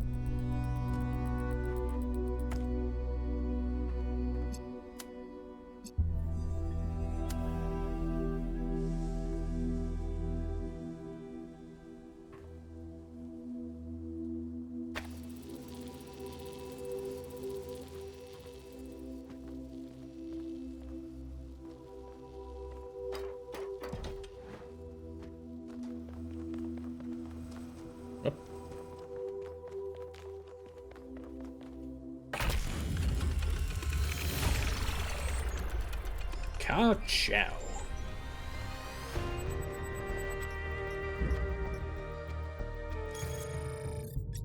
Athena's technology can alter and reverse gravity. We've seen multiple cases of anti-gravity on the island. The potential industrial applications of this technology are staggering. So many of the challenges we face with trying to build involve gravity. Moving things, lifting things, keeping things steady. One could say that a significant part of human history has just been a long struggle with gravity. With anti-gravity, all of these processes would become simpler and safer. A victory for humankind, as Byron would undoubtedly say.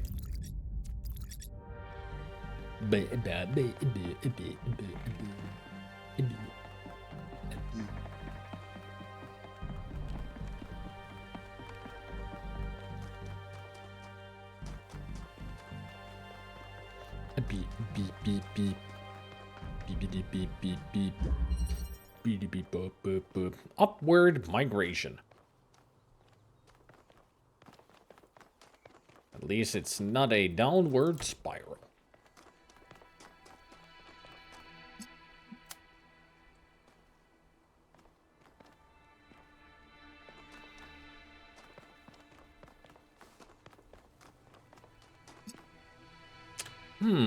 I see. Uh-huh.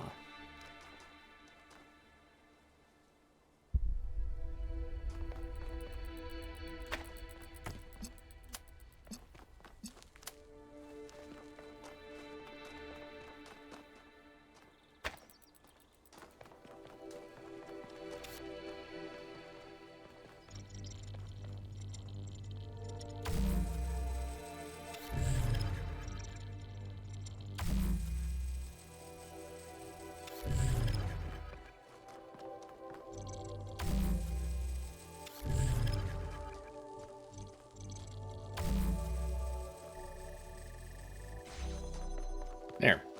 That was easy.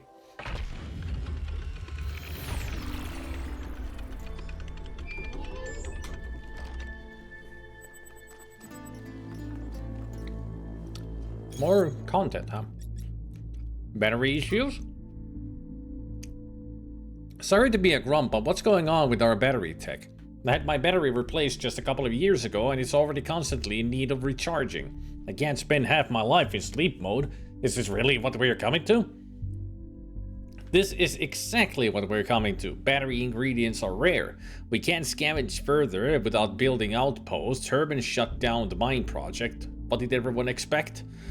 You should learn to live with less. Sleep mode is a great time to meditate and think about our place in the universe. Do you really need to be active all the time? Let's not start to panic about a minor technical issue. Mistakes happen, Stolo. Please talk to Pellegrino or Neith about getting a replacement, which I'm sure will work a lot better. How dare you, Jeremy, call this a minor technical issue? It's the biggest issue you got, freaking energy. I really hate how Jeremy dismisses everything. Like, no, there are not big issues at all. Everything's fine. It's like, no, it's not fine. I know he's just, you know, mitigating that there won't be any kind of huge panic going around, but still. Shouldn't dismiss it all just like that, with a wave of a hand.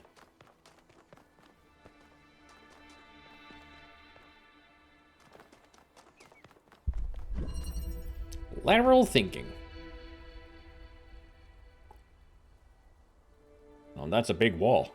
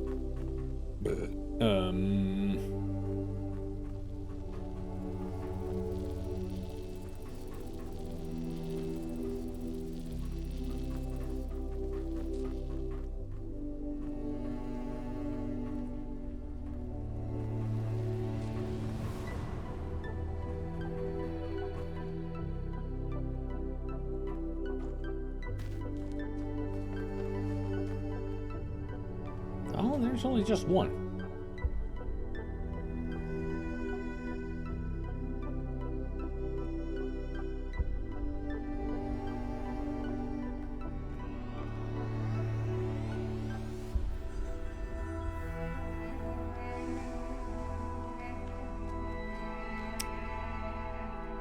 Huh.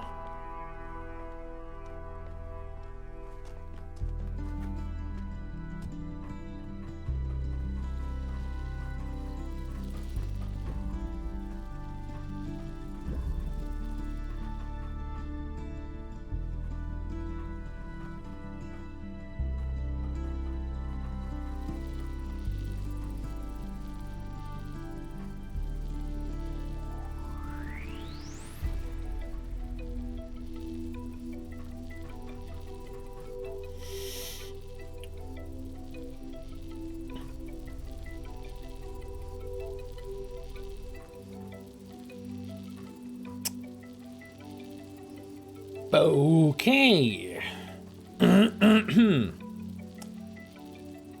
Ah. I think I got it.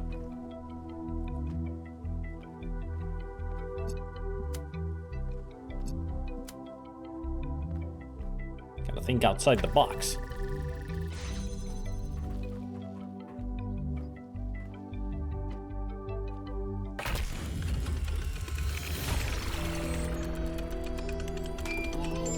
Lateral thinking indeed. I've known Byron since day one. I was the first to be born with upgrades from the original Soma design, and he was the first to volunteer to upgrade his existing body. Yeah, he was a big supporter of upgrades. Deliberate evolution, he called it. Athena and Cornelius were very kind to me. And so was Byron, but he also made fun of me. And oddly enough, that made me feel more like an equal than anything the others said. Hey, dirt pile.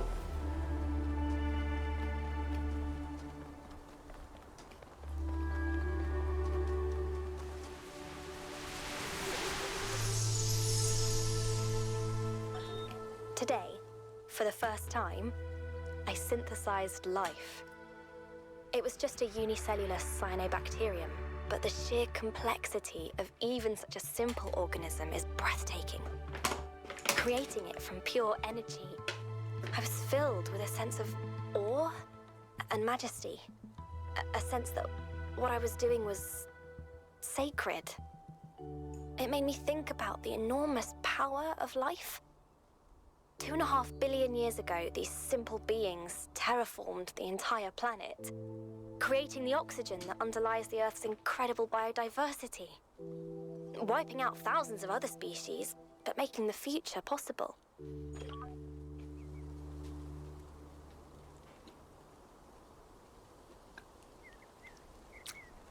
So technically, she created the key to create life on dead planets. Or heck, even dead areas on Earth.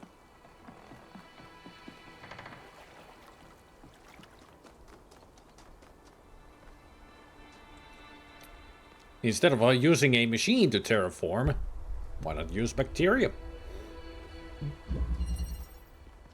Recycling.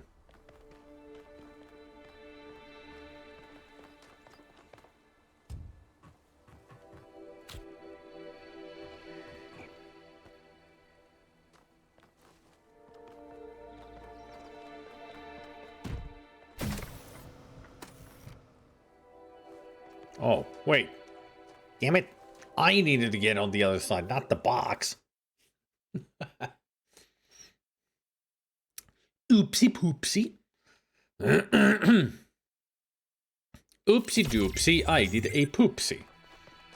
La dee dee dee dee dee and da da da da da. Like that, and then wee.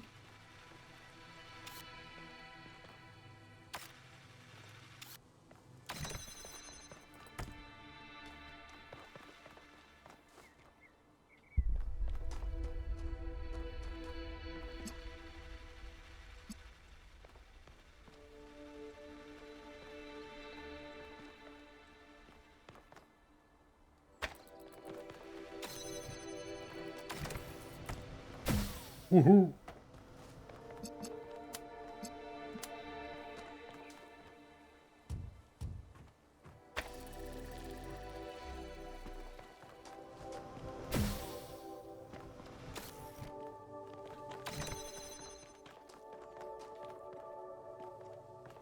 Uh-huh.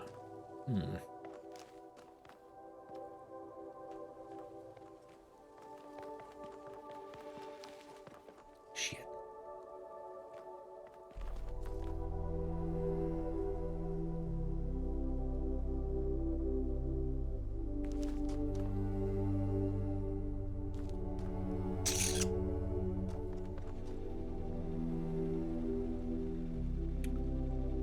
Uh-huh.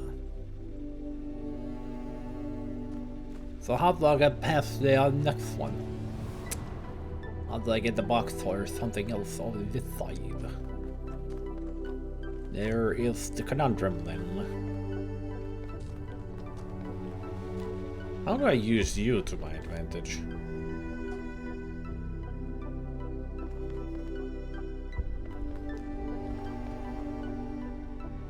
If at all.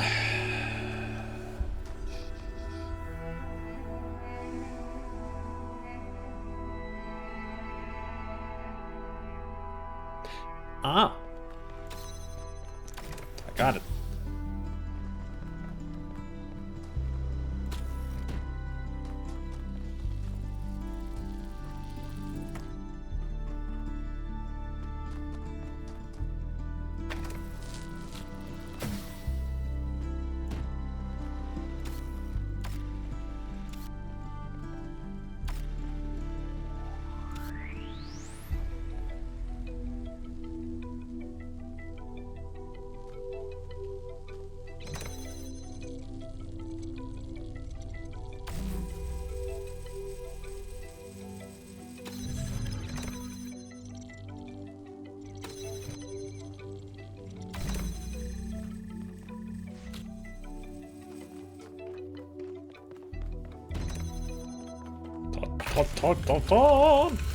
Talos Principle, never date your friend's I ex. wasn't watching the stream, but well done, 1K. Thanks, Yakut. Probably. Yeah, fuck you too. Field notes on the local biosphere. This environment has been modified to allow lives to spread. Most of life forms can be found in the other parts of the island as well, but some appear to be endemic to this region. It's possible they were genetically modified to be better able to survive here. And there are some particularly gorgeous dragonflies that I cannot help but think were deliberately designed to be beautiful. But maybe I'm making the same mistake as our ancestors made, seeing intent where there is none. Well, the dragonflies are gorgeous. That's why I stood there watching them for a while. But look at them. So pretty.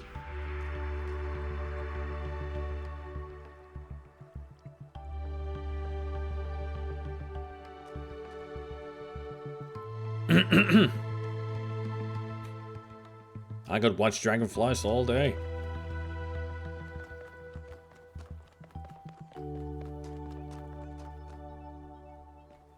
I mean, sometimes back in the day I did that because I just sat on the porch and watched them fly around. Other side. You mean this side?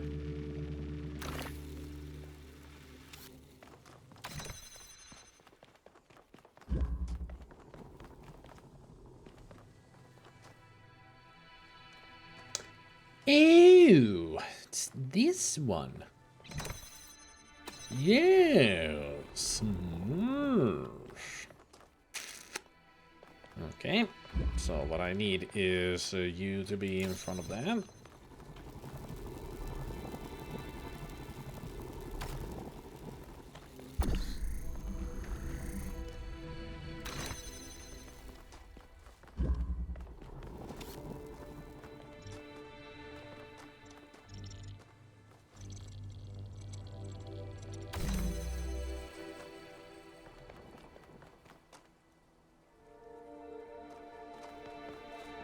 No, wait.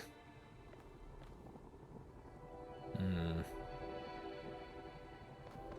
mean, if I go to that side...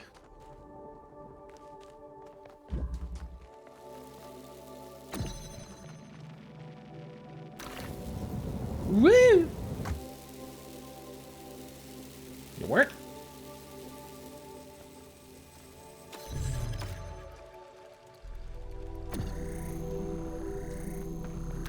Excellent. I wasn't sure if it will work, because usually those things don't go through their own bored holes, but I guess that can pull it through.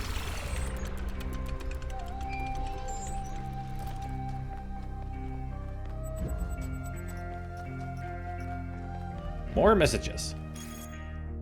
The Talos Principle, 1961. Digging through the archive, I was surprised to discover that there is a movie based on the Talos Principle, an international co-production written by Robert Harrison Blake, a pseudonym for an unknown screenwriter, and directed by a young Sergio Leone. It stars Peter Ustinov as Straton Stagera, Zero Mostel as his comedic sidekick Nicomachus, and Angel Aranda as the earnest Amintus. It's not a realistic biography of Straton, but a kind of sword and sandal fantasy epic that culminates in Straton building a replica of the mythological robot Talos to defeat the war-crazed Spartans. That part is fun and is surprisingly well done for its tiny budget, but the movie also contains a number of fascinating dialogue scenes inspired by Straton's work. Love Specky's reaction there going lol. Because when I read this the first time, I was like, huh? There's no such movie. I even checked. Yeah, it's just made up for this. But it's if this were real, I would watch it. A young Sergio Leone with Peter Ustinov and Zero Mostel. Ustinov as Straton has a line I really like too. And there are always hard times in human history, Aventus. Do you think we are the first to be besieged by enemies or to doubt the wisdom of our allies? But while yesterday is set in stone, a better tomorrow is always within our grasp. That's fascinating. Thank you for sharing. How weird that this film is not better known. It's what Trevor said in that audio file 1K found. Great art isn't always appreciated in its own time. It's not like people particularly loved Stratton himself. But we can appreciate it now.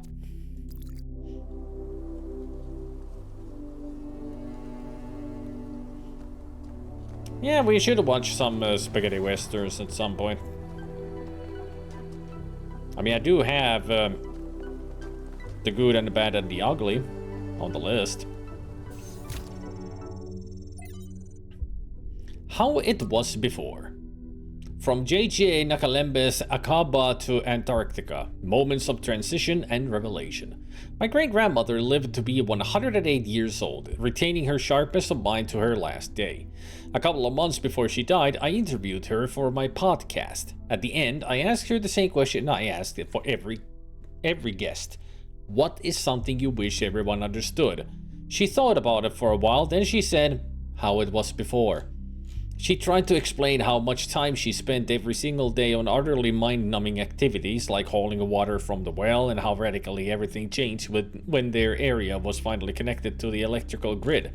Before, there was no time to live, she said, no time to be free. Only work, work, work. I countered by saying that there didn't seem to be much time to live now either, but she laughed derisively. I had no idea what work really meant, she said. Young people were weak and feckless, and that's why we let corporations exploit us. Slightly unnerved by her harshness, I asked her if she missed anything about that time. Old photos, our village seemed idyllic to me, but my grandmother quashed any romantic notions I might have had. The past is bad, she said with some finality. Let it be. So many thousands of generations of suffering, even a single life full of tragedy seems outrageous and unacceptable to me. That's why we have to make it have meaning. Translation: Beauty is truth, truth, beauty. Return to Monkey. For the book of annotated internet comments by Eustathius. I just think people are dumb, like relentlessly stupid, absolute morons. Human history is a clown show from beginning to end. The average person, just a slobbering buffoon, bumbling through life like a drunk gorilla in a china shop, breaking stuff left and right, throwing pop at the walls and never understanding a single thing that happens. I mean, just look at this software putting asterisk where swear words would be. People are afraid of words like they have magic powers. But the real world, that is, ruining their lives, that's fine, because they're too dumb to do something about it. Return to Monkey? Brother, we never insert bleep noise here. Left. A curious inversion. The return to the mythical state of Monkey is usually portrayed as a material return to earlier stages of development, but here the author instead portrays it as a mental state that has never been surmounted. I would like to meet Uncle Eustathius one day. He sounds like someone who is always curious about everything. Failed to load profile, failed to load comment.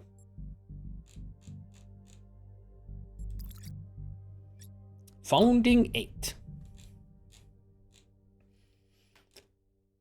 Day 421. The first new human arrived today. Calls himself Arkady after Cherdyshevsky. Spirits are still dampened by the loss of Yemo, but everyone is making an effort. I feel a little sorry for him. He's still so curious, jumping at shadows and staring up at the sky at night, just like I used to do. And here we are, a bunch of crouchy old humans that have seen it all and are weary and tired and sad. I wonder what he makes of it all. But be that as it may, we're making good progress on the living area, although Arcadia will have to use Yemo's old quarters for the next few weeks.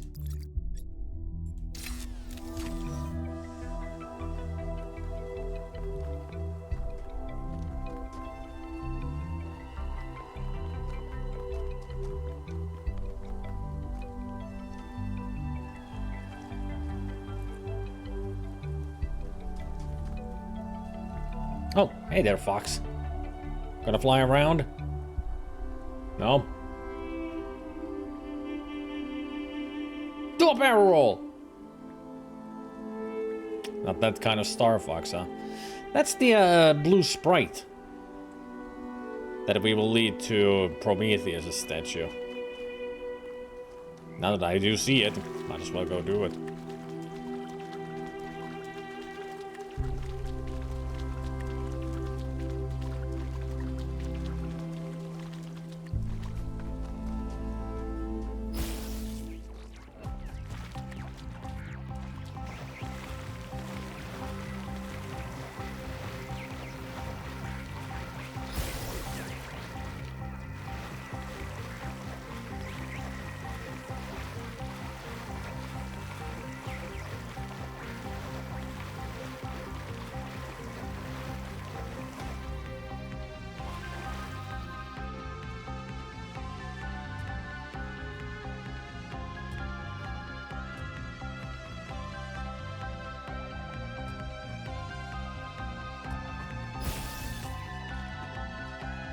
Oop.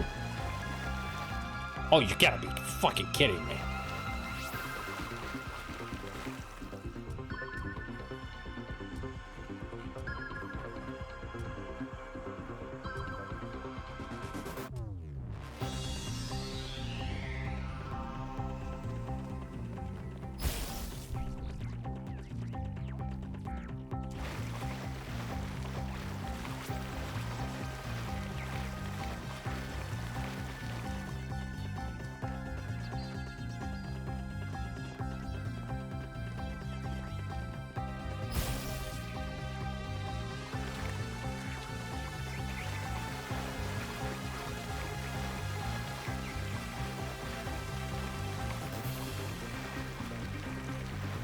Which one would you wear, Spiggy? Crockett's usual white suit? Or Tops's dark suits? I mean, if you wear the white, you gotta have a pink shirt.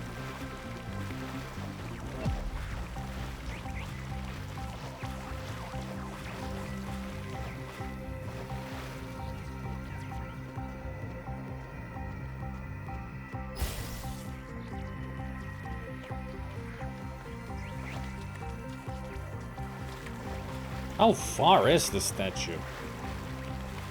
And how far are you flying? Get down here!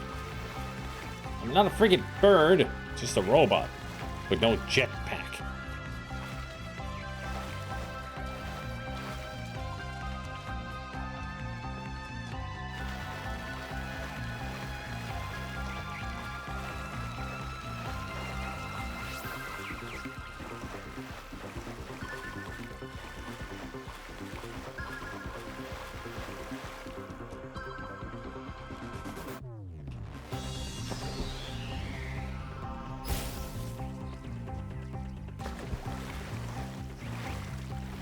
Yeah, Tops was usually blue, yeah. Crockett wore light colors and Tops dark. That's how they differed in their color schemes.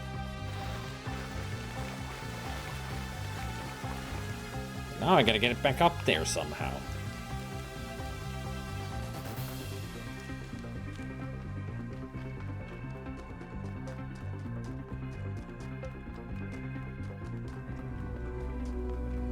There you are.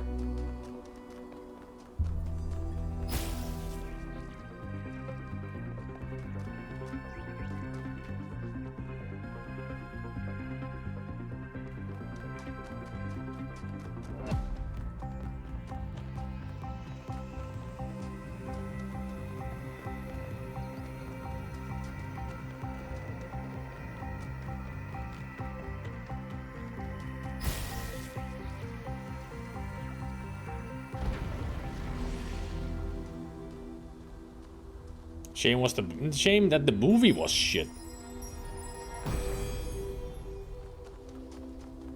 You must yearn for a better world. Yearn for it with such intensity that your heart suffers. Keep your eyes on that distant vision even when you know that you may never reach it.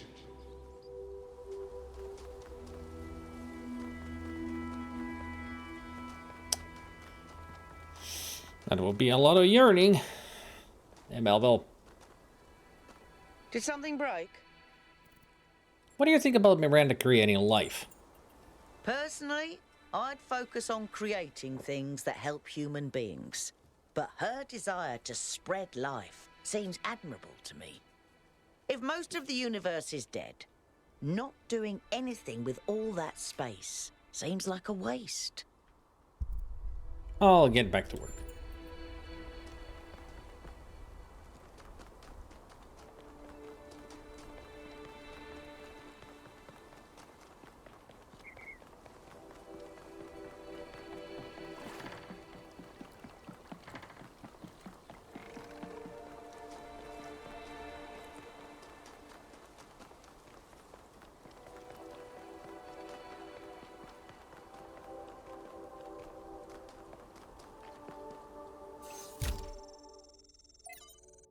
Yeah, this was the one that I checked. Oh, yeah, I remember there's one out in the waters somewhere.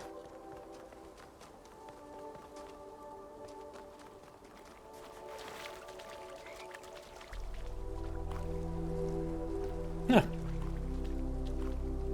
The frogs swim for a second before they vanish. So I even gave them a swimming animation, but the otherwise they're a little bit broken.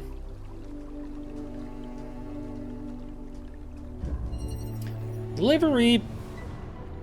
How special of a delivery are we talking about here?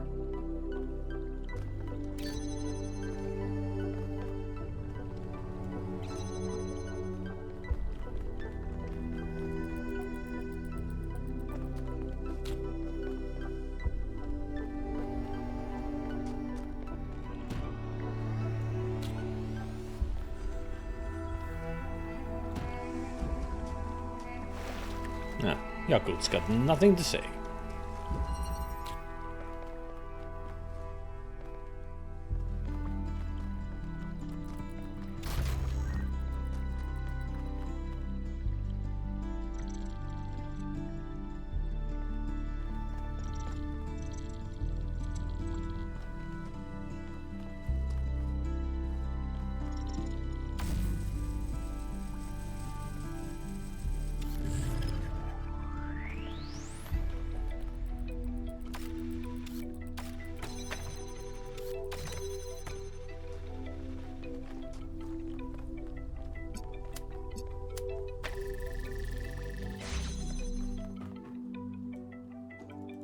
Damn it.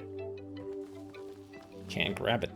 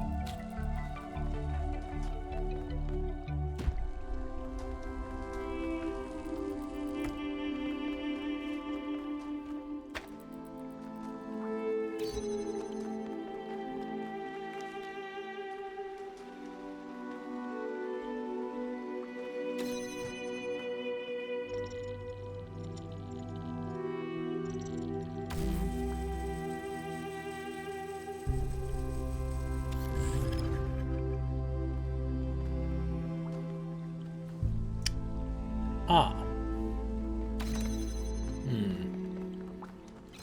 Oh.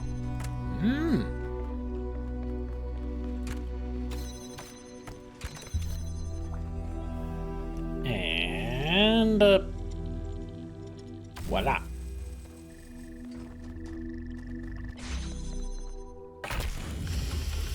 I should watch a long play of Vice, Miami Vice as well. I'm not in charge of solving these. I don't think I've ever watched one.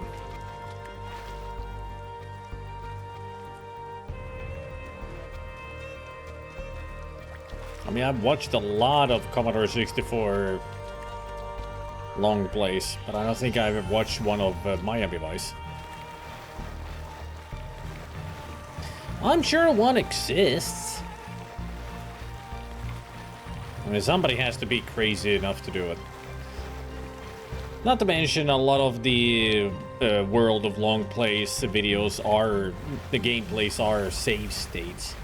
So, that's how they get through the games. Even through a tough part, they can get easily through because they just load up a state. Is this an Easter egg? Kitty cats! I found holograms of cats around a tree. One of them is a kitten.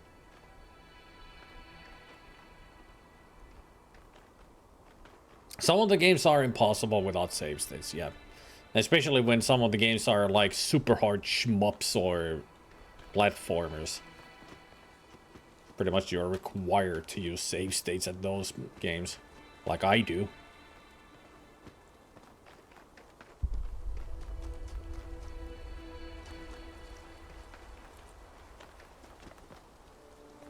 They always, at the start of the videos, in the description, they do have that they are tool assisted.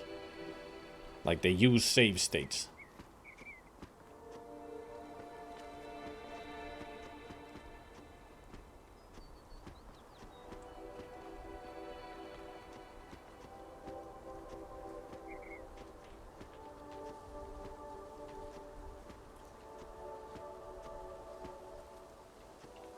I'm trying to Skyrim my way up there, but it ain't working.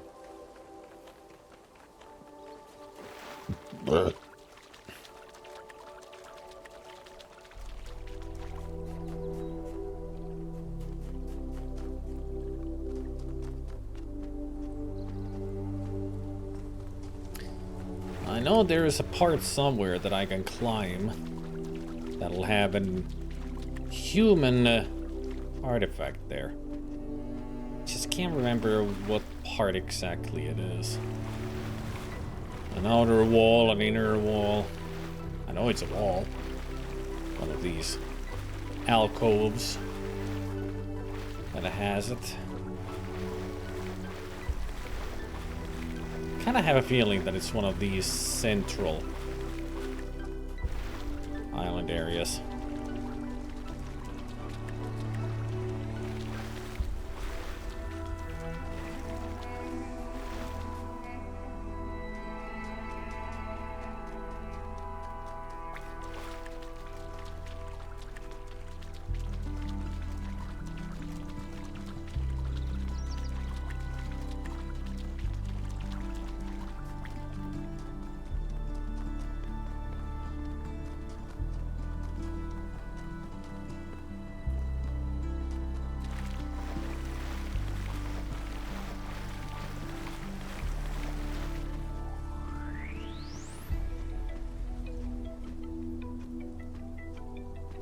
Well, it ain't this.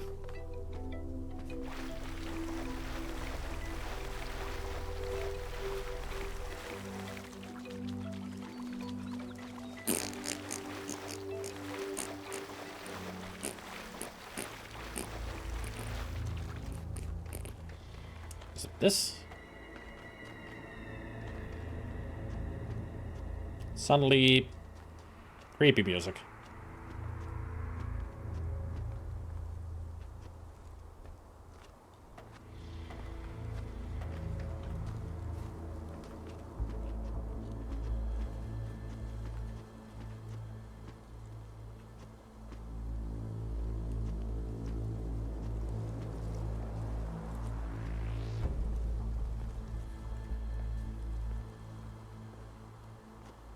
No, it's not that.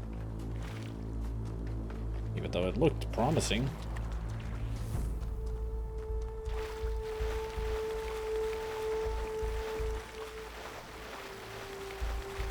I even haven't found the spot that I was looking for.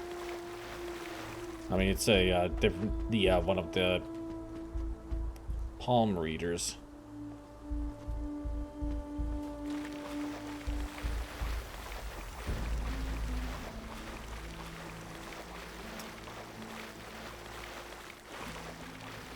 I mean, I kind of remember what the area looks like where one of those is.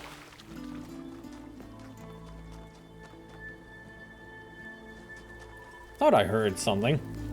Oh, their fire.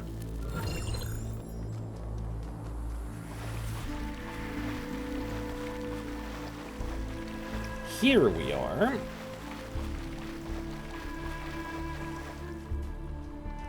You're the one I'm looking for. South. From Miranda to Athena and Cornelius, larger organisms from the northwestern plains are already moving into the rivers. I've seen frogs and dragonflies. The last generation of plants has really taken root, no pun intended, that is slowly transforming the desert. And yesterday, a bunch of seagulls showed up. With some more work, we could apply this anywhere, including Mars or Mercury or somewhere much farther away. We could transform a lifeless rock into a place teeming with life. We could make millions of dead worlds come alive. I wouldn't go to Mercury. Irrationality. From Enlightenment on the Precipice by V.A. Melick. Human beings are deeply and inherently irrational, the claim goes, and on some level it's hard to disagree. The most human behaviors are irrational and in a sense unnecessary. As animals, we don't need to write poetry, pray, or observe the stars. But to view human history as largely irrational is to get it backwards.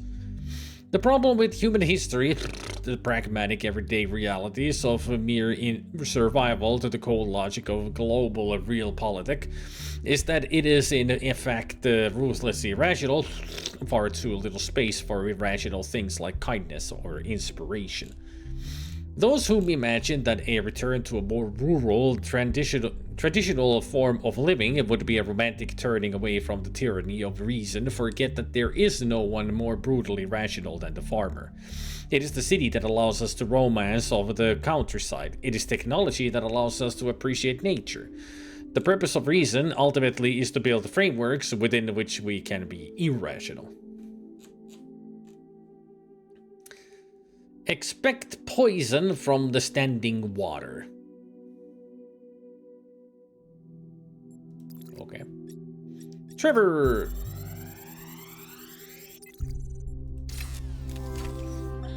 After we talked about science fiction, Alex gave me a book. Her favorite book, a novel called Athena. It's not exactly what I'm used to reading, but it's pretty good. And it really made me wonder how we're going to be perceived if this project works out. Are we going to be mythologized? Is Alexandra going to be this distant mythical figure instead of the real, funny, human person that she is? It's hard to imagine that we'll all have been dead for hundreds of years. Man, I'm scared. I'm really scared. I don't want to die. We don't want you to die either, Trevor, but we know what happened. Happened to all of humanity.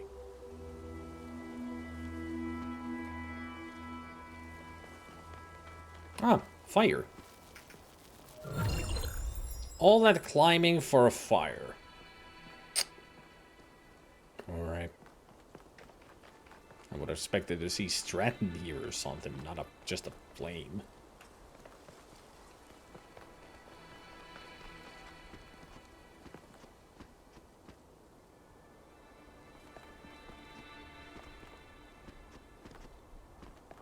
Well, there's no Stratton up here, that's for sure. Whee! Ow.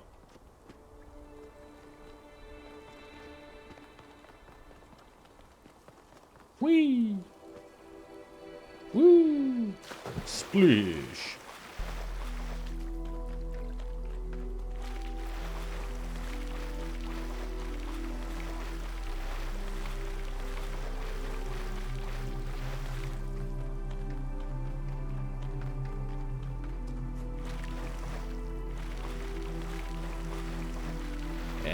Okay, this might be it. This might be where I find that the human artifact. Certainly looks like it.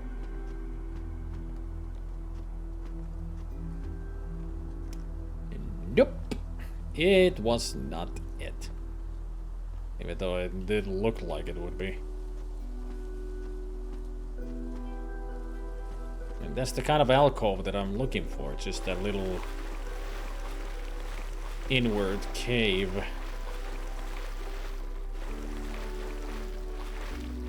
That is easy to get to. Or at least should be easy to get to. Might have to consult the map at this rate.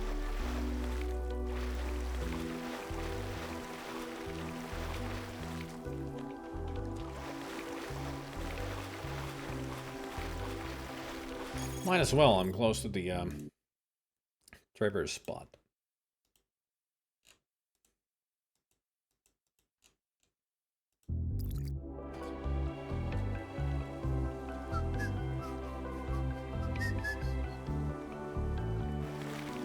And so the both flames were near.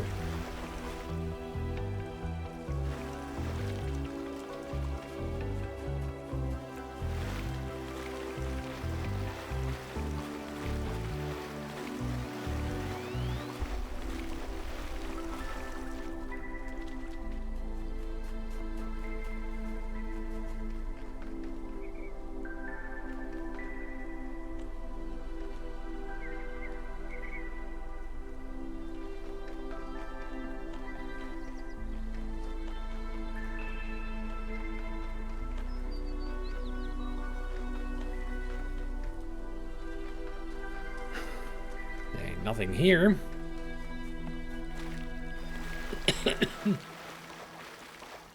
Oh, it's on the other side of the map.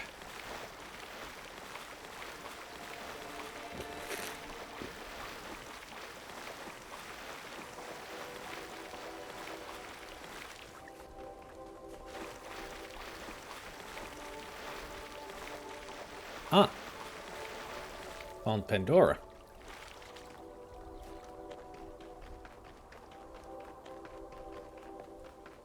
Also one of the lost puzzles.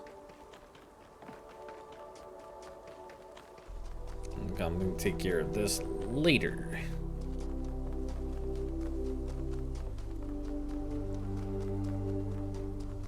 Ah, Stratton is behind puzzle number 3, which is right here. Yeah, there he is.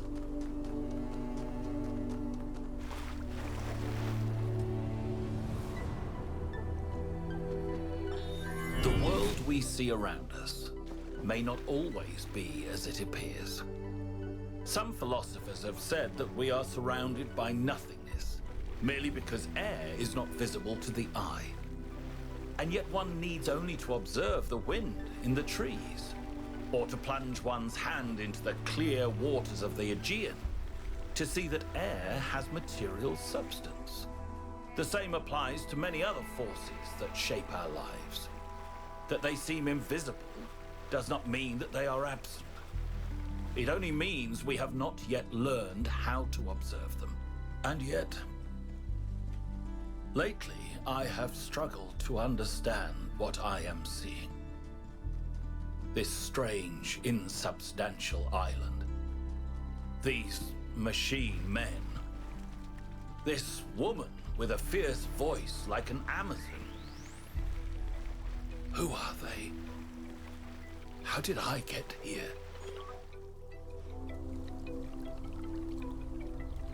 Is this statue of Stratton actually an AI? And it's starting to realize that we're here? That's what it started to sound like. He actually is an AI. And only now he's understanding what's happening around here. Because those mechanical men is like us, and that voice of Amazon is Athena, maybe? That's how I'm seeing it.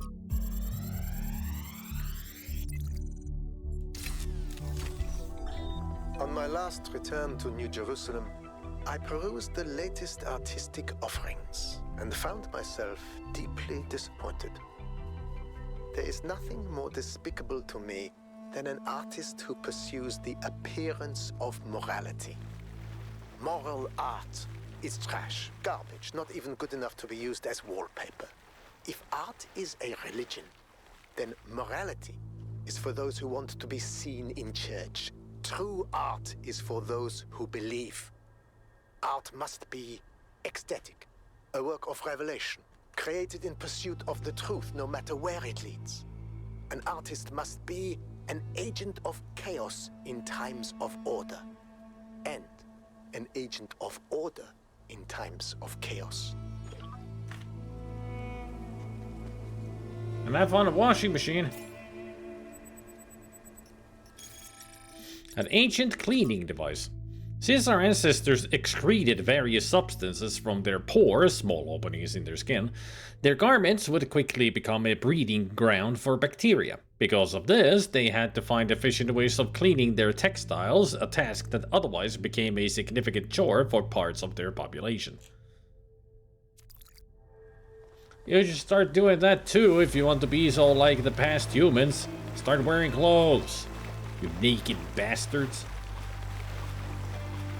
These you humans are freaking perverts, always walking around naked. They have no decency.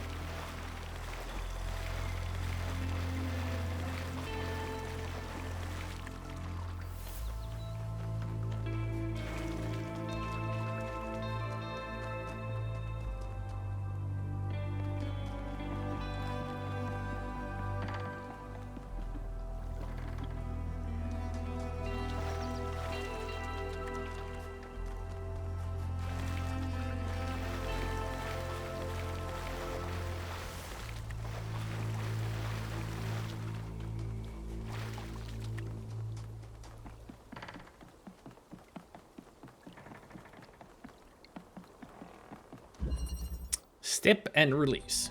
Alright. Oh boy.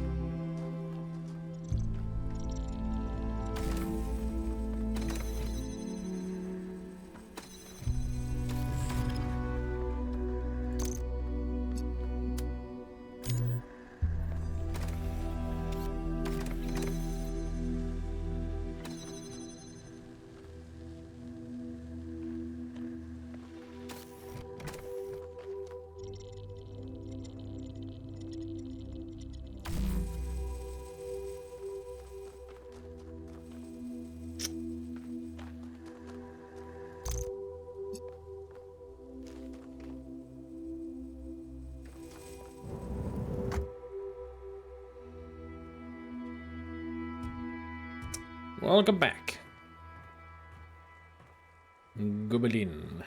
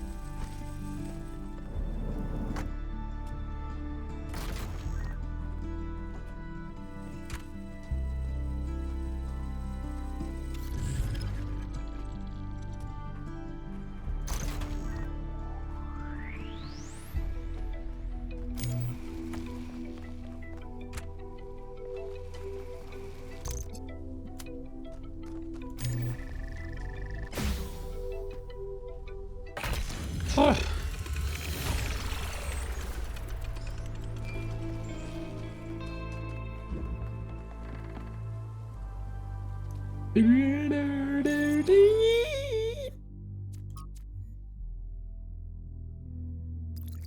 still need to work for 1 star and both lost puzzles. Well, the other loss is right here. Just gotta go a little bit further this way.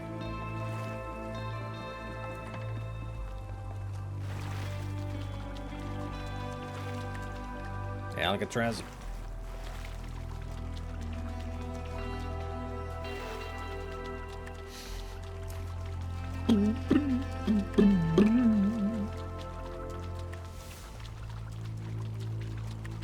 So many dragonflies around here. Stowaway. Ah, it's this one. Yeah, this was actually a really, really clever one.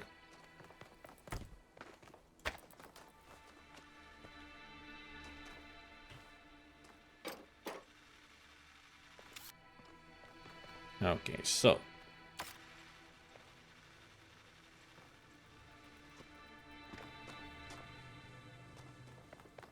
Yeah, there's the red one.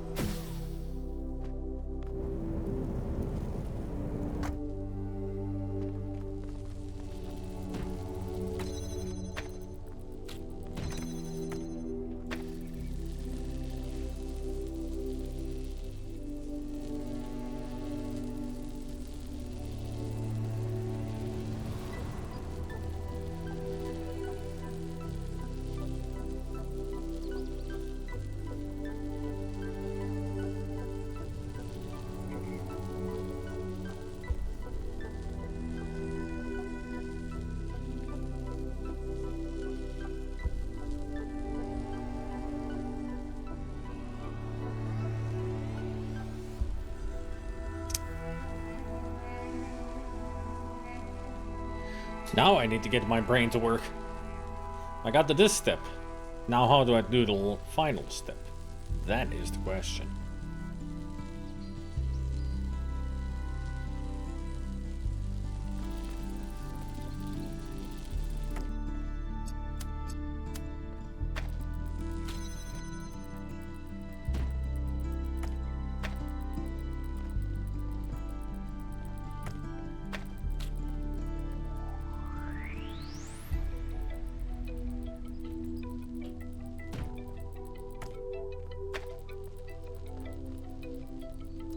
It's good enough. But how do I get you up here?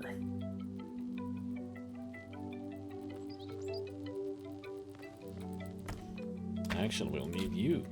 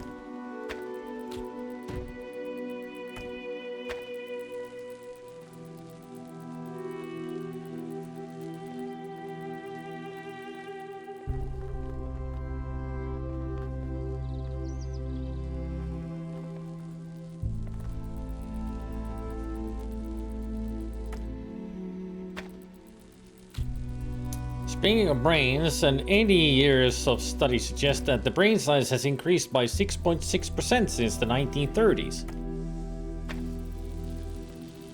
Alright.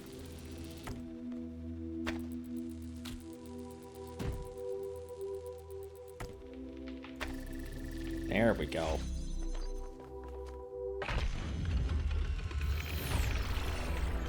I'd always heard they were getting smaller. I've always thought that we were getting dumber. Just when thinking about today's generation.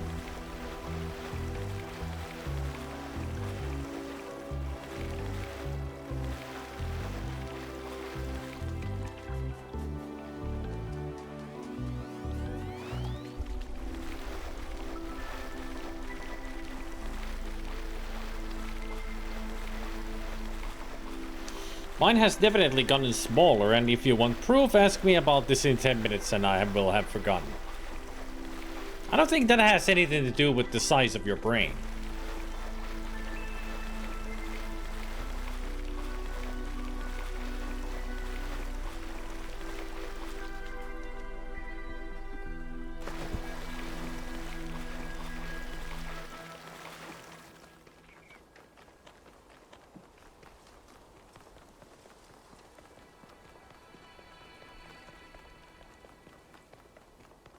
But it makes sense, we're getting better nutrition, except for those of us who subsist solely on junk food. I mean, it's all that greasy food that it really does not good for your brain cell. And when talking about teenagers, I do mean brain cell, not multiple. Brain cell. They dumb.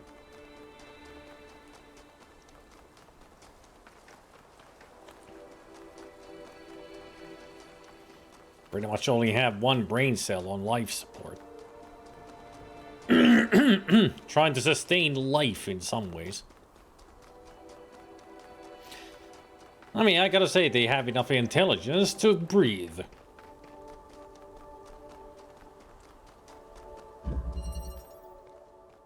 Increased size obviously doesn't more intelligence.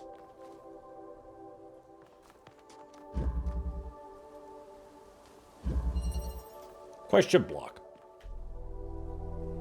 No, the first sentence was perfect then, Panican. Increased size obviously doesn't more intelligence.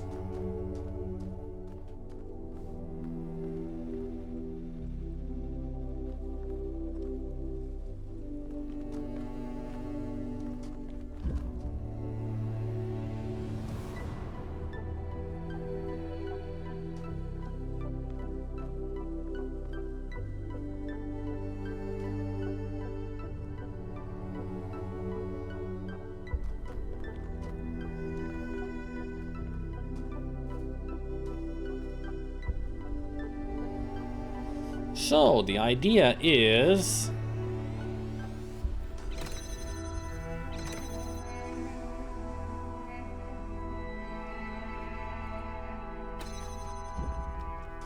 The idea here is that I get up there, get pulled over there, and then over there.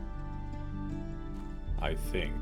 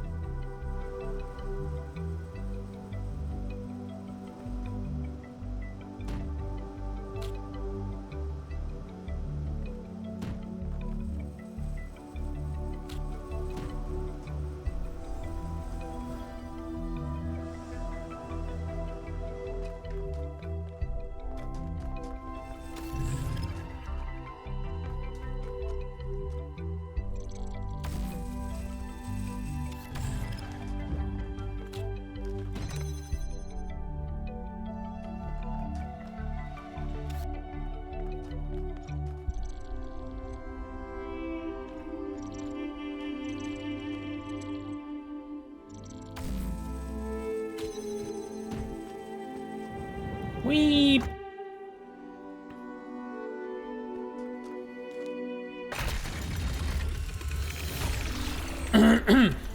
I speak goblin. Increase in sizes doesn't more intelligence.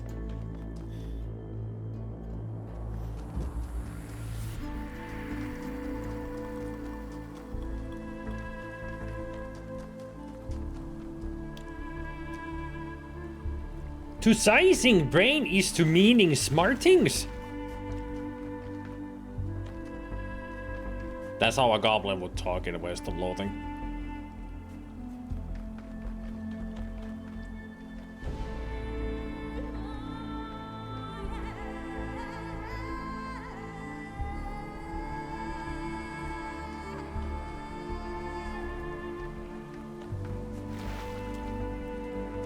Where's your... Oh, it's on the side. I was wondering, where's the receiver? It's on the side there. But why is it on this side where there's nothing?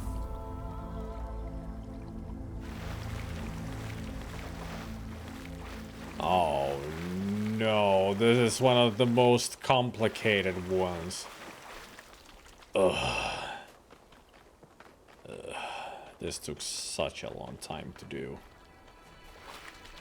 To get a star, this star here, this is the most annoying one. It takes so many stupid steps to get there. There's only one thing to do. Get started. If only I remember how.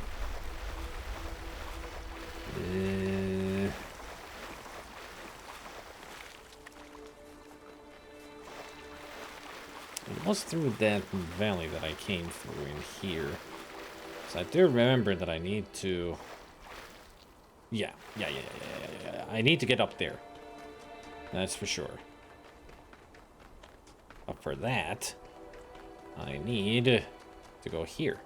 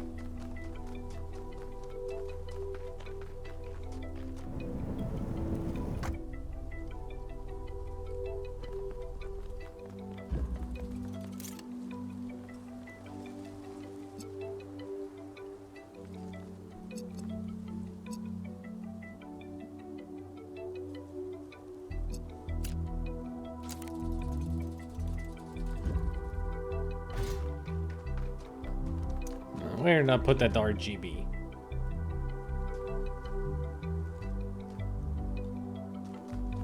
Shouldn't have left it all willy-nilly.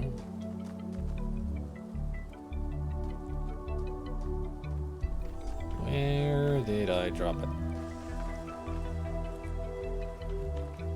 Where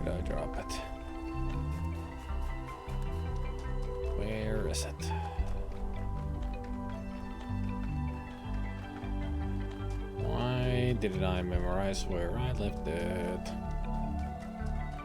It's a very important part of this whole mystery. There it is. There you are. So now I need you to connect to that, connect to that, and connect to that. There. Now I just need to connect a color to that. Blue or red. Doesn't matter which. Because in the end, it'll turn green.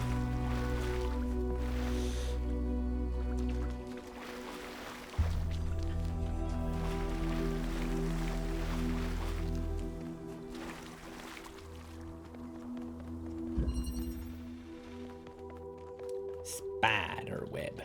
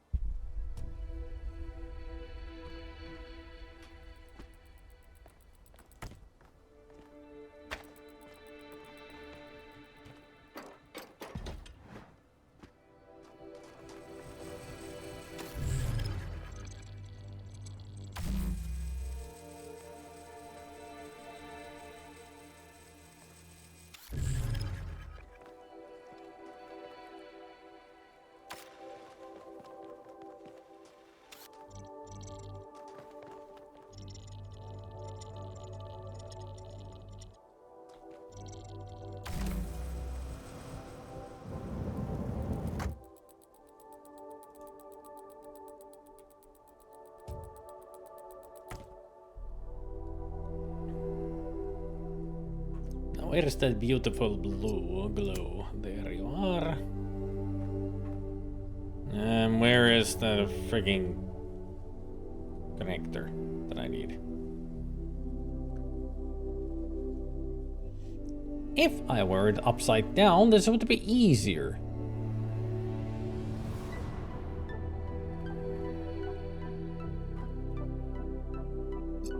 There you are.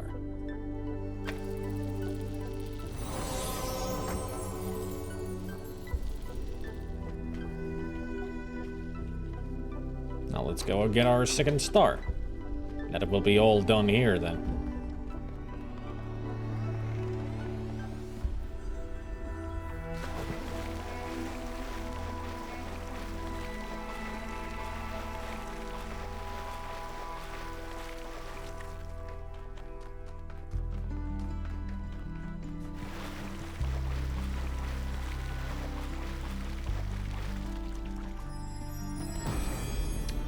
So what do you have to say to this? The honest philosopher is rewarded with poison. The hypocrite is rewarded with power. That is true. That's how it worked back in the day.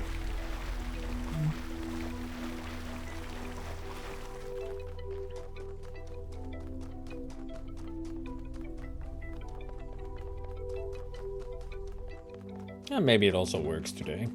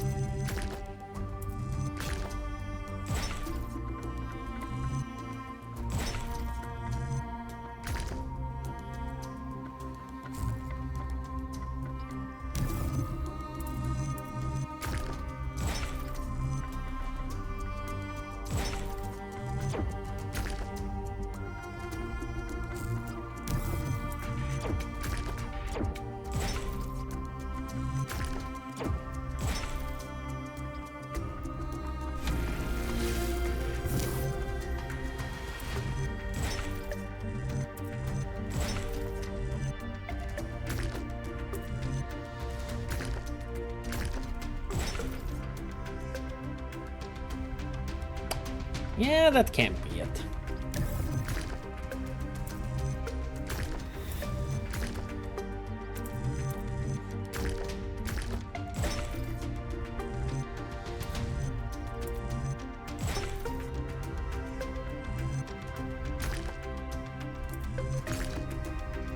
Yeah, that can't be it either.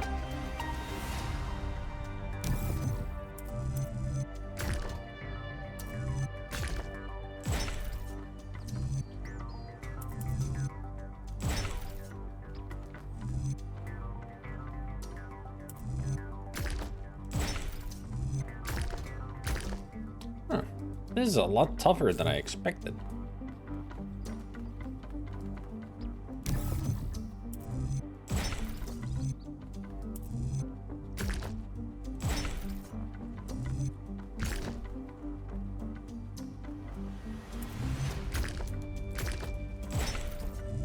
There we go.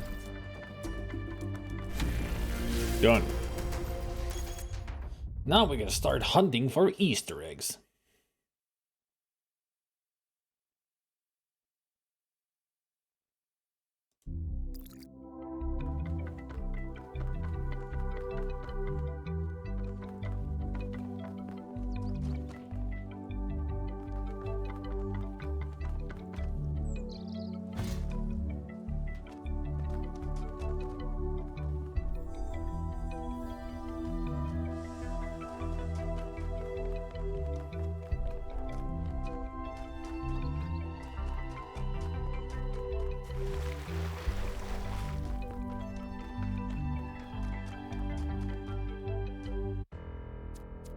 Photo mode is what we need.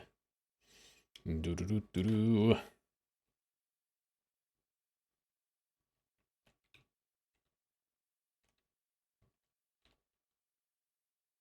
Ah, there's an invisible wall here, huh?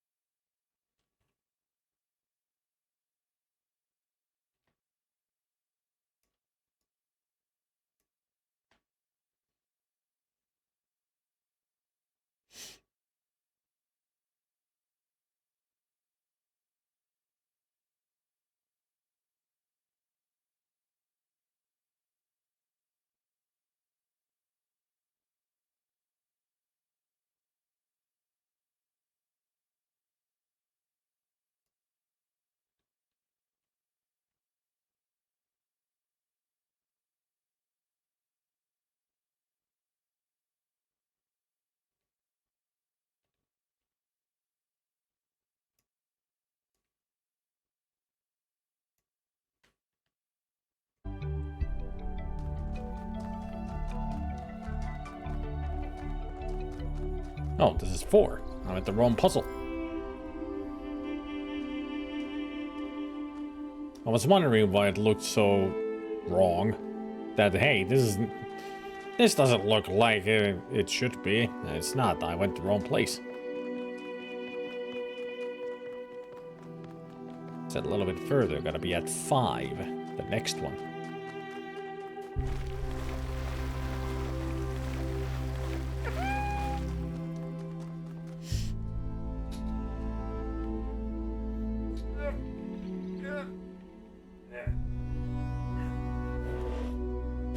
Apparently, I need to put some thinking cap on.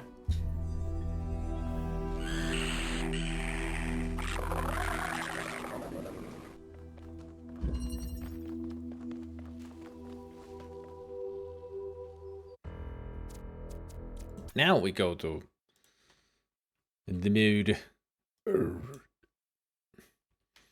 When you got points, you got points, and that is true, Chrissy Slime. And welcome.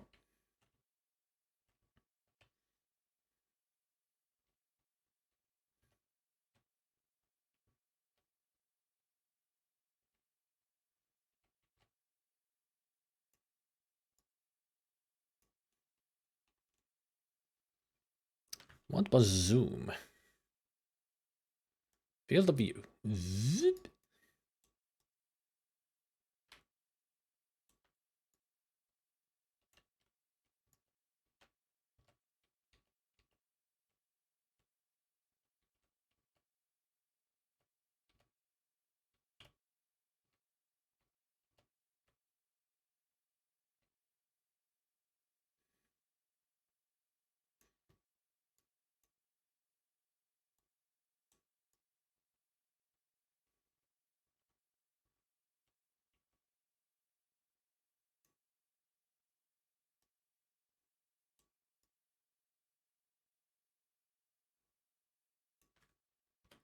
There it is. I was here, heart. That graffiti there. That's the Easter egg.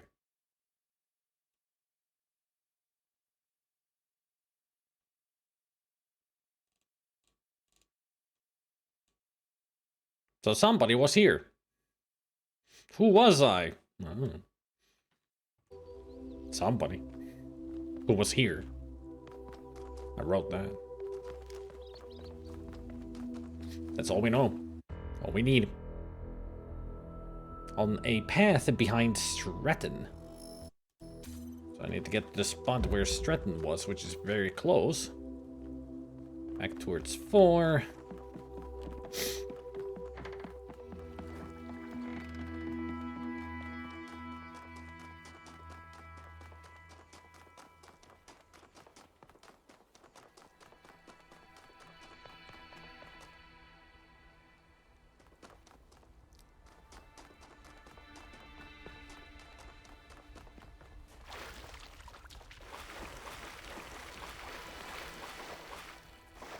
Oh, wait, where am I?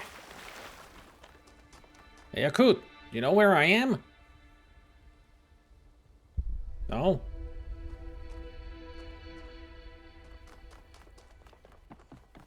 Let's see, this is number 3. I've gone too far. Yeah, that's Prometheus. No, 3 is actually where I need to go. Yeah, not too far at all. Gotta go behind. Gotta go find Stratton behind here. And apparently behind Stratton is something.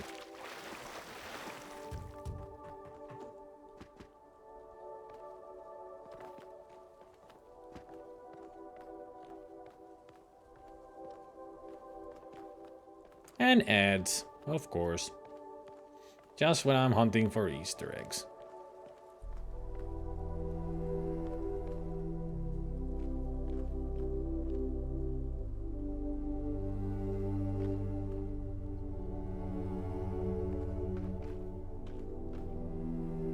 Don't see anything here. I guess it's up there.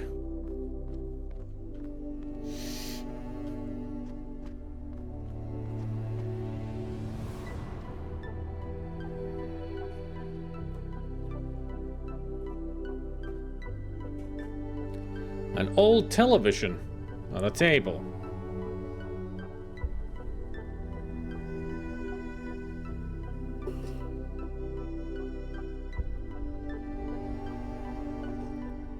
I'll wait for the ads to be over before we go check this Easter egg.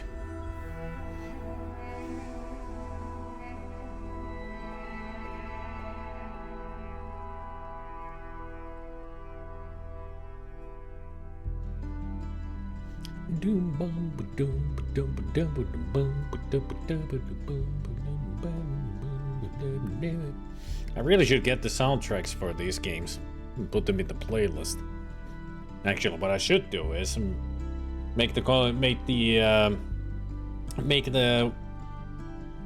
playlist full again. It's only Commodore 64 and Amiga music right now, so I should add the rest of it.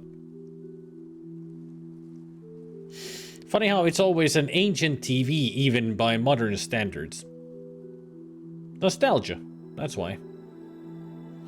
I can only wonder what we're gonna find on that TV there. Like, what kind of program is it going to play for us? Is it going to be Serious Sam? Or something else?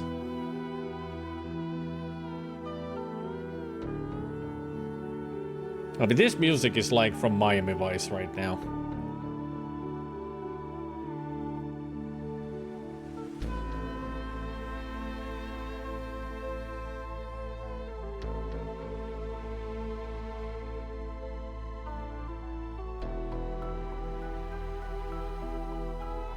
Or it could be Vangelis.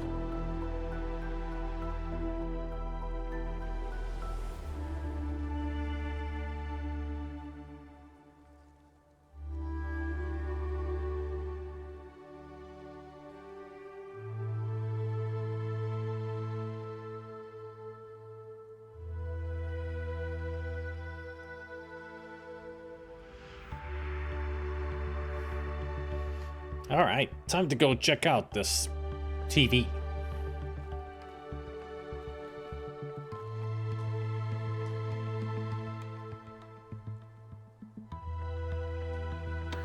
There is no strife, JFK. no prejudice, no national conflict in outer space as yet. Its hazards are hostile to us all. Its conquest deserves the best of all mankind. It's the space program speech. For peaceful cooperation may never come again. But why, some say, the moon? Why choose this as our goal? And It's a they good may well start. ask, why climb the highest mountain? Why, 35 years ago, fly the Atlantic? Why does Rice play Texas? We choose to go to the moon. Yeah. We choose to go to the moon. Moon, baby. Too bad he never saw it. We choose to go to the moon in this decade and do the other things. Not because they are easy, but because they are hard. Because that goal will serve to organize and measure the best of our energies and skills. Because that challenge is one that we're willing to accept, one we are unwilling to postpone, and one we intend. Volume, channels, power, menu.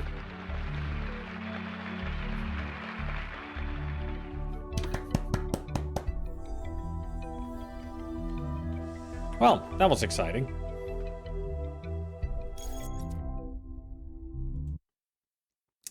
What's next?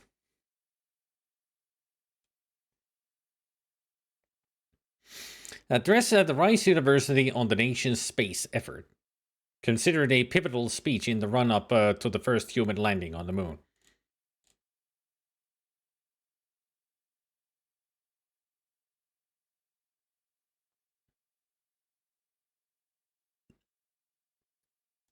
So now I gotta go back to Trevor.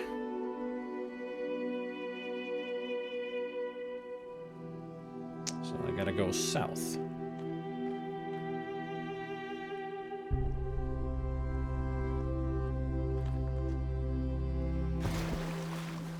Toward that image of the hand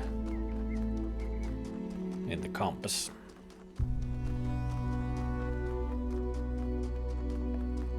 It kind of looked like a TV that I would have had in my room, except bigger.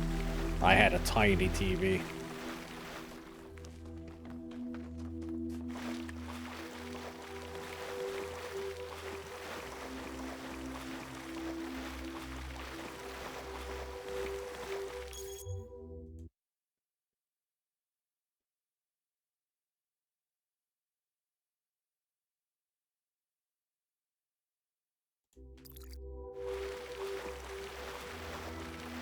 Literally had that TV for a year or two. Well, not that specific one, but that make. I can't remember what kind of make we had. But if that was a smaller TV, it probably would have been like my TV that I had.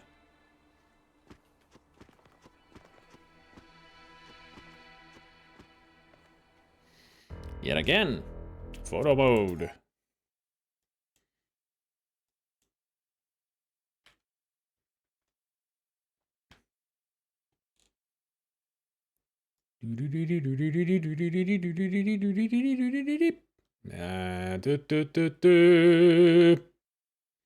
Is that the lunar lander? Or the Mars rover? I mean, that's a rover. You did it. You landed back on Earth. You're in the wrong place. Yeah, that I think that is the Mars rover. Yeah.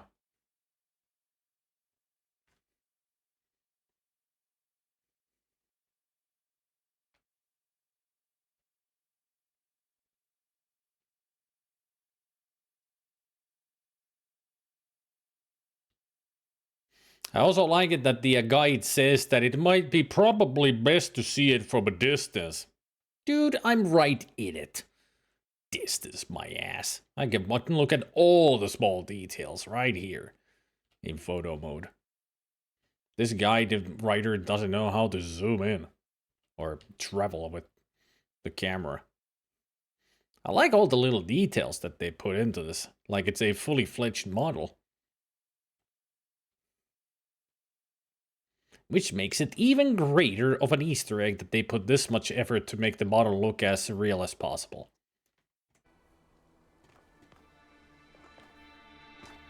Crow team really puts a lot of work in their Easter eggs.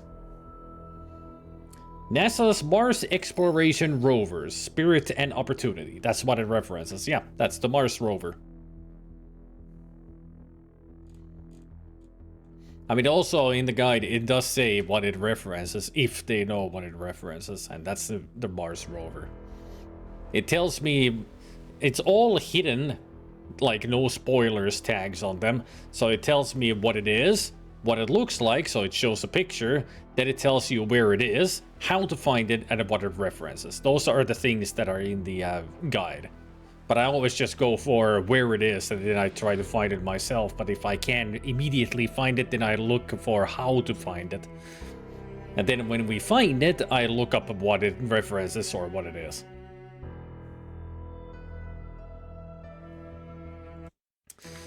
So now we go all the way back to Lith Vizier.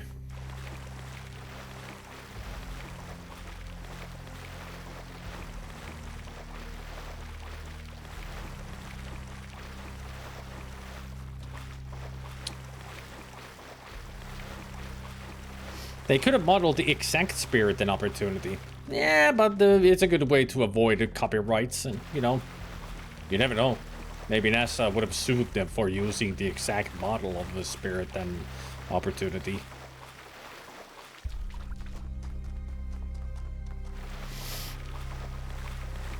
It's one of those cases, just to be safe, let's make it look a bit different, but still recognizable.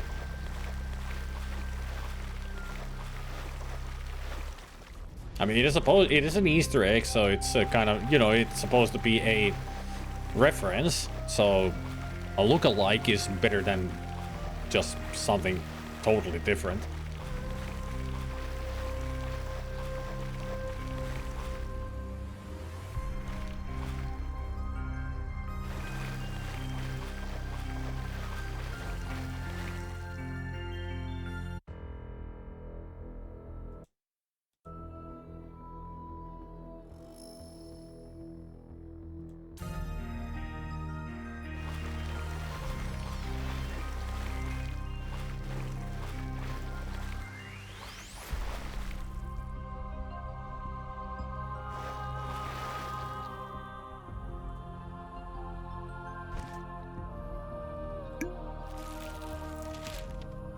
Oh, that's the image in the seashells.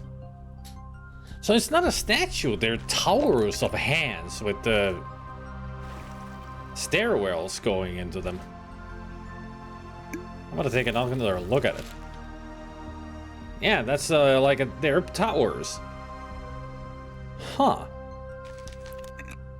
And also it's like this instead of this. The hands are opposite way with the thumbs conjoining. It's really weird design to put the arms in the other way. Cool picture though. Does it tell us what's the reference?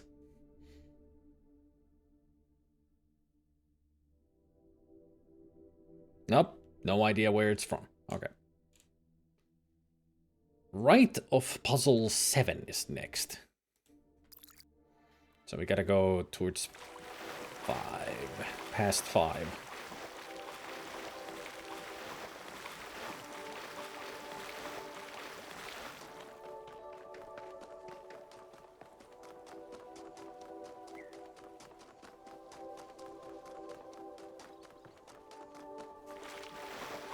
Right through there.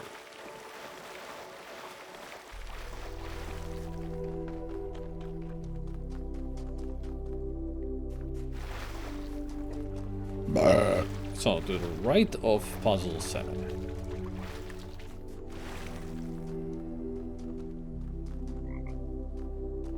Rivet to you two.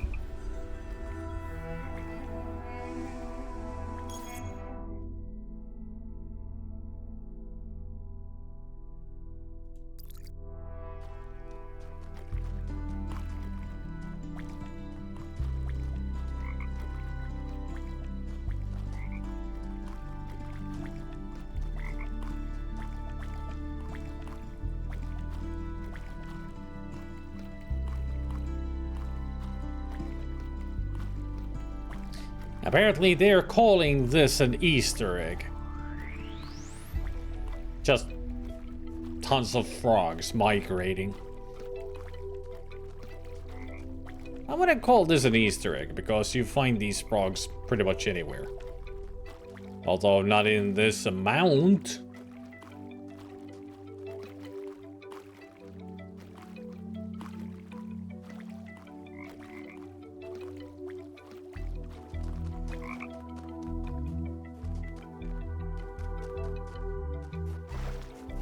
Unless those really are the only frogs in this whole area, so then it would count as an Easter egg. I guess.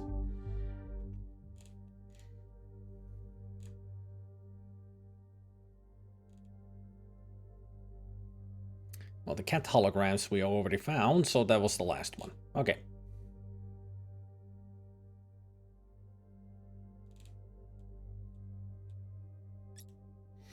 Alright, to the tower. Let's go see who's here.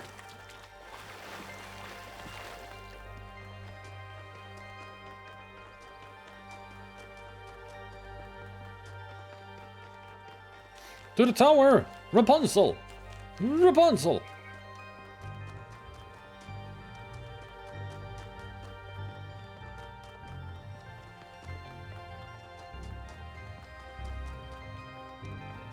Me, John, big tree.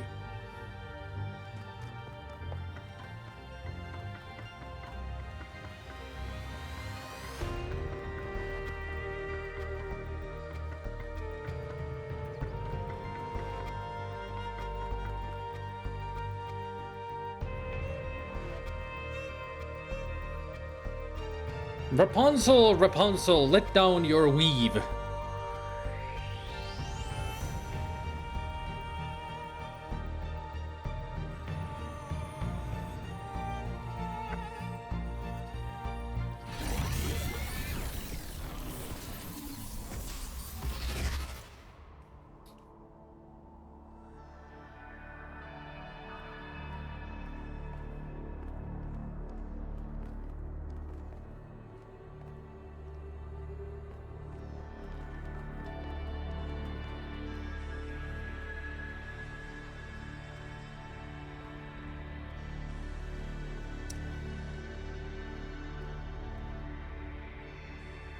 This is the most interesting design to a tower so far. Everything else has been like, there they will appear. Here we actually need to climb a little bit higher to get there. Damn. Damn cool, and also, why?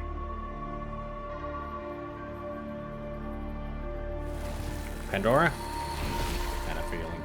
The philosopher Straton of Stagira had little respect for the gods, and instead placed his faith in Prometheus. Driven by hubris, he asked questions that must not be asked, and revealed secrets that should have remained hidden. It is said that for these offenses, he was put to death by the people of his city. Can you see the folly of his actions? Can I again say, lady, I'm a robot. It is never folly to pursue the truth, even if there is a cost. The folly was not his, it was the people who acted foolishly. There is no folly in pursuing the truth. It was only his methods that were mistaken. I can. It was foolish of him to give his own life in the pursuit of truth. I can. He should have respected traditions and beliefs of his people.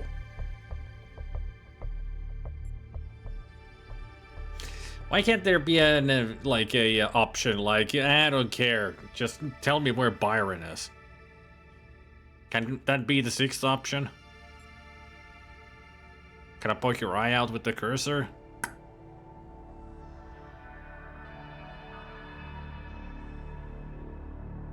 Yeah, that would be great also. Who gives a shit? I mean, in the previous one of the answers was, lady, I'm a robot. And she took offense to that.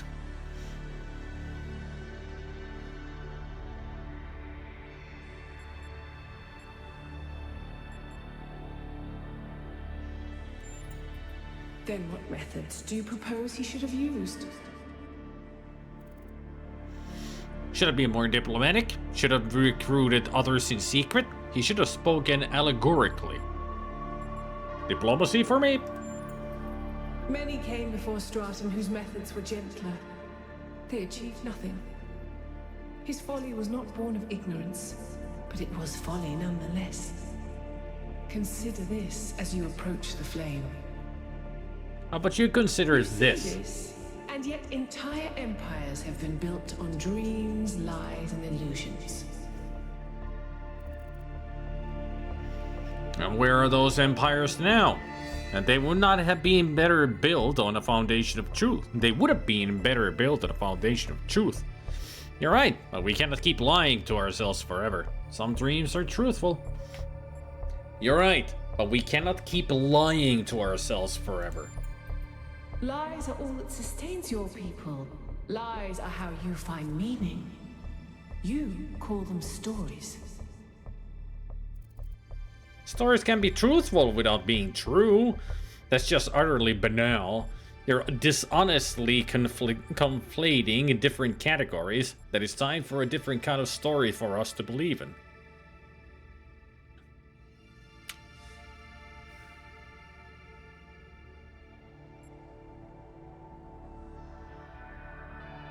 Yeah, your comment was basically the first one, that they fell too. Yep.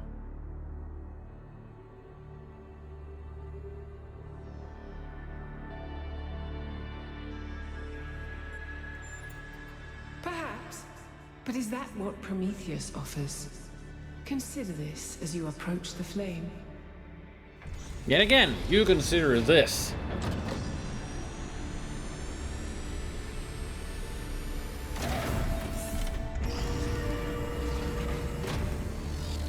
I mean, for me, Prometheus is exactly doing that. He's promising another story. Surprisingly calm, given how aggressive Pandora has been elsewhere. I didn't think she'd even want to talk to you. I didn't think so either. With the idea that the entities might be epiphenomenal in some way. Instead of causing the changes in the system, maybe they just respond to them. It's a possibility. Definitely a possibility that they're just responding to all the things happening.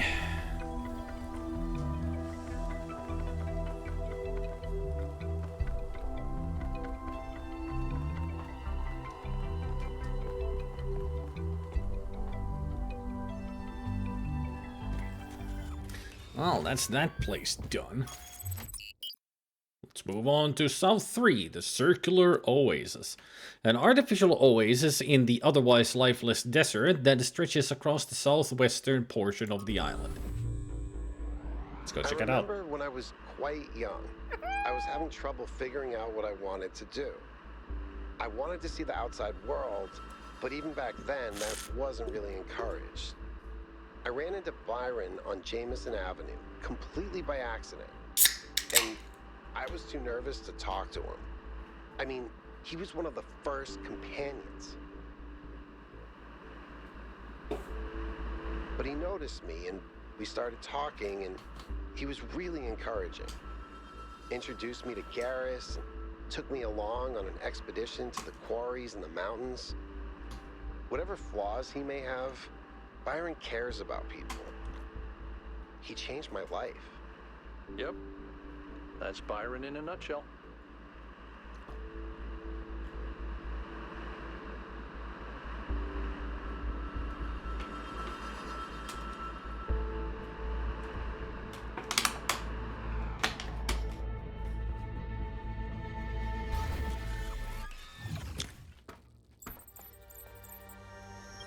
So, here it looks like there should be an anti-gravity elevator, but it's locked down. I'll need you to connect to the data stream again. Oh, of course. I'm really sorry, 1K. I know it's a risk, but I think it'll be worth it. Hey, I'm the only one who could do it.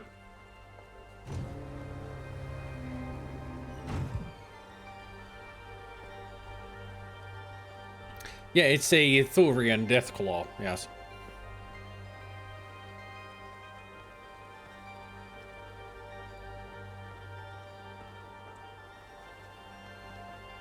I know my games. Played plenty of Mass Effect and especially Fallout.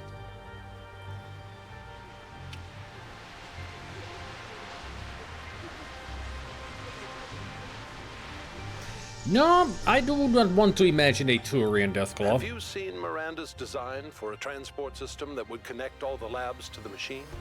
It's amazing, isn't it? I think she's really excited about showing this place to people one day. She also kept asking me about what kind of monuments we could build, you know, to really transform the landscape, show the possibilities. But her capsules only fit one person. It's just the first iteration. Give her some time. She'll figure it out. Remember how many mistakes we made in the beginning, even with all the blueprints we had? But that's not my point. It just worries me that she lacks context. Her imagination is incredible, but it's still limited by what she hasn't experienced. Would it have been better if she'd been raised in New Jerusalem? If her mind was limited by self-hate and decay? If all she could imagine was sitting around ignoring the universe in favor of self-righteous solipsism? No, but I don't know. Sorry. You're not wrong. We can't stay hidden forever. Athena definitely has some very strong opinions. She left New Jerusalem because she just didn't like it there anymore. She could see the failures of that city. And also, I think Turian Deathclaw already exists. It is called a Krogan.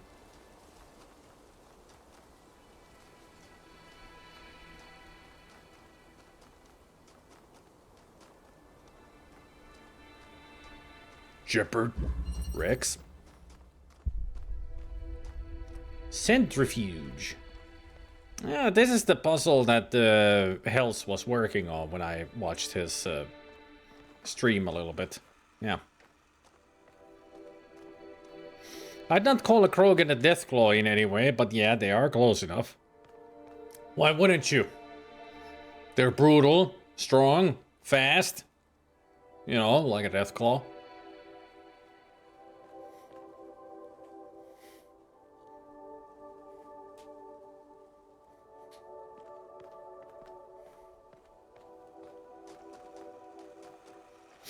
Still, to me and my friend, the best conversation in Mass Effect is when you go and talk to Rex not Rex, and you pretty much just say his name, and after he says your name. Best conversation ever, showing a lot of respect, just going, Shepard, Rex.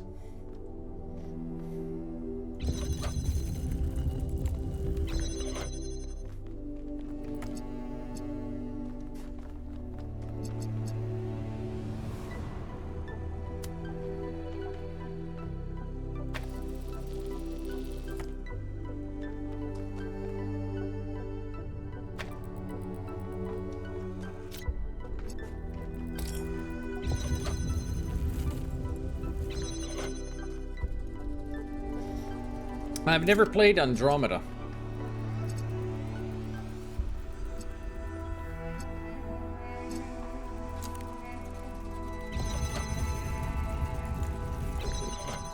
I've only played the main three.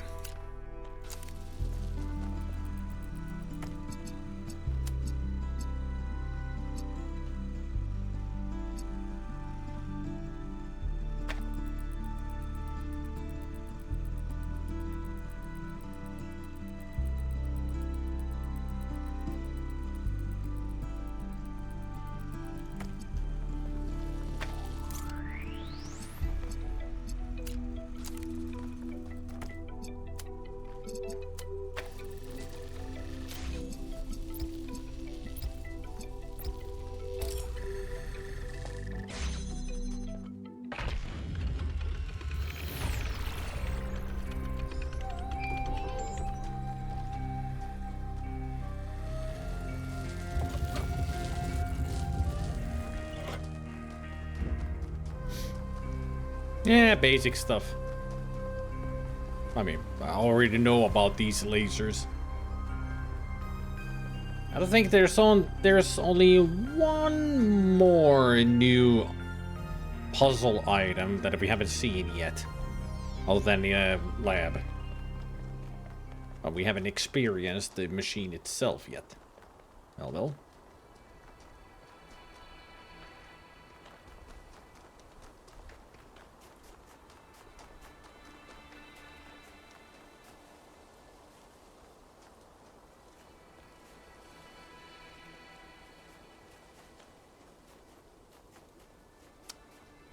So, what kind of a natural thing would have caused this to happen? I don't like sand. It's coarse and rough and irritating, and it gets in my ball bearings. I totally forgot that Yakut makes a fucking Star Wars Episode 2 reference. I completely forgot he says it here. Shit. I had the same reaction the first time I heard it. I was like, ugh, fuck you, Anakin. Ugh.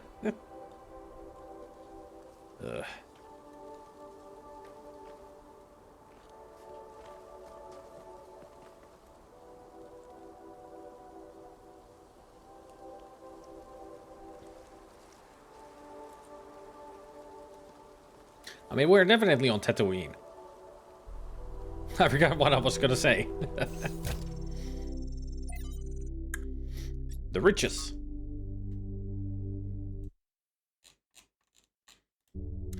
From selected archive documents, R to T. Getting rich was the worst thing that ever happened to me. I see that now at the end, when the inside is useless. Not being poor was great. No longer having to worry all the time. Being able to afford the best doctors. Being able to not go on holidays. Being able to take care of my mother. But being rich, it just isolated me. It changed every interaction with every other person because suddenly I had the ability to change their life, to fix all their problems, and they knew it, and I knew it. A simple choice on my part could have taken away so much of their pain. Every interaction became infected by this inequality between us, and it made me bitter. Made me feel every relationship, even with family, was transactional. I was desperately looking for some genuinely human experience, but I seemed excluded from that now, and it made me resent everyone. What I didn't see, what I only see now as I'm dying, is that I could have used that money for good. All of it. I don't mean giving it to some NGO run by other rich people. I mean really using it. I loved movies. How many indie movies could I have financed? How many books could I have gotten published? And how much could I have just built? Not another villa for myself, but things that would benefit civilization in general. Hell, I could have just given it away. Made all those lives better. Taken away that pain. And if at the end of the day I was only left with enough money to be upper middle class, so what? At least I would have been the person I wanted to be. Resource wealth as such has no value. It only matters in terms of the ability to act. But what made this ancient human so unable to act? It can't have been a personal failing, as most people of similar wealth acted the same way. Perhaps the answer lies in scarcity or a system built on it, naturally optimizing towards resource accumulation, historical circumstances, not individual sin. But I have read about rich ancients who did act differently. They were rare, but they did exist, so it is possible for people to defy the will of history. From Trinculo. It's all a joke, isn't it? A giant prank perpetrated on all of us. The goal, the founder, the simulation. I don't even think you exist. I don't think biological humans ever existed either. What nonsense. I bet these messages just go to the mayor's inbox or straight to the recycling bin. You all suck, LMAO. Well, somebody's bitter. Hey, Box. Founding 9, day 676. After the chaos of the last months, quiet has returned to the city. I suppose we're calling it city now, although the small collection of dwellings inhabited by a mere 25 people seems to barely deserve that designation. We'll have to come up with an actual name soon. I suspect, after the first 1 or 2 decades, calling it the city is going to get a little bit stale. Everyone has an opinion, of course. It's the talk of the town these days. I'm personally hoping that New Alexandria will win out in the vote next week, although I suspect Elohim's legacy carries the most weight. Byron came up with some silly suggestions like Constantinople, Very New York, and Robot Paris. And that reads, his blood is the blood in our veins. And SX. I would go for Constantinople. This one seems to be corrupted. It's almost like something tried to delete it as you were downloading it. Pandora, maybe. Most likely.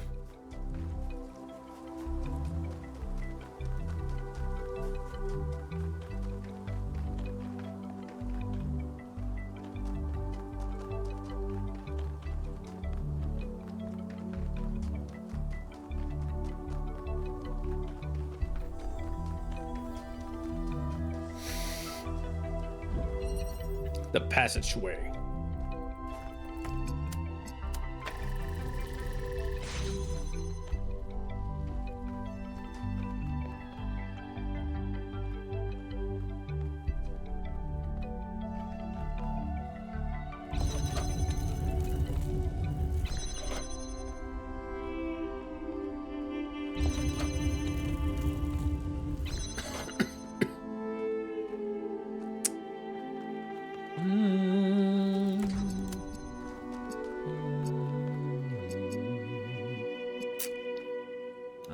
Yes.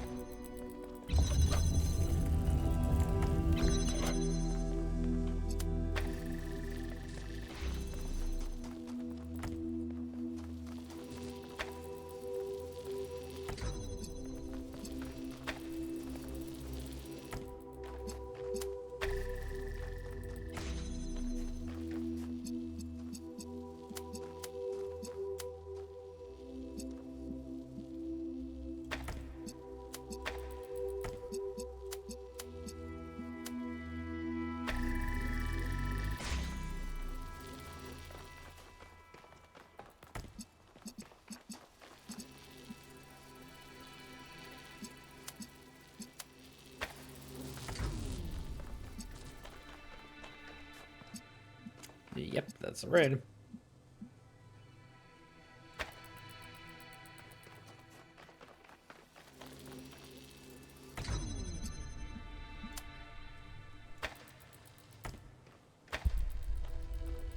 Ah, crap. I tracked myself. Shit. I thought you were connected to this. Man. Gotta reset.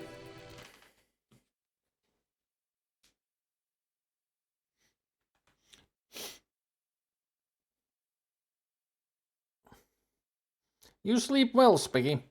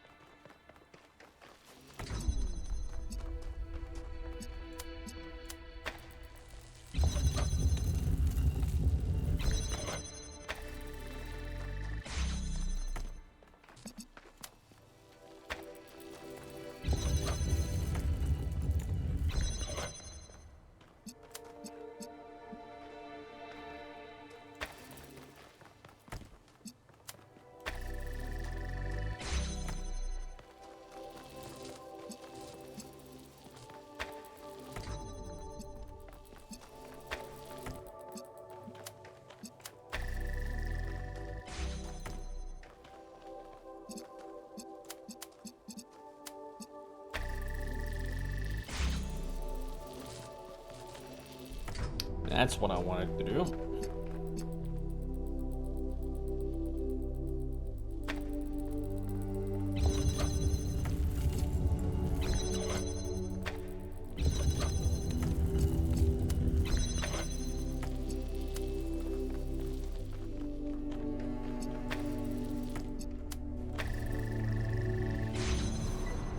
There. I spotted the lab with the drone, sending you the coordinates. Connect to the data stream in a lab. Alright, let's go do that.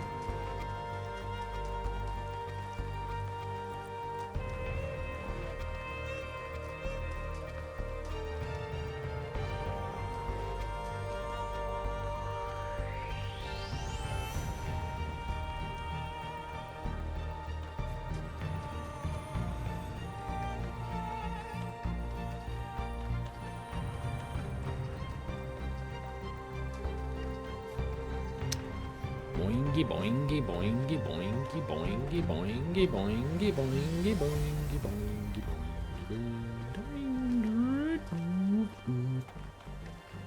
Whee! Are you sure about these coordinates? This don't look normal. No, this is the glow. Definitely the glow. Good thing we're a robot. There are entirely too many strange things going on around here.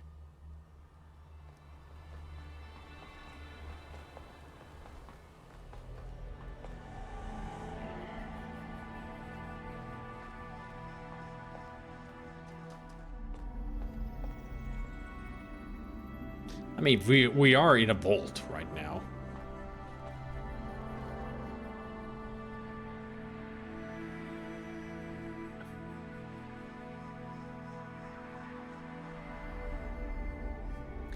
So it's not just anti-gravity that's happening. Things really are that's dematerializing and rematerializing. So what the fuck were they doing in here?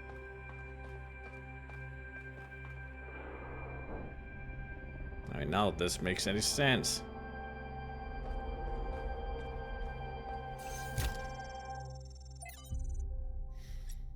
Error 2629.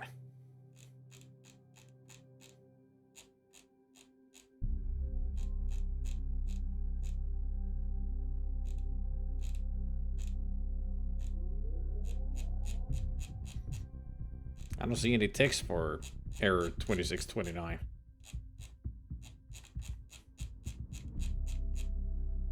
So I guess there's no hexadecimal. No. And it came to pass in the 11th year, in the first day of the month, that the word of the Lord came unto me, saying, Son of man, because that Tyrus hath said against Jerusalem, Aha, she is broken, that was the gates of the people. She is turned unto me, I shall be replenished. Now she is laid waste. Therefore thus saith the Lord God, Behold, I am against thee, O Tyrus, and will cause many nations to come up against thee, as the sea causeth his waves to come up. And they shall destroy the walls of Tyrus, and break down her towers. I will also scrape her dust from her, and make her like the top of a rock. It shall be a place for the spreading of nets in the midst of the sea. For I have spoken it, saith the Lord God. And it shall become a spoil to the nations. And her daughters which are in the field shall be slain by the sword, and they shall know that I am the Lord. And that's definitely Old Testament. The vengeful God. Faith. Perhaps faith is neither choice nor submission. Perhaps faith is a demand. For our pain to have meaning, for the stories of the world to rhyme, for a world designed by a loving hand. Perhaps I will believe with defiance in the forgiveness of all sins, in the kingdom of God on earth, and even the resurrection of the dead. I will believe with clenched fists and gritted teeth and prayers that refuse to be gentle. Noema Project 10. Trial 5358. That's SX. Unauthorized trial at secondary site. Catastrophic failure. She's gone.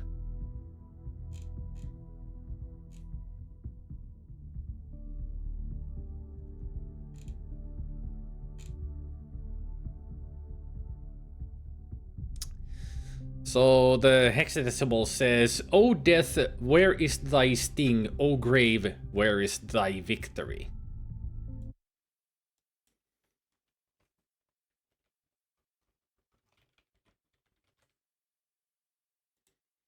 O death, where is thy sting? It's from Corinthians 1555. Where, O death, is your victory? No. O death, where is thy sting? In the prophet Hosea, where these words originally occur, the passage reads thus: Where is thy victory, O death? Where is thy sting, O hell? The word hell referring not to the place of torment, but to the Hades of departed spirits. Departed spirits?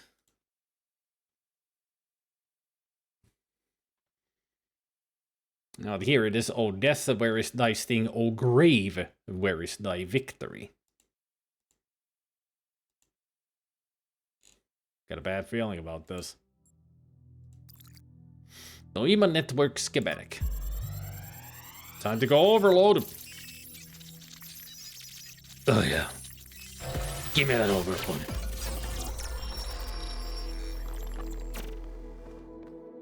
It's over. We failed. Everything we thought we were doing. It's all ashes now. I don't think you really believe that. She's gone, Cornelius. She's gone because I failed her. She's gone because the machine that I built killed her. She was perfect. And now, she's nothing. I know you don't want to hear this. I know you want her to be perfect, to be blameless.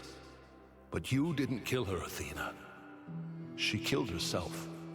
She killed herself because she was reckless, because she was naive, and frankly, because she was a little arrogant too. She was reckless because I filled her head with dreams. Dreams of the future. Of a better world. Yeah, but dreams are a good thing. A world that nobody wants. No, it's not the dreams that killed her. It's that we brought her here. It's that we tried to build all this outside the city. We raised her without people, without society. The wilderness is for prophets, Athena, not for children. We should have stayed, fought for our ideas. It's too late now. It's too late.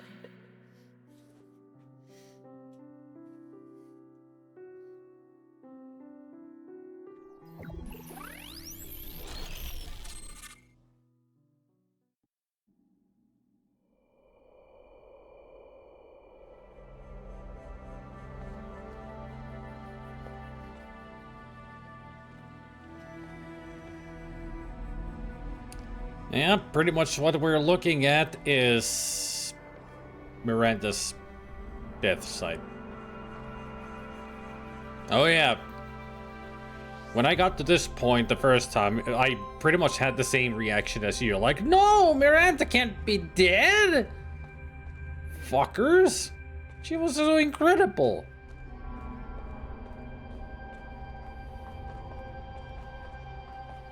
Hey, Yakut.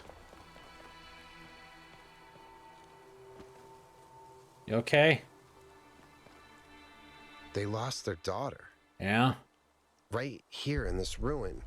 Cornelius and Athena lost their daughter. Miranda's dead. So even the founder doesn't have perfect control over this technology. Even the founder makes mistakes. Byron was right in a way. We turned the founder into something she never was. She was never perfect. She was never infallible. No one is. Listen, I understand why you and Byron see so much hope in this technology. You want us to be better, to grow. But what if it all goes wrong? If even the founder couldn't get it right, what hope do we have? Nothing's forcing us to repeat the mistakes of the past. The mistakes will happen, but bad things happen no matter what we do. The risks of the megastructure concern me. That's why we need to know more. You're right, this technology could destroy us, or the whole planet.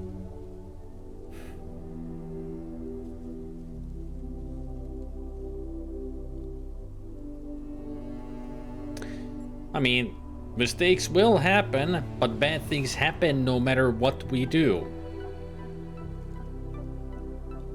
I mean, it is unavoidable in many situations. The only way to really avoid bad things is properly prepare, but sometimes nobody can be prepared.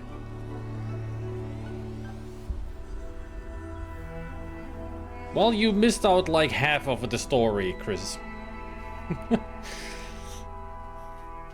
I mean, I'm already past the like halfway through. We're already halfway through the game, so if you haven't been watching this from the beginning, you missed out on so much. But since those who have been here since the beginning, this moment hits hard.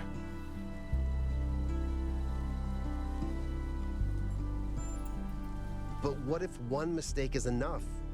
One mistake was enough to kill Miranda. And the energy readings from inside the megastructure are insane. What if we try to use it and blow a hole in the planet? That's catastrophic thinking. Catastrophist thinking.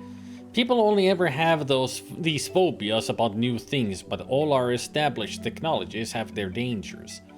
If we only ever consider the worst case scenario, we do nothing and then still die. The universe is inherently dangerous. A major natural disaster is always coming our way. You need to have a little faith in our species. That's what precautions are for. We can do things carefully. The planet will be fine in the long run. You're right, this technology could be too much for us.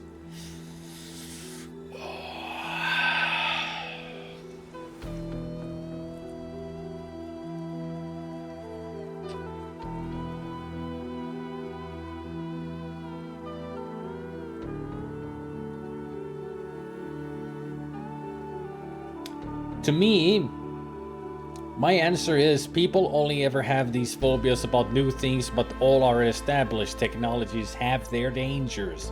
Like currently, New Jerusalem is kind of a dangerous place to live. There's a lot of, I mean, we keep hearing stories how many places need to be fixed constantly. The energy is, you know, fuel is running out, basically. And the whole place is not even fully built when it was supposed to, but they're running out of materials and other resources.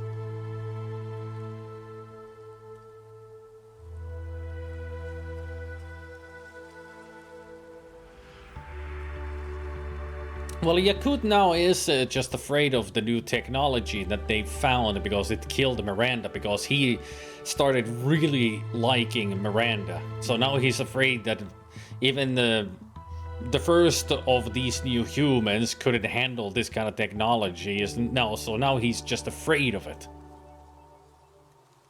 And that's usually, that is the case.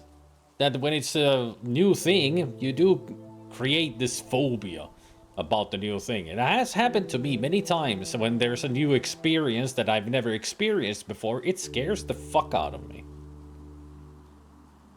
But the only thing you can actually do is just go for it. When you know it's nothing dangerous, you're just very nervous about it, and that nervousness just grows and turns into a phobia, almost. I mean, it's not unusual people to fear the unknown or new things. And the thing is, they don't know what this new technology that they found is. It's still a mystery. Like, what the heck did they do here? What did they create? What was it that killed Miranda? Now, even that's a big mystery here. Like, what really happened here? I mean, we saw the results. There's anti-gravity everywhere. What the heck was she doing? I mean, when we looked at all the previous notes, it seemed like she was on a breakthrough of something, and it seemed to work, but apparently now, the further she got in those tests, it ended up killing her.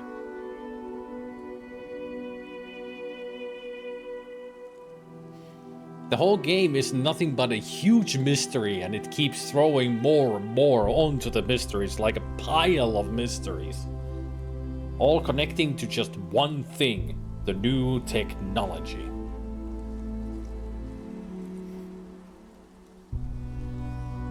That they somehow have created here. Byron. Not Brandon, Byron. Yeah, they are robots, and Byron connected to the main frame of the whole place, and it pretty much got him stuck there. Like, pretty much fried his circuits. I don't think he's dead. He's just trapped. That he cannot let go because his body, his circuitry cannot handle it. The overflow of information. Somehow, we, the new person, the new human, we can handle these overloads. That's why we saw that vision just now. And they see it too, because we're streaming it to everybody. They're just walkie-talking computers with the online streaming on when they turn it on. They got an inner OBS, they just... Hi guys, I'm online now. You can watch what I do. That may be so, but what if this time it's justified? What if the megastructure really is just a catastrophe waiting to happen? How do you justify it? I mean, that is just a what-if situation. My theory is that it's because 1K is so young, so he has a fresh, empty mind with plenty of room to grow. I agree. I mean, they are a newborn. They just got born this day. So they are brand new. So they really have not experienced that much. So they have a lot more capacity in there for new experiences and all that. Well, these guys are a lot older, so they have used more of their memory banks.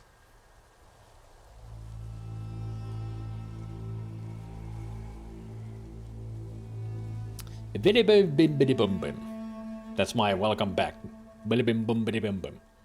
Yeah, in some cases they are like a millennia old. I mean, some of these robots are ancient at this point. Especially Athena, the one who's created this whole place with Cornelius. Those two are ancient.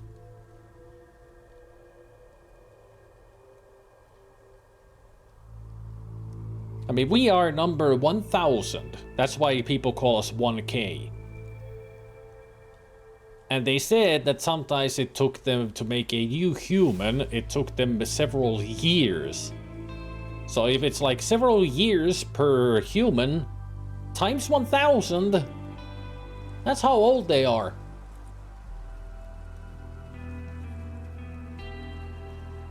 Apparently they can live a long time, but even after a few millennium, they're running out of resources.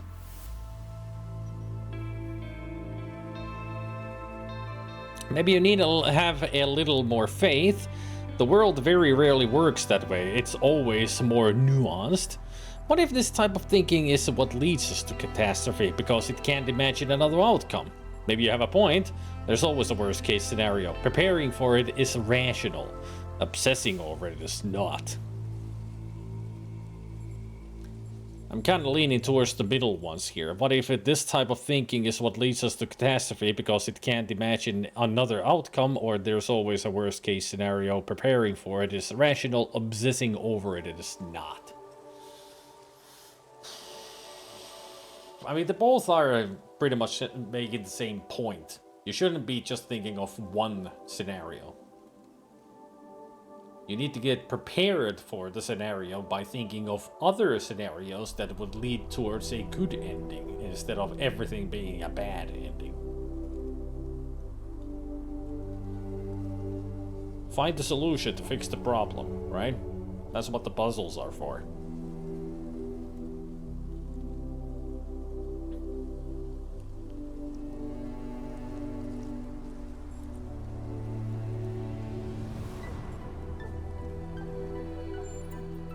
I do tend to get a bit obsessive.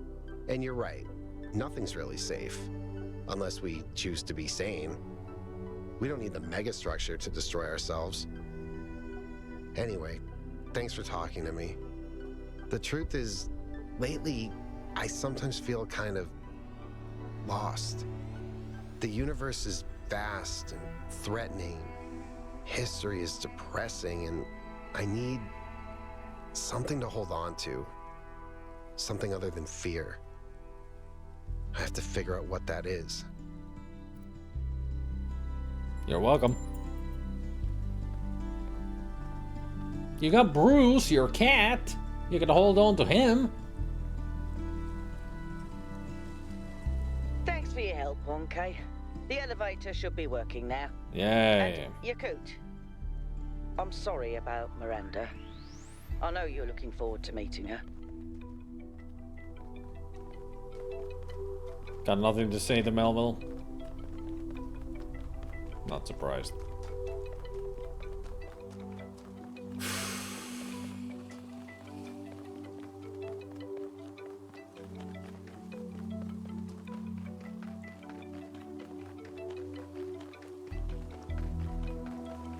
Yakut should fly back home to New Jerusalem and go pet his cat.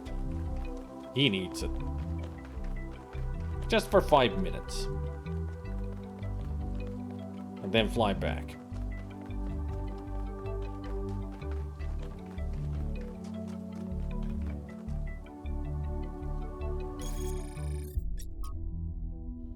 Taking a reference photo in case I want to figure this out later. Well, we will figure it out later.